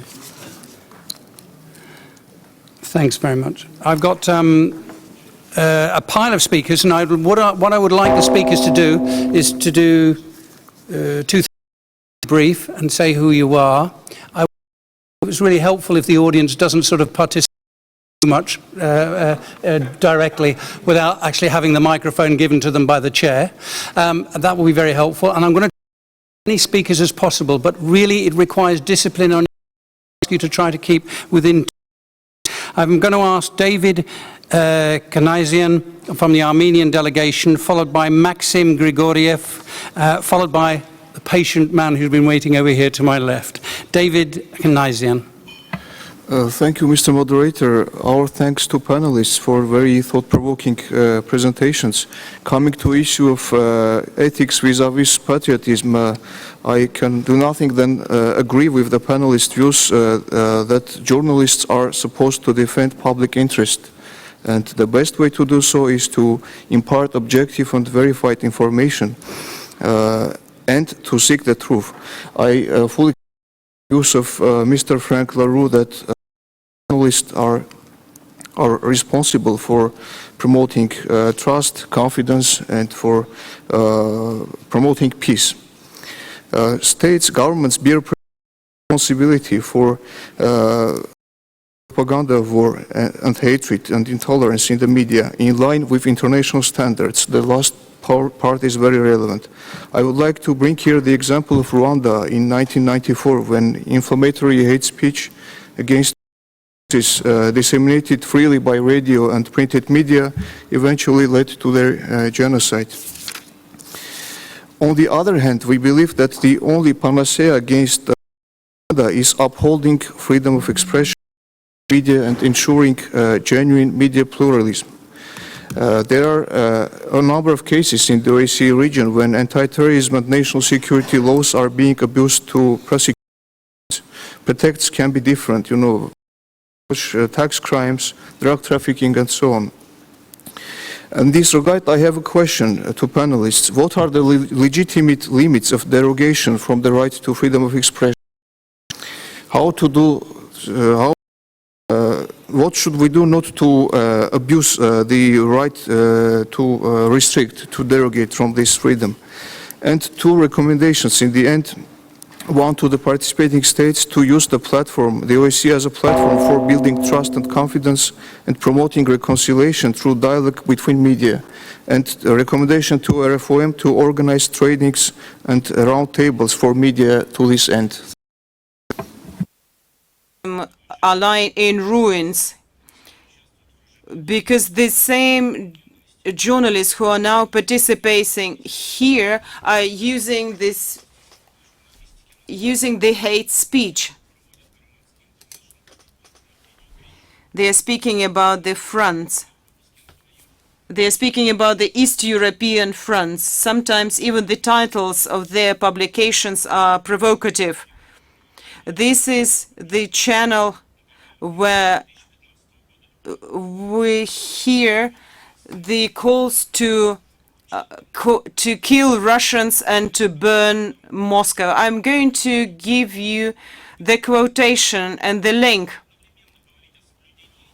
because quite a lot of Ukrainian journalists can be speaking about the necessity of being ethical, and at the same time they're calling to kill Russians. And even the minister is saying that when I find you, I'm going to beat the brains out of you, as we are doing in Lugansk. I'm quoting you literally, and all these quotations are broadly used in the Ukrainian mass media. Because why is it done so? Because whatever the Ukrainians are doing, it is all going to be neglected by Europe. Because I hear here quite a lot of anti-Russian quotes.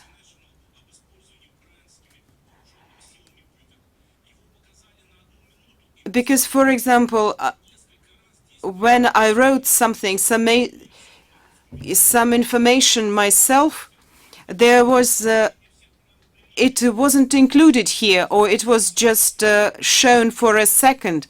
But all of that which I see here is the anti-Russian, and sometimes they're using obscene wording in Russian. And I think it is really a blow on the OSCE reputation. We're speaking about ethics, about fight against manipulation, and at the same time we see the direct example of manipulation. But if we're going to avoid these quite obvious violations, the situation is going only to become worse.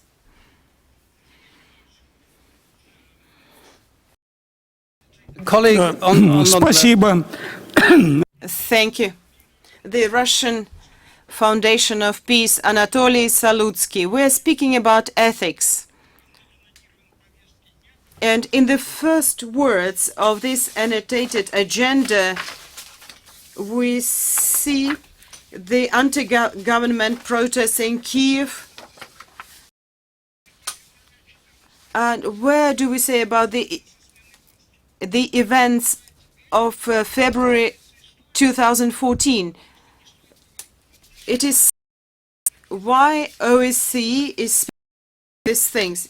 During the First World War, Berdyaev wrote a book on Germans and Russians.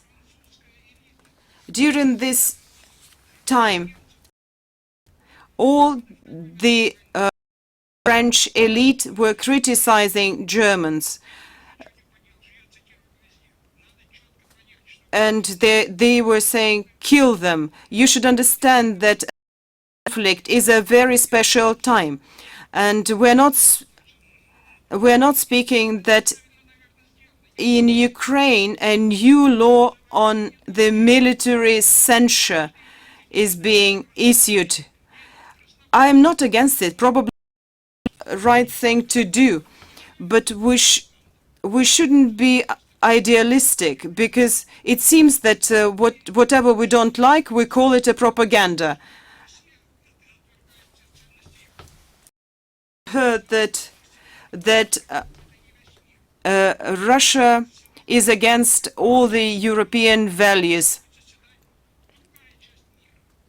but is not the whole world. At the moment,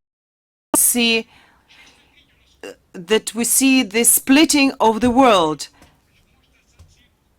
and I am afraid that Europe may be really suffer as a result of that.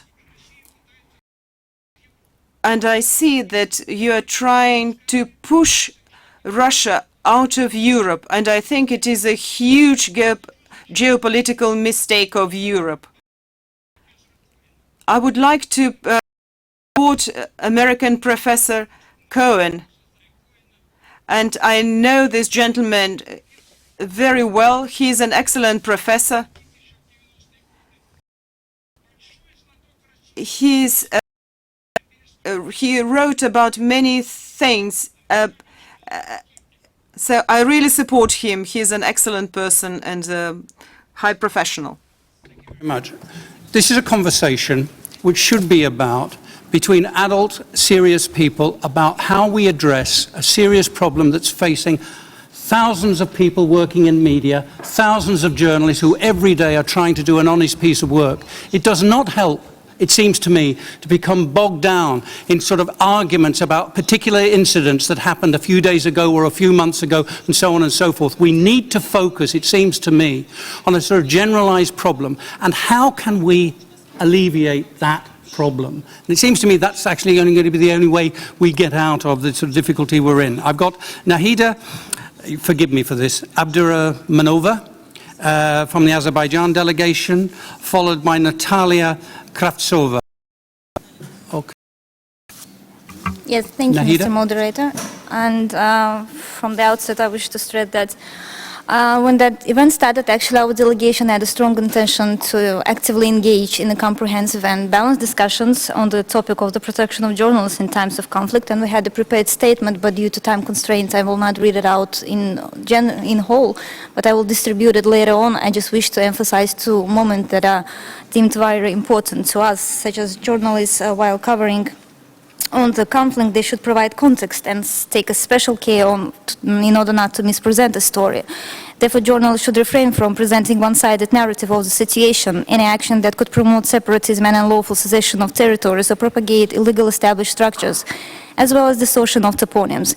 Therefore, every piece of information should be verified before releasing so that the final work can be accurate and fair. Sometimes journalists, while pursuing the first-hand information from the scene of the conflict, disregard basic principles of international law and national legislation of the respective countries. And this is especially true to the visits of the occupied territory that are out of the control of the legitimate authorities. And first of all, this might cause legal and criminal liability for the visitors and put their safety and security into serious risks, as the visit to such territories without prior consent of the legitimate authorities can result in legal proceedings, including in the form of administrative or criminal prosecution for that journalist. And on the other hand, this exposes personal safety and security of those journalists to serious risks, as territories that fall out of legitimate control represent a zone of ongoing hostilities with possible terrorist and related organized crime activity. Therefore, any such visit should be previously agreed with relevant authorities of the state to which these territories belong under international law. On the second part of my intervention, and I will ask you to bear with me if I take a little bit longer time than other previous speakers, then one of the panelists actually touched upon the issue of, mentioned my country in his intervention. Well, we have to note with a deep regret that this event apparently is being misused and turned into a platform for disseminating unfounded and biased accusations against particular participating states, and we totally reject such a selective approach and groundless accusations against government of Azerbaijan. That does not this undermines our efforts to elaborate concrete, effective recommendation on the protection of journalists in times of conflict. I wish to express our strong objection to the Office of the Representative on Freedom of the Media for setting such a panel where one of the panelists abused this panel and promoted one-sided and narrow narrative of the situation. In order to have a balanced picture of the situation, there was supposed to be a speaker from Azerbaijan in order to provide the other view on the situation that actually was referred. I cannot comment on the entire presentation distributed by Mr. Boris Navasardyan, as it was almost impossible to read it in entirety.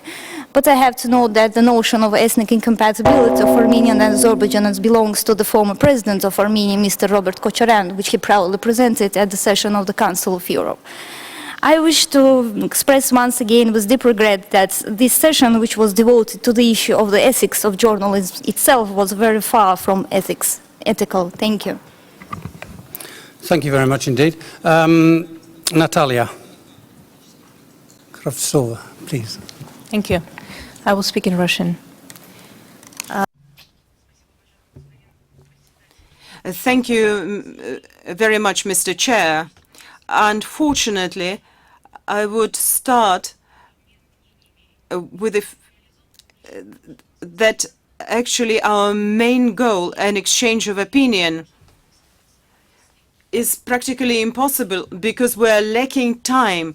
We have to speak just for a couple of minutes.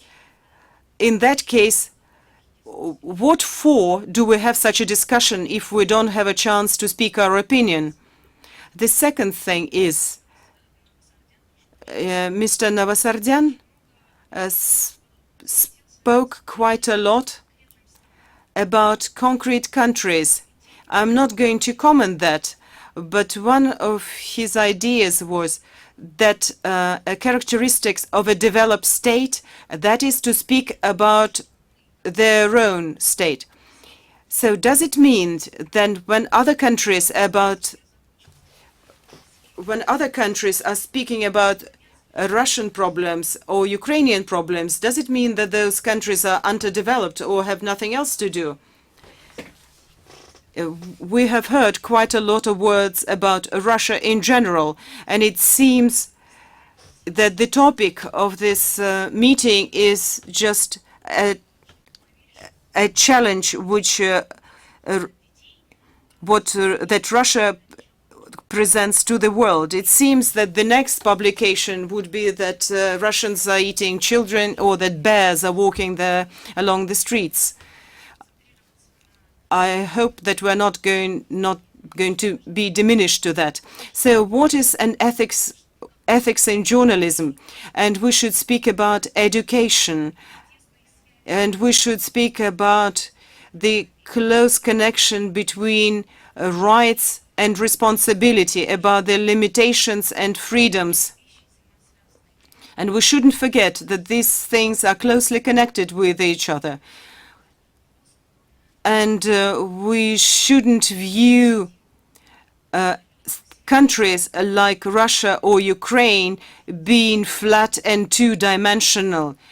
Our peoples are not that primitive as sometimes we are being presented. So that is why I would like just to call upon respect in this dialogue. Thank you.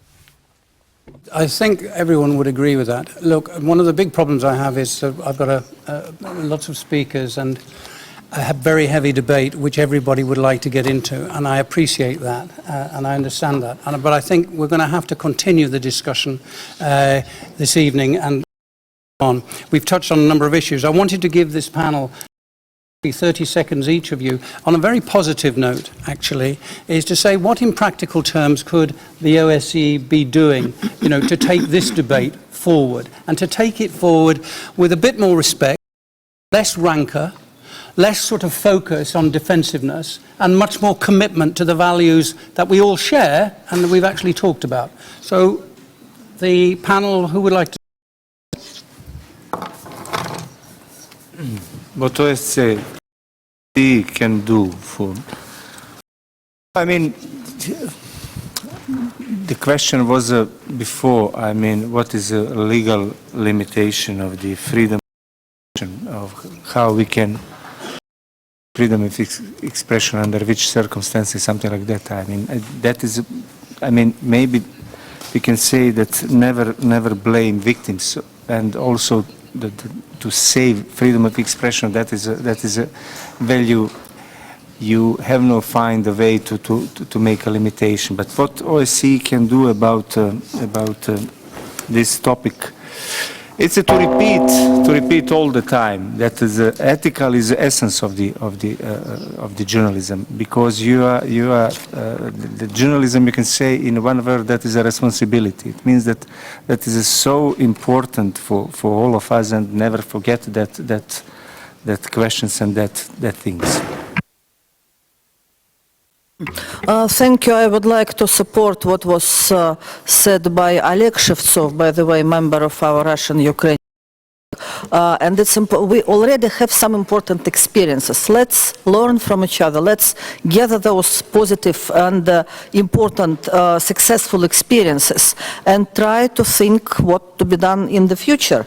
And media education, what was just mentioned, it's a crucial issue for today. I think we need a well-developed program of media education. What does it mean, media, responsible and honest media today?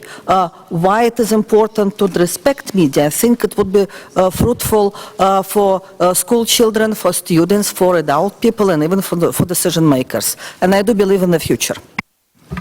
Boris. I think I have to respond to some accusations here. But don't take too long. Yes, sure. And be moderate. Yes, sure. First of all, about my abusing my panelist role, I think I brought example from media, both Armenia and Azerbaijan, when talking about conflict between the two countries. So I don't think I was biased anyhow. Just more fresh examples were from Azerbaijani media, because it is kind of related with ongoing events. As to speaking too much about Russia, when it comes to journalistic ethics and professional norms, I think the main challenge now for many countries, including Armenia, is the fact that this propaganda is which is offered by Russian TV is unfortunately covering our country as well. And if you want criticism of my government, please, you will have it. It is not being able to protect Armenian audience from that animosity, from that propaganda, including xenophobia, racism, and propaganda of war. And about OSCE, to do as much as possible to keep the member states from escalating existing tension, and not approving the behavior when the justification for propaganda is found in the behavior of the opposite party. You should not respond. You should know alternative, and probably you will be more effective. Frank? Very quickly, in a couple of recommendations for the OSCE. Number one, it has been said, and I strongly believe that we have to link ethics with human rights and humanitarian law. And I think this should be a priority, especially in training for journalists. I think journalists have to have a more human approach to the way they cover the news, and to understand human rights and humanitarian law, as was said by the keynote speaker at the beginning, is essential. I truly believe that. In response to our friend from Russia, I don't think there's a balance between limitations and freedom of expression or rights. On the contrary, freedom of expression is very wide and very open, and limitations should be very few. There are limitations, and they are important, but should be considered in a small way. Two very quick recommendations is to train, to have a dialogue with the public. It's important for journalists to be able to understand what the people feel, and the content should never be criticized by states, but could be criticized by the population. And also to train in the education system young people, but everyone in society, to be critical, to understand how to read the media, how to listen, how to comment, and how to look at it. And finally, to the OSCE as an institution, if a free press is a fundamental pillar of any democracy for transparency, let's put this to challenge. Let's see who is truly democratic, and see which are the states that will guarantee the protection of journalists, but also free access to the media to come and cover the events and look at the situation in their territories. Thank you all very much indeed. From my own point of view, I think the OSCE actually has done a good job by having. There's been some criticism of it, but I actually think exactly what should be discussed. I think there does need to be a debate within the political community and certainly within the professional community about what we mean by ethics and the importance of ethics and values in journalism, because as we all know, journalism is not free expression, it's constrained expression, and it's constrained by a framework of values, which we've talked about this afternoon. I think the OSCE can do much to promote a better understanding of that fact, and I think particularly across the OSCE area, there needs to be more debate and more dialogue about what is propaganda, what we mean by propaganda, and how do we counter hate speech. How do we counter the intolerance, part of which has been present in this discussion and in earlier discussions? How do we create the climate for a discourse which is cultured and professional and, in the end, positively supporting democratic values? Thank you all very much, and thanks very much. And we all want to congratulate Dunia for this initiative, this great event at this moment. Absolutely. Thank you all.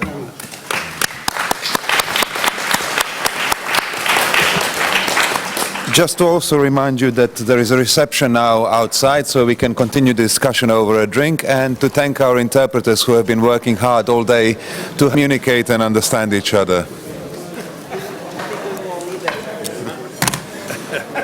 In a very difficult